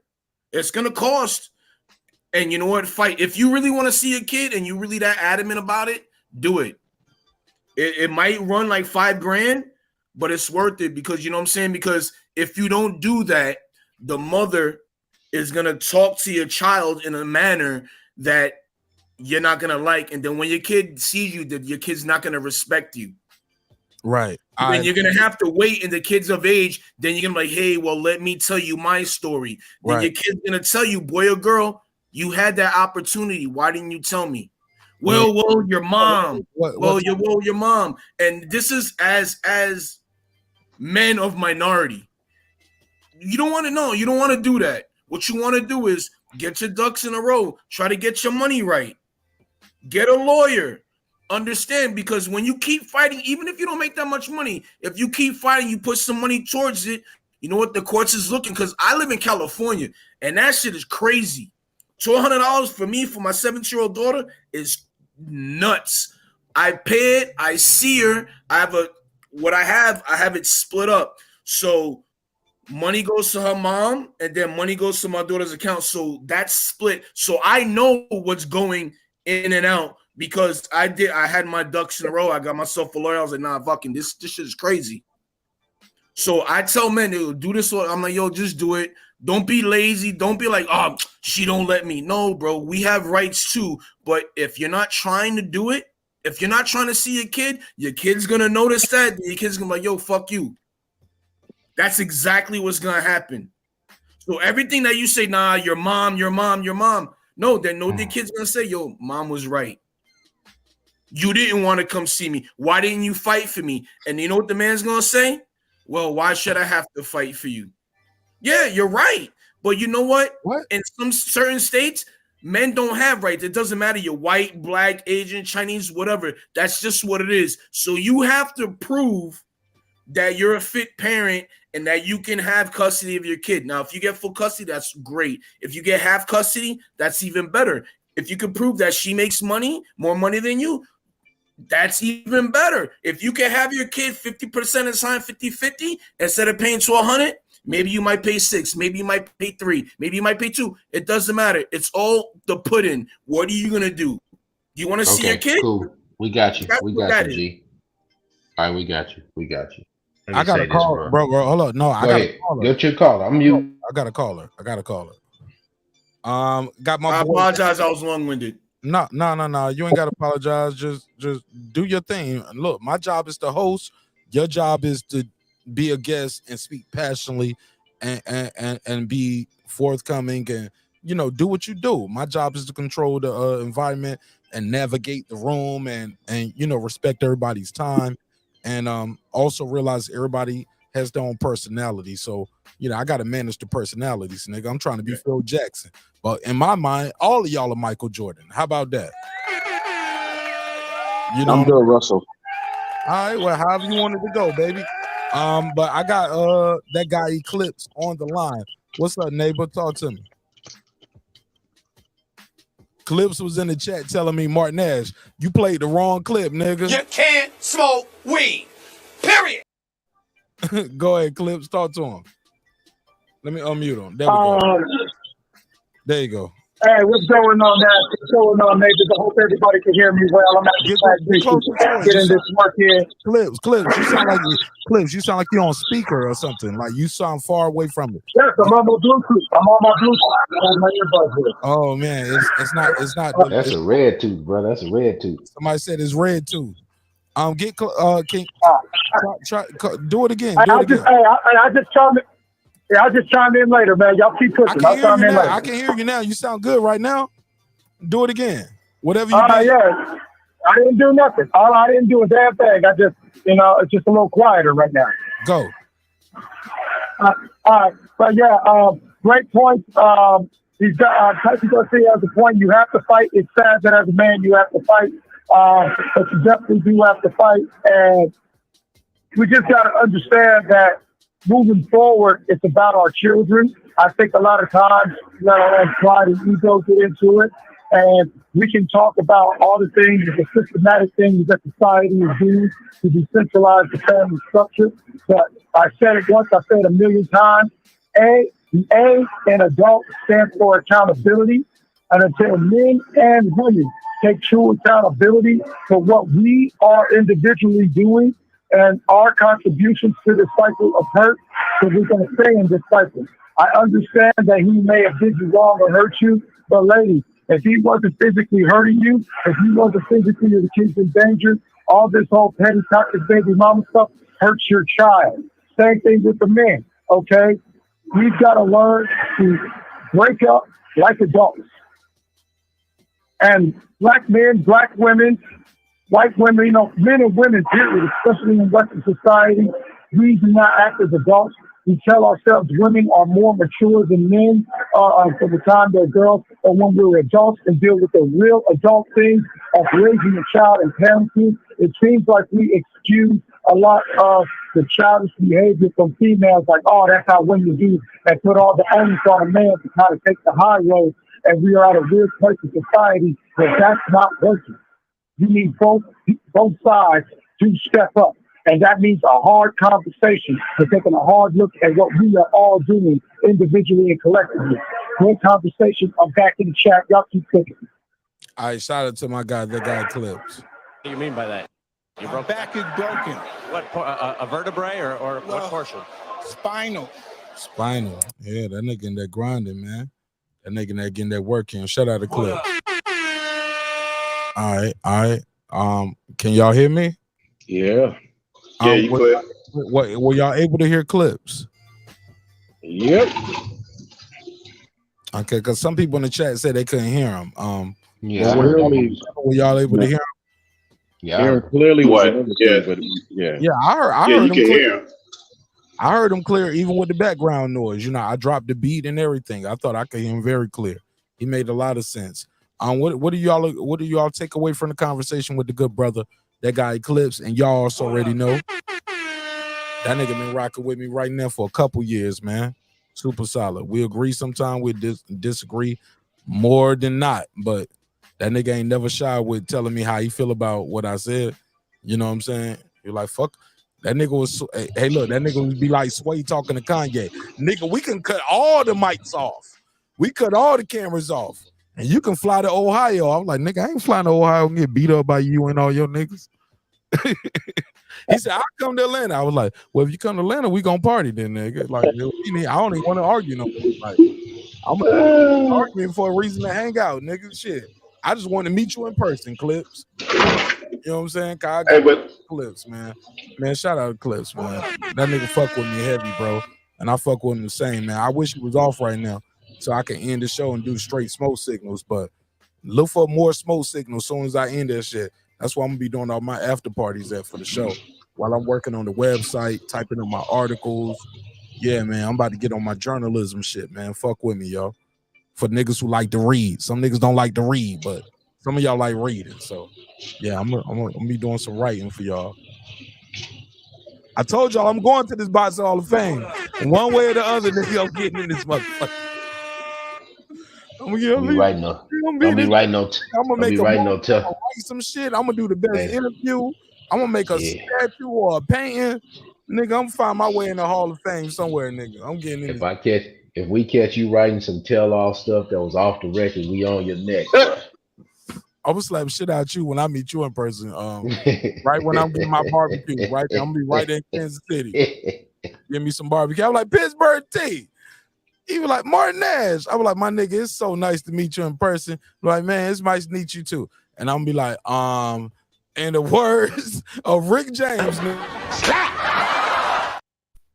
like, man, I owed you, like, bro, I owed you that, bro. I owed you that for March 11th, 2023. I owed you that. Hey, Pittsburgh, he talk about me, Pittsburgh. He just missed his stuff. Hey, that's all it is, man. Hey, but said that. I know the nigga in Miami with the name Pittsburgh ain't talking shit. All right, now you gonna keep on slapping me now, Mark. Now I ain't gonna take too many more slaps. Man, that nigga Pittsburgh T. That nigga's, hey, look, that's like Baltimore Tank Davis. That nigga ain't even in the city. That nigga in Miami somewhere. Hey, Mark, but Mark, let me say something about this child support stuff, because I don't went to all the way to the end of this stuff, from the beginning to the end, and the struggles of all that foolishness. I tried to get us off of it. Look at me. No, but let me just say this in the overview. Everything everybody said is true. I just don't think, I think that system is screwed up. It's been screwed up from the beginning. And I think until they approach that in the sense of it's a 50-50, both guardians have a 50-50 time with that child. Until it's an approach like that, that system is always going to be broken. It's never going to be corrected. That doesn't seem to be the approach that nobody's trying to take with that stuff. So, you start throwing money around and all of that. Most men, especially black men in this capitalist system, they don't have enough capital to do all those things, but getting lawyers, all of those things. And yeah, you might be able to do it initially, but then it's the refiling. And once you get the custody set up and she's not following the custody, you got to refile again. All of that stuff gets expensive, and it gets really expensive quickly. And especially if you're not the custodial parent. If you're not the primary custodial parent, you got to come out of pocket for everything. And it depends on where you live at. That bill goes up really, really, really quickly. And as far as whatever that woman's going to say or whatever the man's going to say, you have no control over that. They're going to say what they're going to say either way. But I just think that system wholeheartedly, until they approach that at a 50-50 rate, where the man and the woman go into court and they both have the same amount of custodial rights, that system is very slanted and it's never going to change.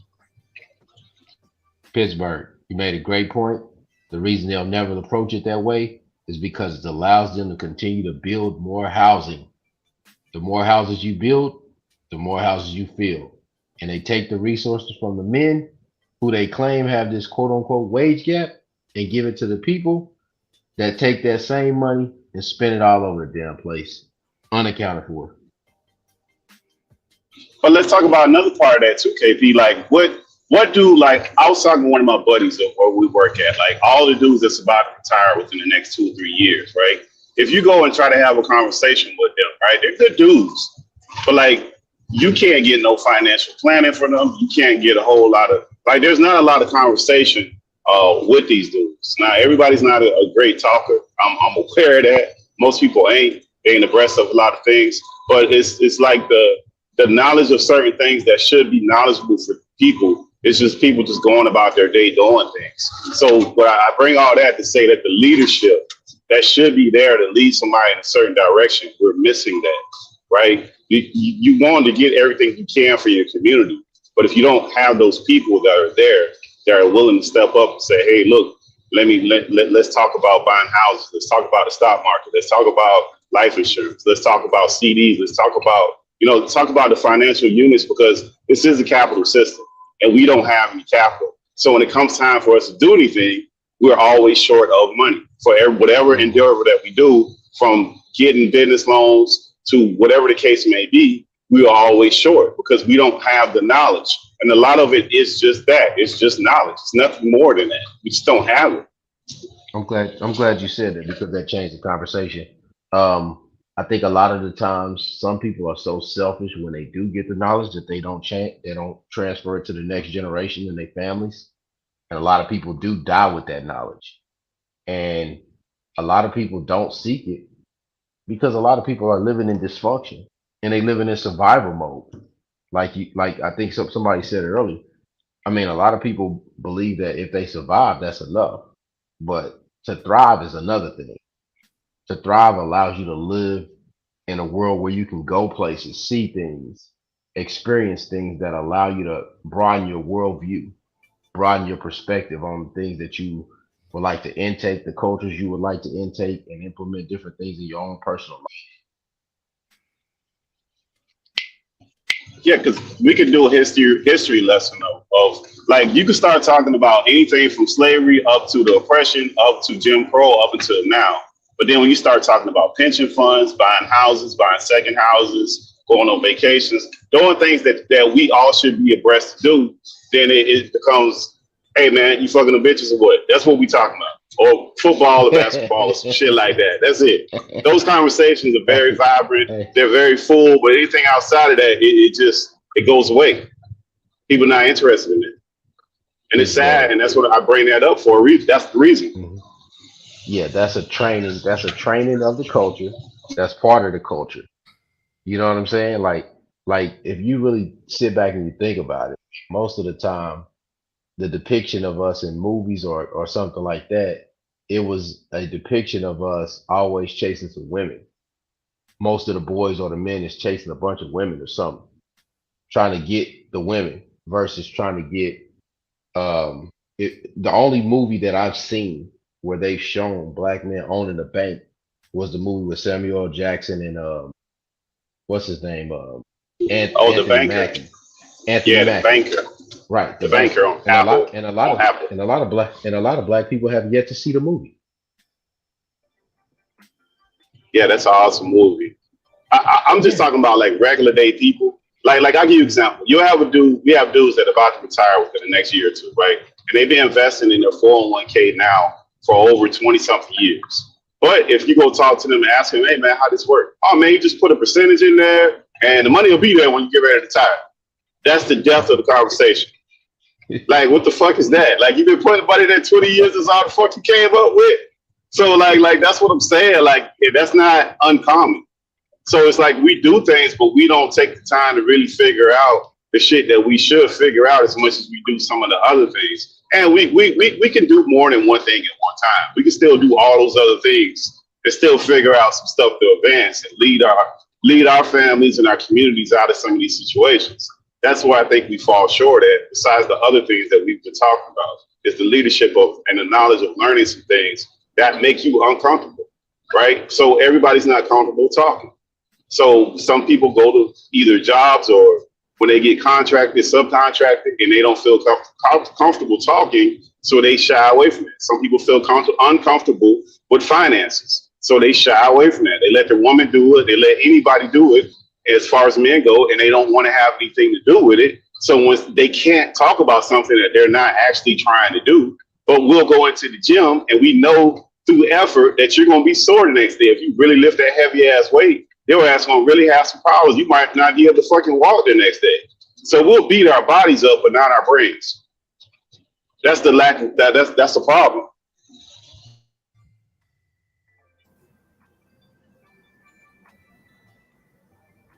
Yeah, but it just turned into a me and you conversation. Everybody else went to sleep. No, makes sense. Makes sense. No, we listening. No, we listening. No, I'm listening. Well, I'm listening. Hell yeah, nigga. I'm a fan of the show too. Shit. Like, bro, hell yeah. I'm a fan, bro. I'm a fan. Like, and I got love and respect for both of y'all brothers. And I've talked to both of y'all brothers offline. So to hear you guys have these conversations back and forth, like that shit is dope to me. Not to mention I'm typing in the chat, building with the audience. Like hell yeah, man. We all right, we got some homework. I got some homework for us. The meeting of a mind. It's the meeting. I got some homework. I got some homework for us though. Because we all having this kind of conversation. The only way you can kind of grow this is if you do stuff together as I got a lot of work to do just dealing with my family, like things I want to do with my wife, my daughter, Chris, but also like things economically I know I need to be doing more of. And I just know I love y'all, but I'm gonna have to take a break from this shit, man. So sign up for members only. I gotta make this shit worth my while. When I do it, I gotta do it, but I gotta kick into another gear because my daughter's getting older. You know what I'm saying? Mm-hmm. Yeah, like, yeah. So my whole dynamics are about to change again, and then it's gonna change again. It's gonna keep changing. Yep. Yeah, this is an evolution I'm going through as a husband, a father, as a man, but also as a host in the show. So I gotta make it worth my time. I gotta make it worth y'all time. I gotta be on time. We're gonna cook up. We're gonna have these conversations, but also I gotta get the content to the people who signed up for the membership because they are invested into the success of the show. So I got to keep it moving. You know what I'm saying? And I got to give them the exclusive content and we all can build up. You know what I'm saying? And we can do it how we do it. And I got love for y'all too, but the live is going to be the live, but shit, I got to keep it moving, man. And with that said, man, we got to do some final thoughts. You know what I'm saying? I'm looking at Mark said that he's taking bets for the Tank and Garcia fight. That's what I heard. I'm taking bets with who? Or for no, what? That's what I heard. I heard you taking bets. No. I do escrow for people. Like people trust me with their bread, and like I've held the money for people who've made bets with each other because it ain't no bet unless you put your money down. Then some people's like, well, I didn't. I might have to put some money down that Garcia might knock him down, like might knock Tank down real quick with a body shot. But you got to knock down. You got to knock down. But hold on, he might get an 8 count. You need to go to sleep. No, hold on. 8 count Garcia for Tank. Might be like in the 4th, but I think Tank's gonna wind up TKOing around like 8. But you think Garcia gonna be the first man to at least drop Tank, and that's gonna be. I think Garcia's body shot. He gonna drop him. I think he might drop him because Tank hasn't been hit like that. Are you kidding Garcia, bro? Hold on. Let's roll. I don't care about Tank or Garcia. I said, are you kidding to him? I didn't say if you care. Are you? No, am I kidding? No. First of all, hold on. See, once again, I gotta explain again, bro. I'm not Latin, bro. I'm not Spanish. I mean, the name is the same, bro. But you know what? People get confused. I'm Black, Irish, and Italian. I'm not Latin. Okay. Well, I ain't claiming Tank Davis anyway. He wore a purse stuff. Tank is nice. Tank is nice, but I think Tank hands is gonna wash Garcia later on. He might give him a TKO later on. Can't carry nice bags. Garcia nice. He okay, but like he hit hard. But once he gets hit, we've seen how he gets hit. Champion Heart, I saw that shit in private chat, nigga. You ain't slick. That nigga typed this shit in private chat and dipped off. But look, let's wrap this shit up, man. Cause I love y'all, man. But low key, man, I want to work on this website, man. Like, I'm really excited about my website. Well, get to work then, man. I'm going to sleep. You had me up all this time, man. I'm going to The nigga said, "Stay sleep, then, nigga." Hey, look, every time somebody say sleep, I think about it was Kyle from Jagged Edge. He was on the Breakfast Club. Y'all can find this clip. He said, that nigga Cisco was in the elevator at like a superstar. We said, "What's up?" That nigga didn't say nothing. He said, I slept shit out that nigga. And I was like, "Well, stay sleep, bitch." And I was like, "Whoa, I don't believe the story all the way. I might have exaggerated." Who slapped Cisco?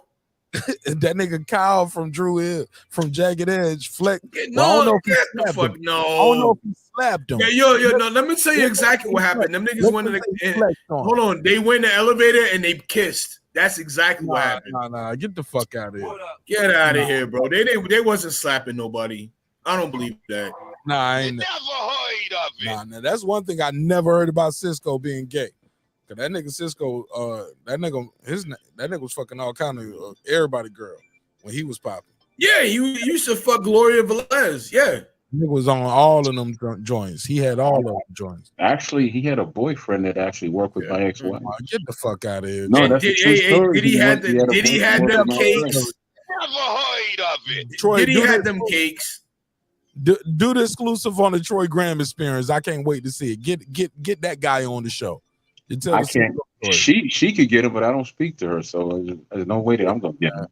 All right. So, but look, real quick, my man gave me this video, man. I want to play this video because I didn't monetize this video at all tonight because I knew we was talking about sensitive issues. So, like I said, man, some of these shows is for the people, but it's supported by the people, like the members. Shout out to the members. The members pay for this shit tonight. That's what I mean. You know what I'm saying? Yeah, it's but we got something in the private chat. He put it up here to add content so about the welfare system. So let me do this, and we're gonna play a little bit of this. If you get married, we might drop Mrs. Price from the program, but this will be determined after your financial status has been computed by us. It has nothing to do with aid to the children. You understand? If you will sign this statement, it shows your income and your expenses, Mr. Marshall, and get it back to me within 2 weeks. You understand? Yes, I understand all that, but listen, I gotta ask you something because I gotta think about this thing. What happens if I lose my job? If you're married, you must apply for welfare. I must apply for welfare? You must apply for welfare. Otherwise, this would constitute a misuse of ADC funds. Which is fraud. You understand? If the husband's unwilling or unable to make a contribution equal to what it would cost him to maintain an independent living arrangement, he must apply for welfare. Do you understand? Otherwise, this would constitute a misuse of ADC funds. Which is fraud. Which is misappropriation. Which is fraud. Okay, now wait a minute. Look at he's like, wait a minute. If I marry this lady, I want to make things better. But if I spend $1 on it, you're going to deduct it from her, right? If you want to buy a little something extra, you're going to deduct it. And I better report every penny I spend, or else I'm a crook. Okay, now you say if I lose my job, I must apply for welfare because I can't just sit around eating the government's biscuit. Which is fraud. Because that's a fraud, right? Okay, now if I do go into welfare, then I'm just another lazy ass nigga that's living off taxpayer. All right, now suppose I do not marry this lady. Now, if I move in with her and do not tell you, then we're both crooks, right? But if I do tell you, then we're back to the income and the outcome and the deducting, and you drive me to drink. And you call a fraud if I spend $7 for a bottle of whiskey. He said, "Get the fuck up out of the car, then. We the fuck about it. You can't win with it." Michael Ealy looks a lot like him when he was younger. Now look at the black man, angry black man. He got to hit the desk. Now why he had to hit them good white folks' desk on the wall? If I spend $7 for a bottle of whiskey. He looked just like He looked just like my Uncle Saul and my late grandfather Solomon Jones. Oh my God! Look at him. Can't win. Understand? Fraud. Look at her. Look at her. Let me turn the music off. Oh my God. Look at my man walking out of that joint. Oh my God. He mean that shit. He mean that shit. Let me turn Claudine on. Hold on. We gotta hear this. Hold on. Let's do it. You force a man out of the house because it ain't worth the crap you gotta go through. He said you forced the man out the house because it ain't. What he say? It ain't worth the crap you got going through him. What he say? You force a man out of the house because it ain't worth the crap you gotta go through. Oh, because it ain't worth the crap you got him going through.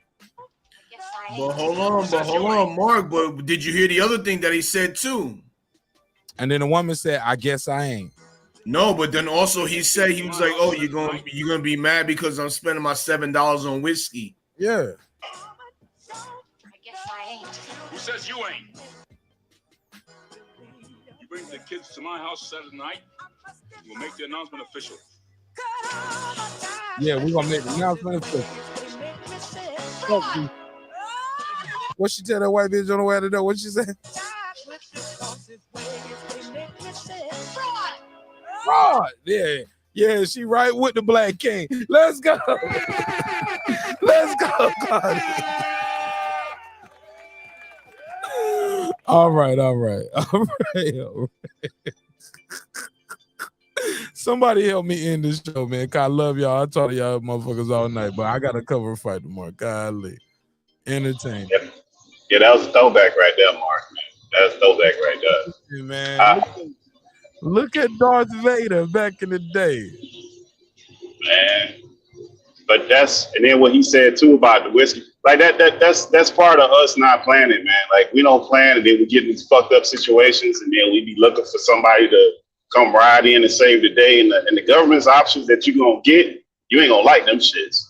So that go back to what I was saying as far as leadership. I'm gonna say this and I'm gonna wrap it up. Like as far as our leadership goes, we have to plan better as men and make ourselves not be so culpable to these situations and these vices of this government that we know are fucked up. You have options, you got IRAs, you got a business or corporation, you should have an S Corp, not just the LLC. And you should be paying yourself through your S Corp through a pass-through. And if you don't know what that is, you can contact a tax attorney and figure some of those things out. You should be a homeowner to lock in your house prices and also to have some kind of asset to pass on to your family, which is one other portion of this, which is a huge problem because now grandma don't own shit no more. 40-year-old grandma that got kids, she don't own shit no more. She rent.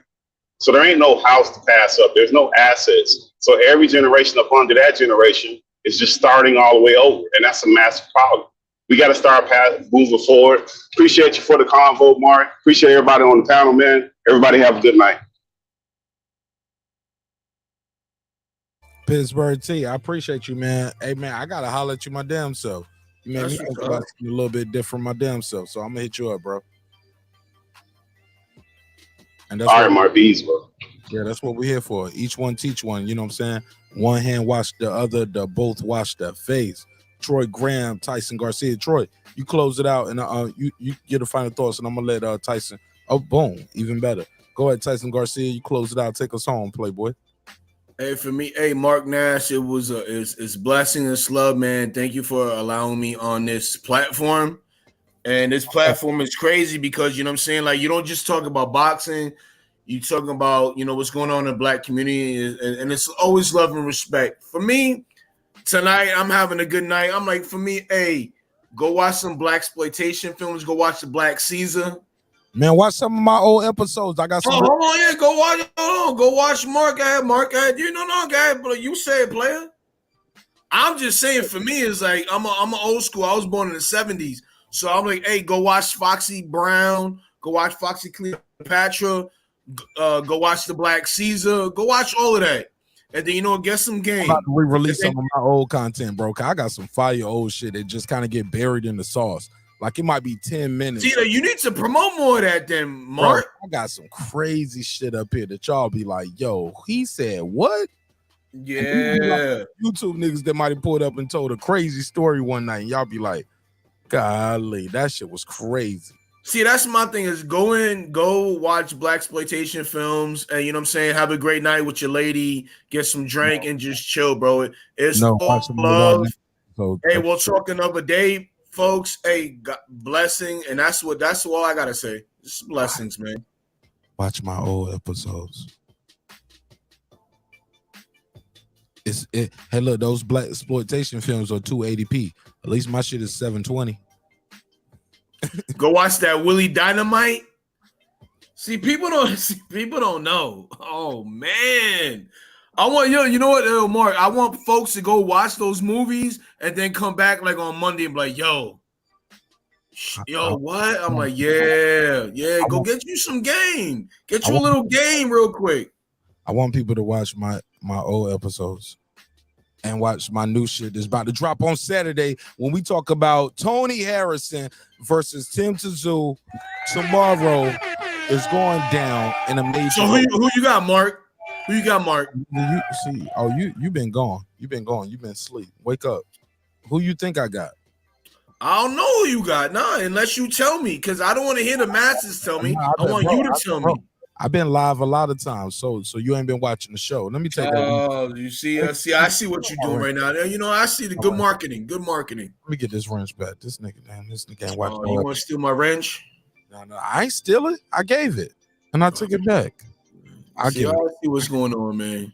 Yeah, man. You man. I thought you earned that shit, man. This nigga ain't even been watching. I see what's going on right now. You know, I might boycott you, man. Yeah, go ahead. That's what y'all know. I see what you're doing with the light skins right now. Yeah. See, I seen the little jabs. I got to give you a hard time, man, because you. Hey, it's all. Hey, you know what, bro? I'm a fan of your channel, bro. I haven't, talked to you that much, but you know what? You're always solidified, bro. You're always doing a great thing, bro. Everybody you have on is very knowledgeable about the sports and entertainment. So is you. So, hey, man, there's none but blessings. Thank you for having me. I appreciate it. Hey, look, my G. Who do you got winning Tszyu versus Tony Harrison tomorrow, live in Australia? I believe it's on Showtime, 10:30. So everybody's saying Showtime. I'm gonna throw a monkey wrench right now. Harrison's gonna win split decision. Put a case on it. He gonna split decision. Split decision. You know what? You never heard of it. Homie's gonna get cut real quick, and then I'm like, oh, he might go down, but he's not gonna be able to finish it. Hold on. So you say so that sounds like a TKO though, what you just described. No, the refs ain't gonna stop it. It's just he gonna have him bloody. Yeah, he's gonna have him bloody, and then he's not gonna be able to finish it. He ain't gonna be able to stop him, but he gonna have him. No, it's decision, split decision. Because he's still gonna. Is he gonna drop Tony Harrison? Nah, you know what? I'm gonna throw this in. I'm you know what? I'm gonna elude. You know what? I'm gonna do this for the crowd. He might. It might be a phantom knockdown. It might be a phantom knockdown. Like, I don't know if he knock him down. I don't know. I'm sure. Count it. They're gonna count a Tony Harrison knockdown, and he ain't even. Tony Harrison gonna be standing up looking like Tony. Hey, they're gonna be like, did his glove hit the pave? Did his glove hit the mat? Tony Harrison gonna be standing up like, what the fuck? I ain't even get for that. Like, nigga, I'm good. Tony Harrison gonna start doing jumping jacks, and that bitch showing. Yeah, Tony, I don't like all the playing around Tony Harrison been doing. Nah, it's gonna be split decision. I hope this is just gamesmanship, but I wish he was taking this shit more seriously. But some would say, Mark, he's taking it seriously. He made the weight. He's there. He's not taking it seriously because you know why? Because they're probably behind the scenes. They're paying him some more money. Who is that? We gotta put a case on it. You got a conspiracy theory, nigga? Hold on. Wait a second. Just like we all know in boxing, hold up. What there's people behind the scenes that were like, hey, you know what? Instead of 1 million, we're gonna pay you 2 million. What are you willing to do? 2 million to lose? Like, hold up. Don't be hold on, wait. Don't be surprised because I'm gonna call in. If it happens, I'm gonna call in and I'm like, hey, what did I tell you? I'm not gonna yell. I'm not gonna say nothing to nobody. I'm like, yo. You sound like you already got like you setting in your own confirmation bias, my G. Like, yeah. baby boy, listen to this, and I'm about to tell you some real shit. Whatever the thinker thinks, the prover will prove. Okay. Whatever the thinker thinks, the prover will prove. You sound like you building up your own confirmation bias, Playboy. Like, so whatever happens, you're gonna be right on either way. You know what I'm saying? Like, that shit is kind of weird. Like, you already got a built-in conspiracy theory. We ain't seen nothing nefarious to suggest that. Like, Devin Haney had he beat Kambosos twice, didn't drop him, didn't knock him out, didn't have him wobbly doing the stanky legs. Because he couldn't. Because he couldn't. Haney's a great fighter, but he couldn't knock out Kambosos. He couldn't. Yeah, but a lot of people saying you would have to knock a guy out to win over there. They even asked Tony Harrison that in the build-up to this in Australia. They was like, people are saying you got to knock him out to win. They asked him that. Like, that's the narrative that's going on. No, okay. Well, so this is what happens. So when people say that, those are people that never fought before. So they're like, hey, this is what you need to happen. So it's crazy. It's like Stephen A. Smith is like, hey, you know what? You got to score 40 points a game to be the best player ever, right? Just hypothetically speaking. Get the fuck out of here. What are you talking about? No, when you're there, when you're fighting somebody, shit is rushing. If you think nobody in the mob or whatever the case may be has no hands in this fight coming on right now, you're tripping. I guarantee you there's gonna be a discrepancy in the fight, and they're gonna wind up fighting again. Guarantee. Really? Whoa. Guarantee. Put a case on it. You think it's not going to be clean as you think it is. Like, that's why. I don't think it's no rematch clause in this shit. If so, it's only a one-way rematch clause. But as far as I know, I haven't heard anything about a rematch clause. Because if you think about it, fighters, right, who are they supposed to fight? They're not fighting these guys, right? They're making more money on I beat you, so let me fight you again. My nigga, understand this. If they do have a rematch clause and Tim Tszyu win, it's gonna be later down the line. No, absolutely, yeah, but also too that generates more money. No, fuck that. Him fighting Jermell Charlo next is gonna generate all the money. That's for undisputed. That's what he gonna do next. Like, if he wins, whether it's by hook or crook, he's fighting Charlo next, dog. I don't think that's gonna happen. By hook or crook, if he wins this shit, they're not gonna say, well, before you fight Charlo, we need to see you fight Harrison again because we thought. No, what's gonna happen is nigga. Charlo, they're gonna look at the money, right? They're like, okay, what can we generate for Charlo? Say $5 million. But if you fight this guy who almost beat you or he beat you, it's $15 million. They're gonna take that. I'm confused. They're gonna definitely take that. So basically, Charlo hand gets better. You think Charlo is a great fighter? Let me set the question up.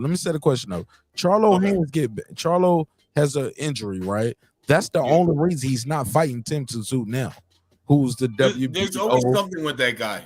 Bro, listen. No, it's not. Stop it. Jermell Charlo. You got him mixed up with Jamal Charlo. Jermell Charlo been fighting all his mandatories, been out here belt collecting. Let's not do that. He did everything he's supposed to do. And he's been doing it the right way. He ain't got no PED scandals. He fighting the champions. He beating the champions. He got a draw. He didn't have to fight Castaño again for undisputed. He could have just fought a mandatory then. He chose to fight Castaño for the rematch in the fight that many people said he lost to Castaño. So like that's my. What do you think? Do you think he lost? That first fight? Hell yeah. I thought he lost by like 1 point. Okay. Fair enough. 1 point, maybe a draw. But that fight was so good, and I thought that shit was a close fight. And I wasn't mad that they ran that shit back. I hate that it got postponed because I think that's what fucked up the drive. And like when you gotta reschedule a fight, bro, and then you reschedule it in a whole nother state. They rescheduled it from Texas to what, California? Come on, bro. You fucked up the money. The money's fucked up.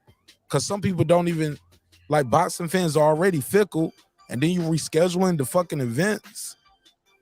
Man, that's My fucking my thing is this bro. though. Like, why would you reschedule it in another state though? Nah, because you already probably burnt the bag in that state. Niggas ain't gonna try to do it twice. Like it ain't like it sold out real quick on the first drop anyway.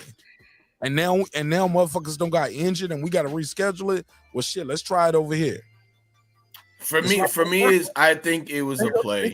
I think it was a play. Bro, think of boxing as a traveling circus or a carnival sometimes. Yeah. Not saying it is, but think about it in the minds of the fans. The fans look at it as a traveling circus and a carnival. They think the shit fixed half the time anyway. You know why? Because people who love the shit tell them it's fixed half the time anyway. Okay.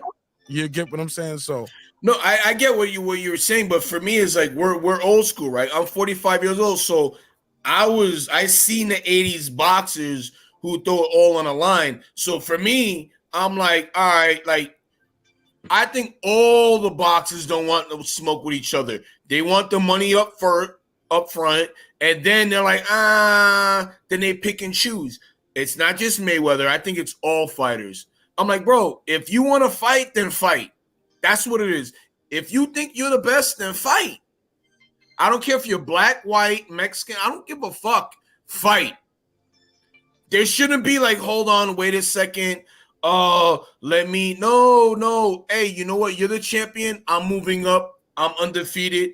I should be able to fight you. And you shouldn't be able to turn that fight down. That's how it should be.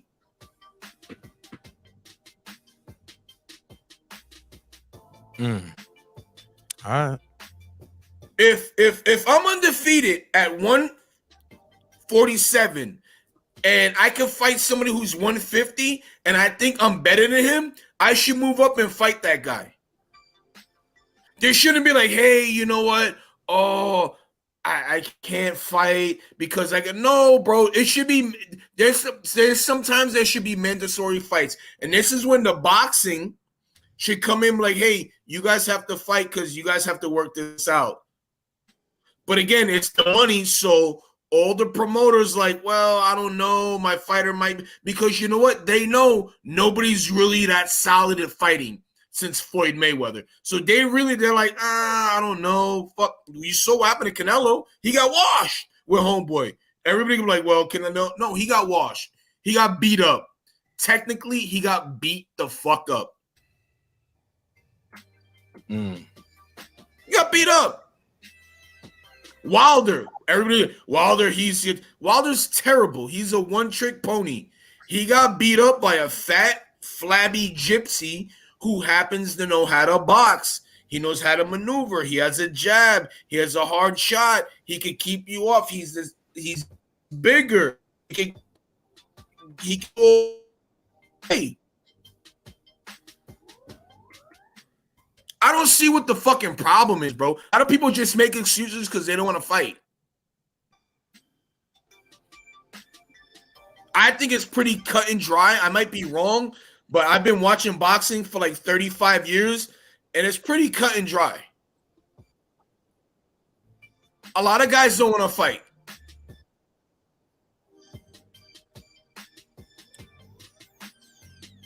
Mark, you're maybe my age, maybe I don't know, but you know about boxing. You have a channel. Like maybe you give me some substance. What do you think?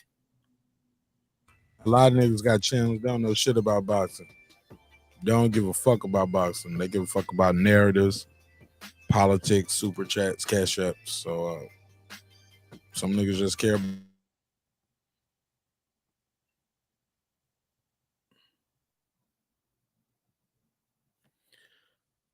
Can you hear me? You froze.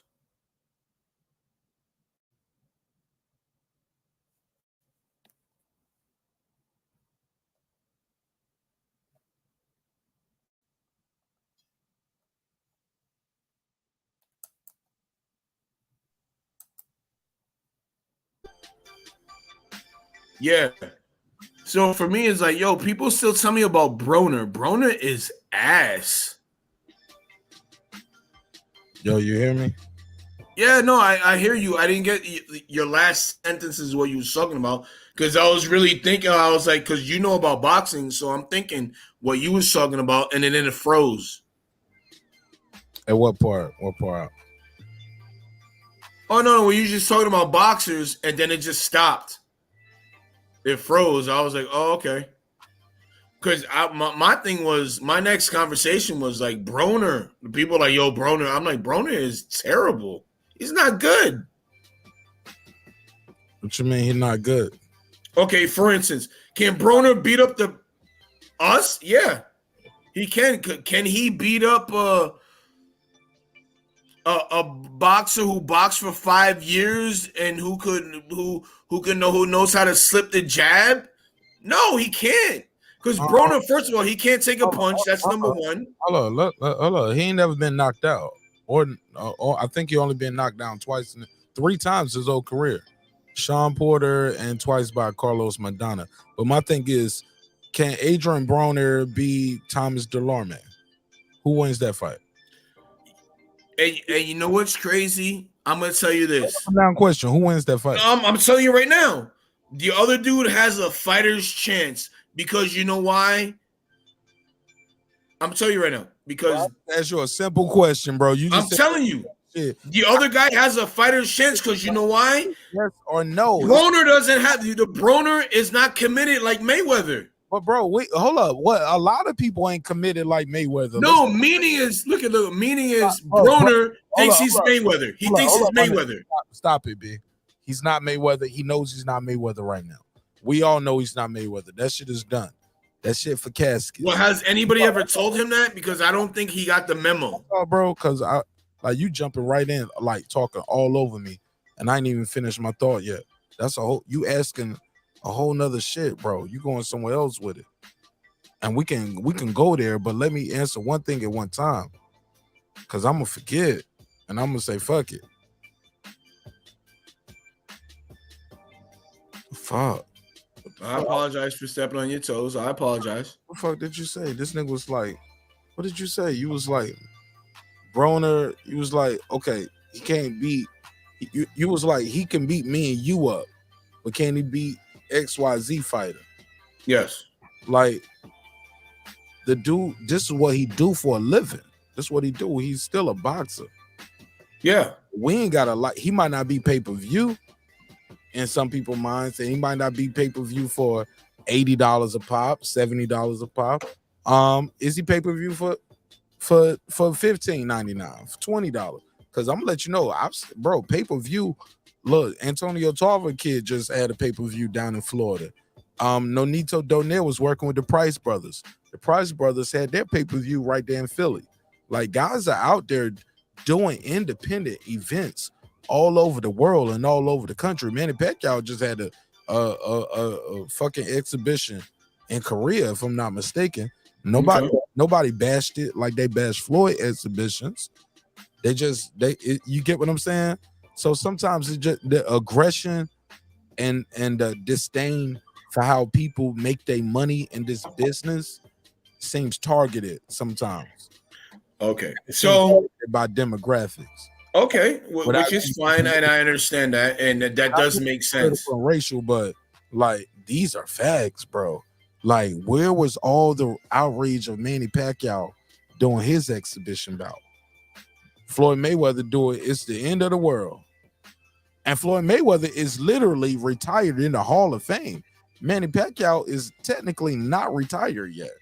He's still active, last time I heard. Yeah, but Mark, I wasn't talking about Floyd. I was talking about Broner. I'm talking to the world. Oh, okay.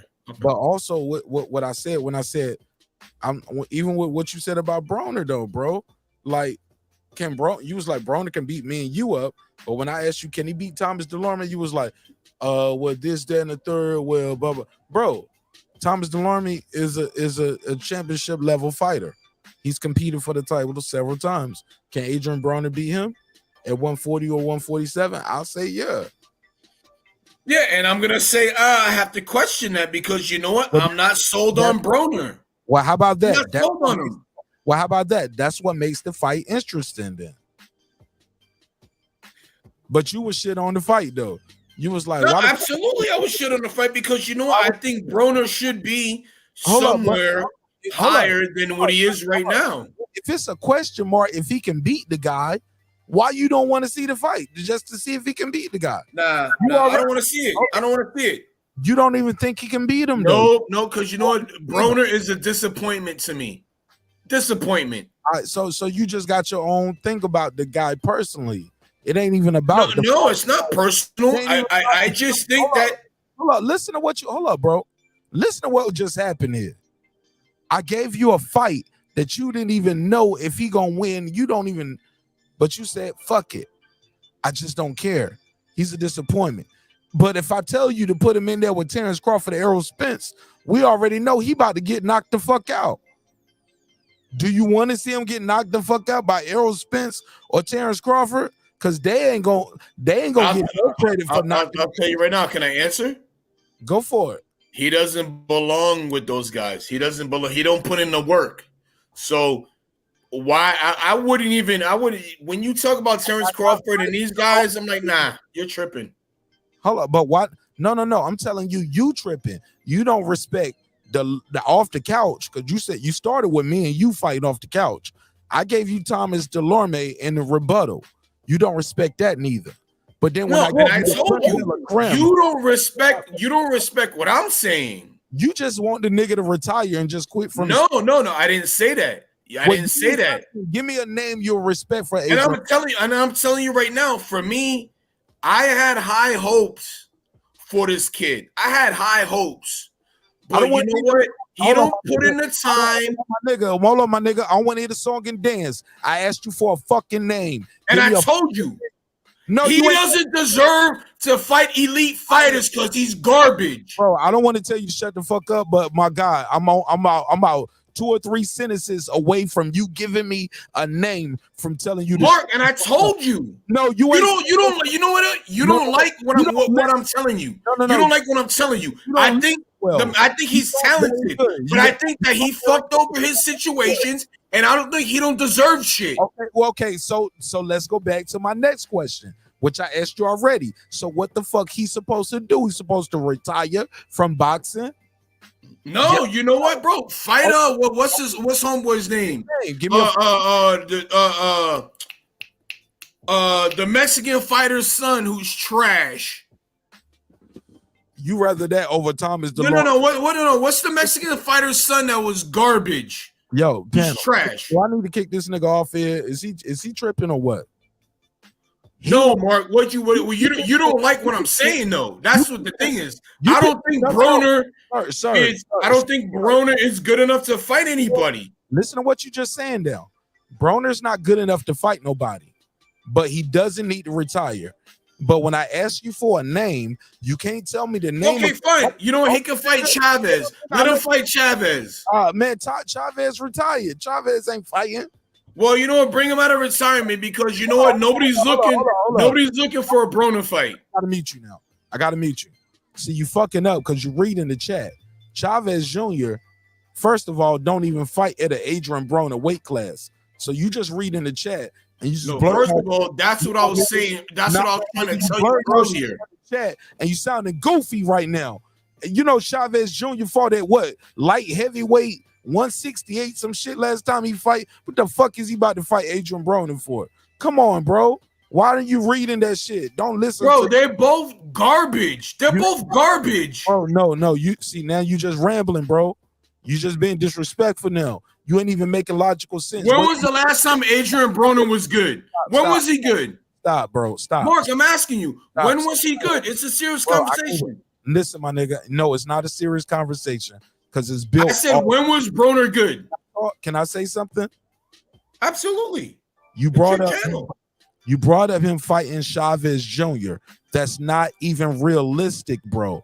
So let's stop, bro. Stop trying to make it make sense and dig your way out the shit, bro. No, I'm not trying to dig nothing. I'm just saying. Stop. You moved the goalpost with talking about him fighting Chavez Jr. to saying, well, when was the last time he was good? Nigga, you look at hold on, wait. Bro. You're upset that the fact that I don't think Broner is good anymore. That's what you're upset that I'm saying Broner's not good anymore. Should he fight Jake Paul? No, stop, bro. You insulted me and you disrespecting my intelligence and my audience. You talking about a guy. I'm not, Mark. Come on. Did you say Chavez Jr., a guy fight at 160 and 168 fighting Adrian Broner? Did you? They're both garbage. So you playing with me? I gotta go. Show over, man. I can't even play with you with this. Like, bro, I can't even play with you on this, bro. I'm too serious for this. I take Mark. What's happening is you're getting mad because I have an opinion. No, sir. No, I'm getting mad that you don't understand weight classes and your opinion of the skill level of the fighter don't mean shit. I don't think Adrian Broner is good anymore. Nigga, you said you listen, my brother. On some I'm real listening, Mark. I'm listening. I'm respecting. I'm listening. You can't listen and talk at the same time. Once I know you listening when your mic go on mute. How about that? Let's play that game. My G. You're talking about a guy who's training and fighting for a fight at 147, fighting a guy who can't even make weight at 160 or 168. Like, and your rebuttal to that is, well, they're both garbage. No state in the United States is about to sanction that fight, bro. And this guy, Adrian Broner, is trying to fight. The other guy don't even fight. As far as I know, I thought he was retired. And you bringing up Chavez Jr., and now you standing on this point, you belaboring this point, you trying to make it make sense of a guys who fight at 140 and 147 to a guy who fight at 168 and 175. Like, bro, it doesn't make sense. And that's when I say, I got to exit the show. It's not making sense. And you're trying to make it make sense by saying their skill level, well, they both garbage, let them fight. 147 versus 175. They both garbage. Then what about Jake Paul? What about bro? I can't play these games with you. I gotta go. I love you, bro. But I'm gonna give you final thoughts, but I can't play that game with you. It's too late for that. Got final thoughts though. 2 minutes on the clock. Go ahead. No, what I'm saying is I don't care who it is, whether it's Chavez, hold on. because it's okay. Wait a minute. It's gonna mute your mic when I start that clock. Okay. Unmute your mic. Go ahead. Unmute your mic. There you go. That's it. Chavez is a big name. They might make money. You should take that fight. I don't give a fuck what they weigh. They're both trash. I thought Broner was nice. Then you know what? His arrogance got in the way, and then he thought he could beat Mayweather. Terrible thinking. You're not even on that level. You're a loser. You got beat up. That's what happens to you. So who can he fight right now? Who's willing to fight him? So, if you want to make some bread, fight one of the Paul brothers to make some money, because you're not going to make money fighting these top-ranked boxers. You're not going to fight Mayweather. You're not going to fight Haney. You're not going to fight fucking any of these other guys. So what are you going to do? That's my point. So I understand what you're talking about. I understand exactly what you're talking about. He will get washed by a lot of other boxers. Would he fight Garcia? Would he fight the other guy who fought Tank just last fight? I would like to see it. Do I want to see it? No. No interest in watching fucking this dude fight at all. Nothing. Trash. Get him out of here. Get him out of here. He's a disrespect to boxing. If you're not respecting the sweet science, get out of here. That's my thing. That's my last words. That's all that is.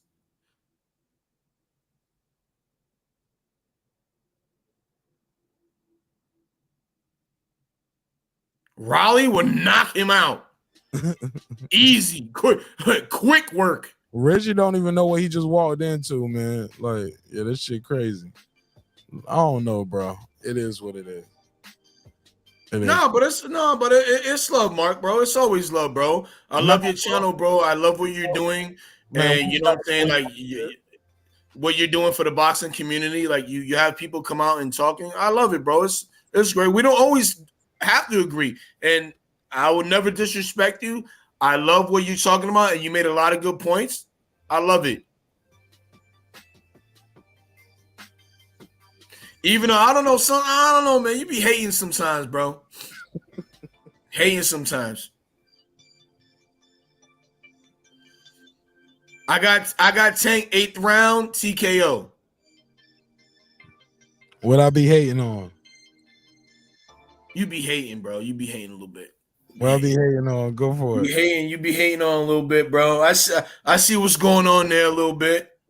What We'll I talk be- after the Tank fight. We'll Nah. talk after the Tank fight. Hold on, bro. We can't give the fans that real quick right now. Let them speculate. Let them speculate.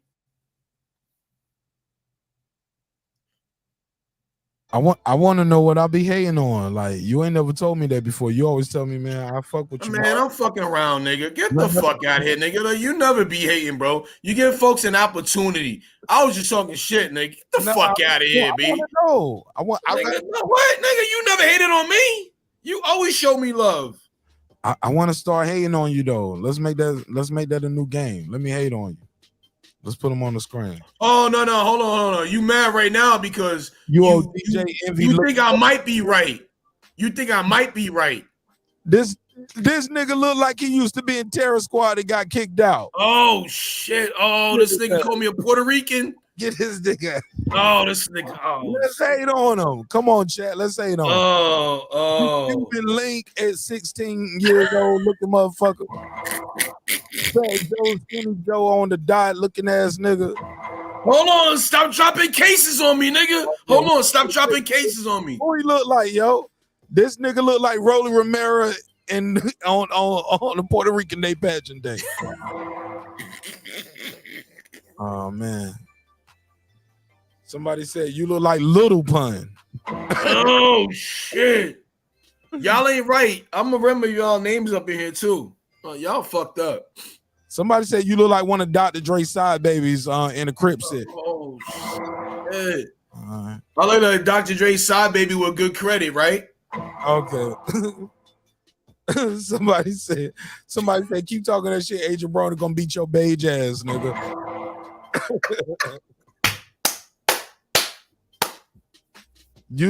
Somebody said you look like a Puerto Rican that's saying that's still a Trump voter.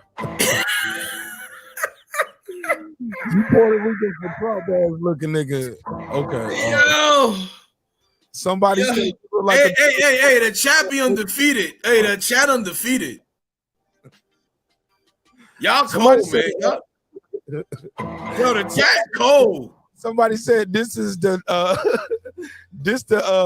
dash cam from First 48. You the nigga that's sleeping, I guess. All right, they going at you. Somebody said man. Ninja Turtle looking ass nigga. Hold on. Yo. The chat's undefeated. I love it. No, I love it. Hey, you know what? I love it. Shit. That's what I'm talking about. Hey, anything that brings traffic over here, hey, that's what I'm talking about, bro. Somebody said you look like Rolly Romero stunt double. Okay. Somebody said you just hating on Ryan Garcia because he got the slot early at Golden Boy Promotions.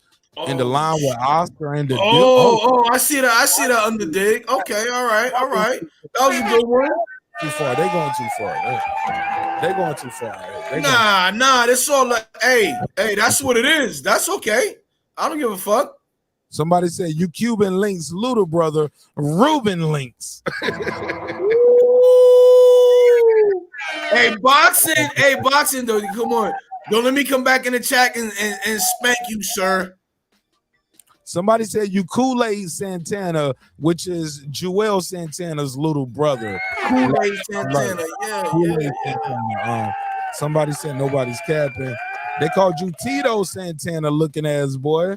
Ooh, there you go. Oh yeah, they going in. That's what's up. Nah. Hey, that's love, man. Hey, I appreciate it. Thank you. All right, the chat's undefeated. Mark, the chat's undefeated. Hey, that's what it is. My camera off when they start getting on me. Y'all niggas got to pick on. Niggas told me they said Martin Ash, you got that raccoon fur looking ass jacket ass nigga. Oh, I didn't want to say nothing about your jacket, but for sir. Oh nah, nigga, I'm here for the jokes, nigga. Nah. Joke. Roast me, roast the host. Hey, Mark, bro. Hey, man, I appreciate you having me on, bro. I appreciate that. Thank you. Somebody said Martin Ash looking at that fake ass Rolly like, damn nigga, that shit's still ticking. Still ticking, yep. Somebody said, I got a coon jacket. Ain't nothing but coon fur around the hood. Your avatar does look like the Pretty Ricky nigga. Pretty Ricky, what they call him. Somebody said Martin Ash was looking at the clock to see how much time before the Beijing dye ran down his forehead. Hey, so Mark, right now, who you got winning who do you got winning the tank fight? I haven't made a pick yet, sir. See, you guys see this, man. You good. All right, word. I know my pick is valuable, nigga. I'm a Nah, I know it is. That's all. I try to get it right now. I'm dropping gems out here a little early. I'm dropping Easter eggs. But low key between me and you, if you've been following the show, you know Team Garcia is definitely a friend of the show. No, I follow you. I know. I just wanted to get something solid, solidified from you. I have Ryan Garcia on the show. And I'm going to reserve my pick to make my pick right in front of Ryan Garcia himself. Because I was supposed to have him on the show. I remember talking to Rooster. Rooster told me, man, when this fight, because he didn't say if, he said when this fight happens, I'm gonna get Flash on your show, because they still call him Flash, and they start get Flash to come on your show. You know, he said just keep doing what you're doing. You know what I'm saying? Yeah. Well, sir, we're in that. You know, I wish you the best, and you know what? Hey, continue to do what you're doing, bro. Yo, you're doing an amazing job.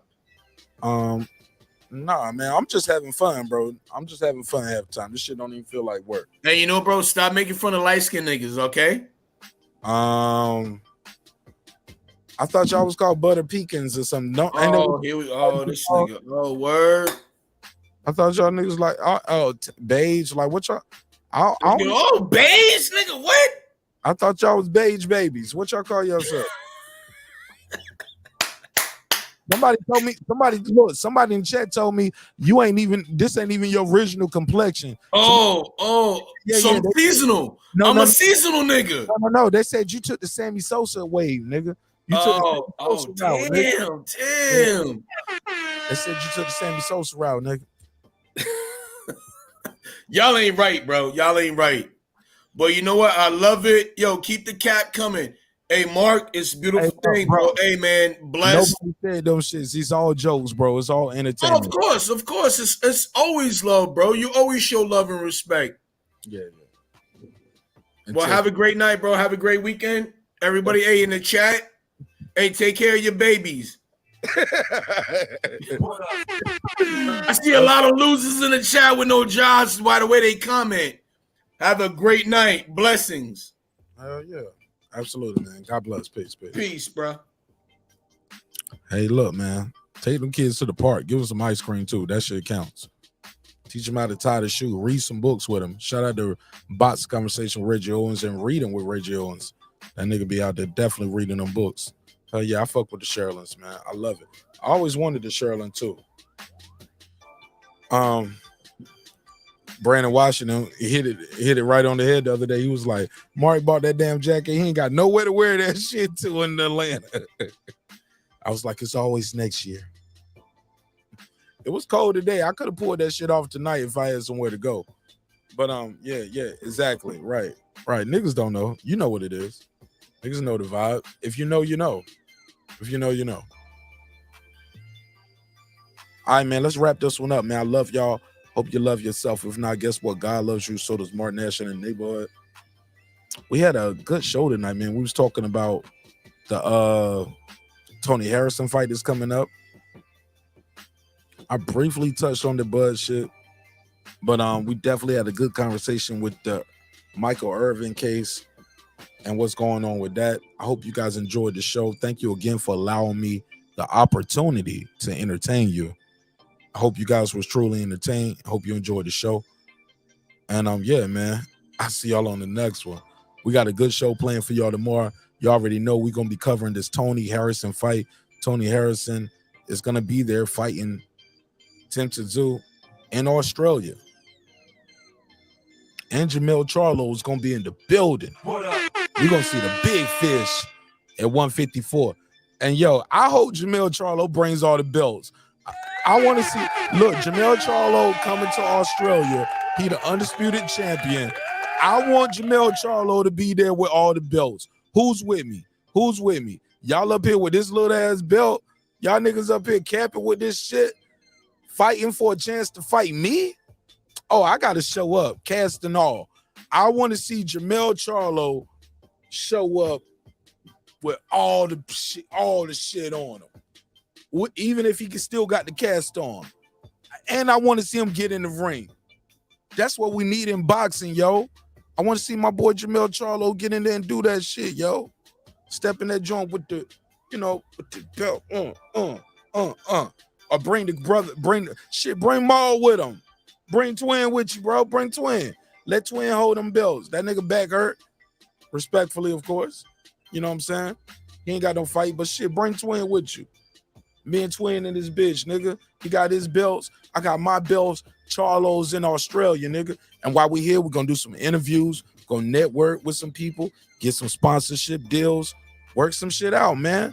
I want to see that worldwide hustle, man, with my boxing brothers out here, man.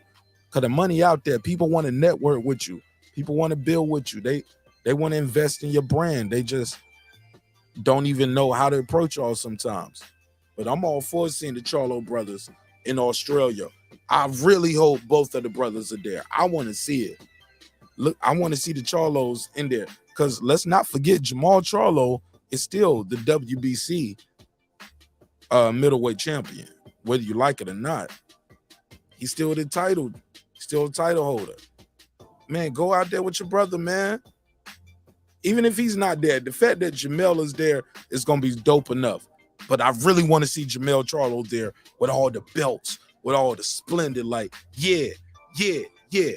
I'm that dude. They all fighting to come get this. They want to see this. They want this glory. They want this undisputed. And I got it all. Let's go, Jamel. Shout out to Jamel Charlo for knowing his position. And shout out to Showtime, too, for putting this on for us. So I'm super excited about that shit. I'm definitely looking forward to seeing Jamel Charlo do an interview and give his take on the event in Australia. Is he gonna be Charlo, like going in? Is he gonna be humble Jamel? Because Jamel Charlo can be very humble. Like if you talk to him, he's just super respectful dude, man. Like he's such a real dude, man. From all accounts, from what I got, he's super solid. Like he's one of those guys where you don't even want to cut the camera on or cut the mic on because you're like he gonna look at you like, damn, man, what you want to record everything? Like he's one of those dudes that you just want to have a conversation with him. And we all know it's a lot of those guys out there like that too. You know what I'm saying? Some real ones, man. Some real ones out there. And I definitely think the Charlo brothers are two of them real ones out there. I fuck with them. Definitely want to see them more active, though. Hate the injuries, but that's a whole nother conversation, and we can't control injuries in boxing. It's part of the game, man. More injuries happen in training and sparring than anything. That's why I had the survey the other day, and I asked y'all, I believe I asked y'all, dude, did I save it? I think I screenshot it and I saved it. Boom, here you go. I think I asked y'all, how many of y'all even think the fight is still going to happen? People was telling me, Martin Nash, this shit going to get canceled. No, that's not it. That's the pay-per-views. People were telling me, Martin Nash, this shit going to get canceled due to injury and all of that other shit. People just thought the fight was just going to end on some other shit. Let me see. Is it on the desktop? I think it might be right here. Look at how many people thought the fight just ain't gonna happen. Is this it? Nah, that ain't it. It's the same thing. Hold on. I got it somewhere though. Thought I took a screen grab of this. People was like, yeah, man, this shit still gonna shit gonna get called off because of injury. Well, I can't find it. Well, that's neither here nor there. Love y'all. Hope you love yourself. If not, guess what? God loves you. So does Martin Nash in the neighborhood. Always remember, dreams require sleep. Goals require effort. You can go to the description block of this and every video. I'm working on my website right now. Like I said, I'm gonna be doing more articles. I'm gonna be writing more. Be doing more members only videos, shorter lives, but they're gonna be quick lives. They're gonna be good lives. I'm gonna be on time. I want to respect y'all time because I want y'all to respect my time. We're gonna have a good time. Whoa, wrong video, wrong clips. And we're gonna have a good time. Did I miss anything in the chat? Anything? Much appreciation. Yo, Martin Nash in the chat. So I love my brother. Al Hammond control injuries according to narratives. Damn, he that good, right? Right, Pittsburgh T. That's why I'm saying, man, I want to get back into my journalism, man. I love writing as well. You know what I'm saying? So yeah, so that's what I'm gonna be doing on my website as well. Love to do that too. But I'm gonna start out with small shit. I know niggas got short attention span, so it'll only be a couple paragraphs at first, but that's gonna be the shit to let y'all know what I'm gonna be talking about tonight. I'm gonna just spend more time investing in my website because I know YouTube can just go away tomorrow. So I just want to invest in my website, the videos, like shit we did tonight. Like I might take it off YouTube, but I still might have the video up on my website. Also, when we do music reviews, I'm gonna just be able to play what the fuck I want to play. You know what I'm saying? Because it's just gonna be on the website without fucking with what we're doing on the channel and cutting off my communication with my core base. So yeah, I'm teaching y'all right now in real time. Because everybody's trying to figure out how to get over that hump. How to, get the content to your core base without losing your core base because YouTube just cut your wood off. You know what I'm saying? So the key is the website, brothers and sisters. Get your website. And even within, it's a way to share the content without stealing nobody's content. But we'll put that on members only as well. I love y'all. Hope you love yourself. Let me do this neighbors only roll call. Let's close this shit out because without the neighbors, the show would not be the show at this level. And I really appreciate y'all, and I thank God for y'all. I ain't just saying that because it sounds away. Nah, I mean that. Because a lot of y'all are meeting in person, and for the most part, everybody's been cool people. Like, actually, I haven't had too many bad experiences, but I've had a couple. But for the most part, everybody been super solid. What up? But I attribute that to being a good judge of character. So y'all don't let me down, all right? C. Jones 0224. What up? Tony Boswell. What up? Skins Rants. What up? Kansas City Mac. What up? Patricia Shelton. What up? Ace Retro. What up? That guy Clips 330. What up? Ben Adams. What up? Miss Queen Sunkiss. What up? Rockman. What up? Juan Davila. What up? Beyond the Ring with Nonito and Rachel Donaire. What up? True Media Today, USA Boxing. What up? Puro. What up? Stephen Bateman. What up? Food Revolution. What up? KP from KC5. What up? TJR. What up? Matt Wade. What up? DJ. What up? Karma Serene. What up? Go Status Boxing. What up? Taint the Sweet Science Examiner. What up? Beyond Above Media. What up? Pittsburgh T. What up? SF City Slucker. What up? I Know Boxing. What up? Boxing Lounge. What up? It's Mex. What up? Mike from Boston. What up? Here to There. What up? Ride of the Storm. What up? Matty Yoel. What up? Did I say SF City Slucker? What up? Taylor Bell. What up? Matty Yoel. What up? Cliff Bailey. What up? Con Shonery. What up? Lisa Bell. What up? Cooking with the Champ. What up? On the mic with Terrence Bailey Sr. What up, gangsta? H.O.D.Z. What up? Cooking with Sir Senior. What up? Brandon Washington. What up? Lady Shan Dun Dim season my UK girl all the way in London town. What up, gangsta? D Bevel the Champ. What up? And of course, the big fish himself, my good brother Derek Lincoln, aka member number 1. What up, gangsta? Love y'all, man. I mean that shit, man. I mean that shit for real, yo. Thank y'all, man. Thank y'all for supporting the show in a major way. Without y'all, we wouldn't be able to do the shit like this all the day, every day, all the day long. Like my grandma used to say. All right. So I see y'all on the next episode. We're gonna cover that fight tomorrow. Man, I gotta set my my Facebook back up. Lost a lot of people who are still trying to find the show now from Facebook, but they used to find me on those Facebook groups. But yeah, my Facebook got taken down with that Roy Jones video, man. Roy Jones is a star. Niggas took my whole Facebook. I can't. Every time I try to send them the message to recover it, that shit don't even go through. It says message encounter, error occurred. You do not connect to the server. Access denied. All kind of shit. But they told me I got 30 days to rebut it, but the shit don't never go through. No matter what I tried it from the phone, from the laptop, from somebody else's phone, somebody else's laptop. Yeah. I'm going to be one of them people that's starting a new Facebook group.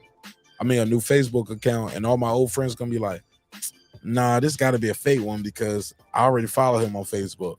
I was like, yo, yeah, I was one of those people, not following people on Facebook. And it don't help that I got these new dope-ass pictures and avatars. Niggas gonna be like, nah, that ain't Martin Nash. I ain't never seen that nigga that fresh. That nigga got a whole new hairline. I love y'all, man. I see y'all on the next one, man. Good night, man. And good morning, depending on wherever you are in the world. I'll see y'all later. It's your man Nash Breaking Beats. Peace.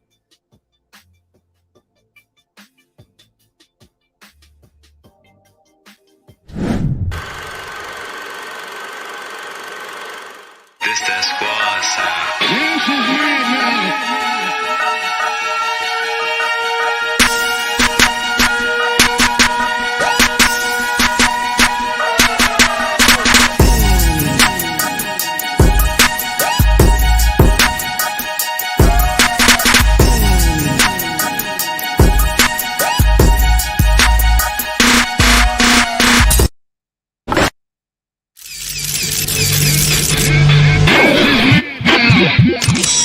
I built this shit. Me. Brick by brick. And I'll be damned if I let you tear it down just because you don't like the way another nigga talk. Subscribe. I don't care how many subscribers he has. Support him. So he made all this possible. He made this possible. Nah, Dr. Mark, God made this possible, and so did viewers like you. I see y'all on the next episode. Tune in for members only, man. I got some new dope members only content dropping just for y'all. So, and it's gonna be available to all levels. All right, peace.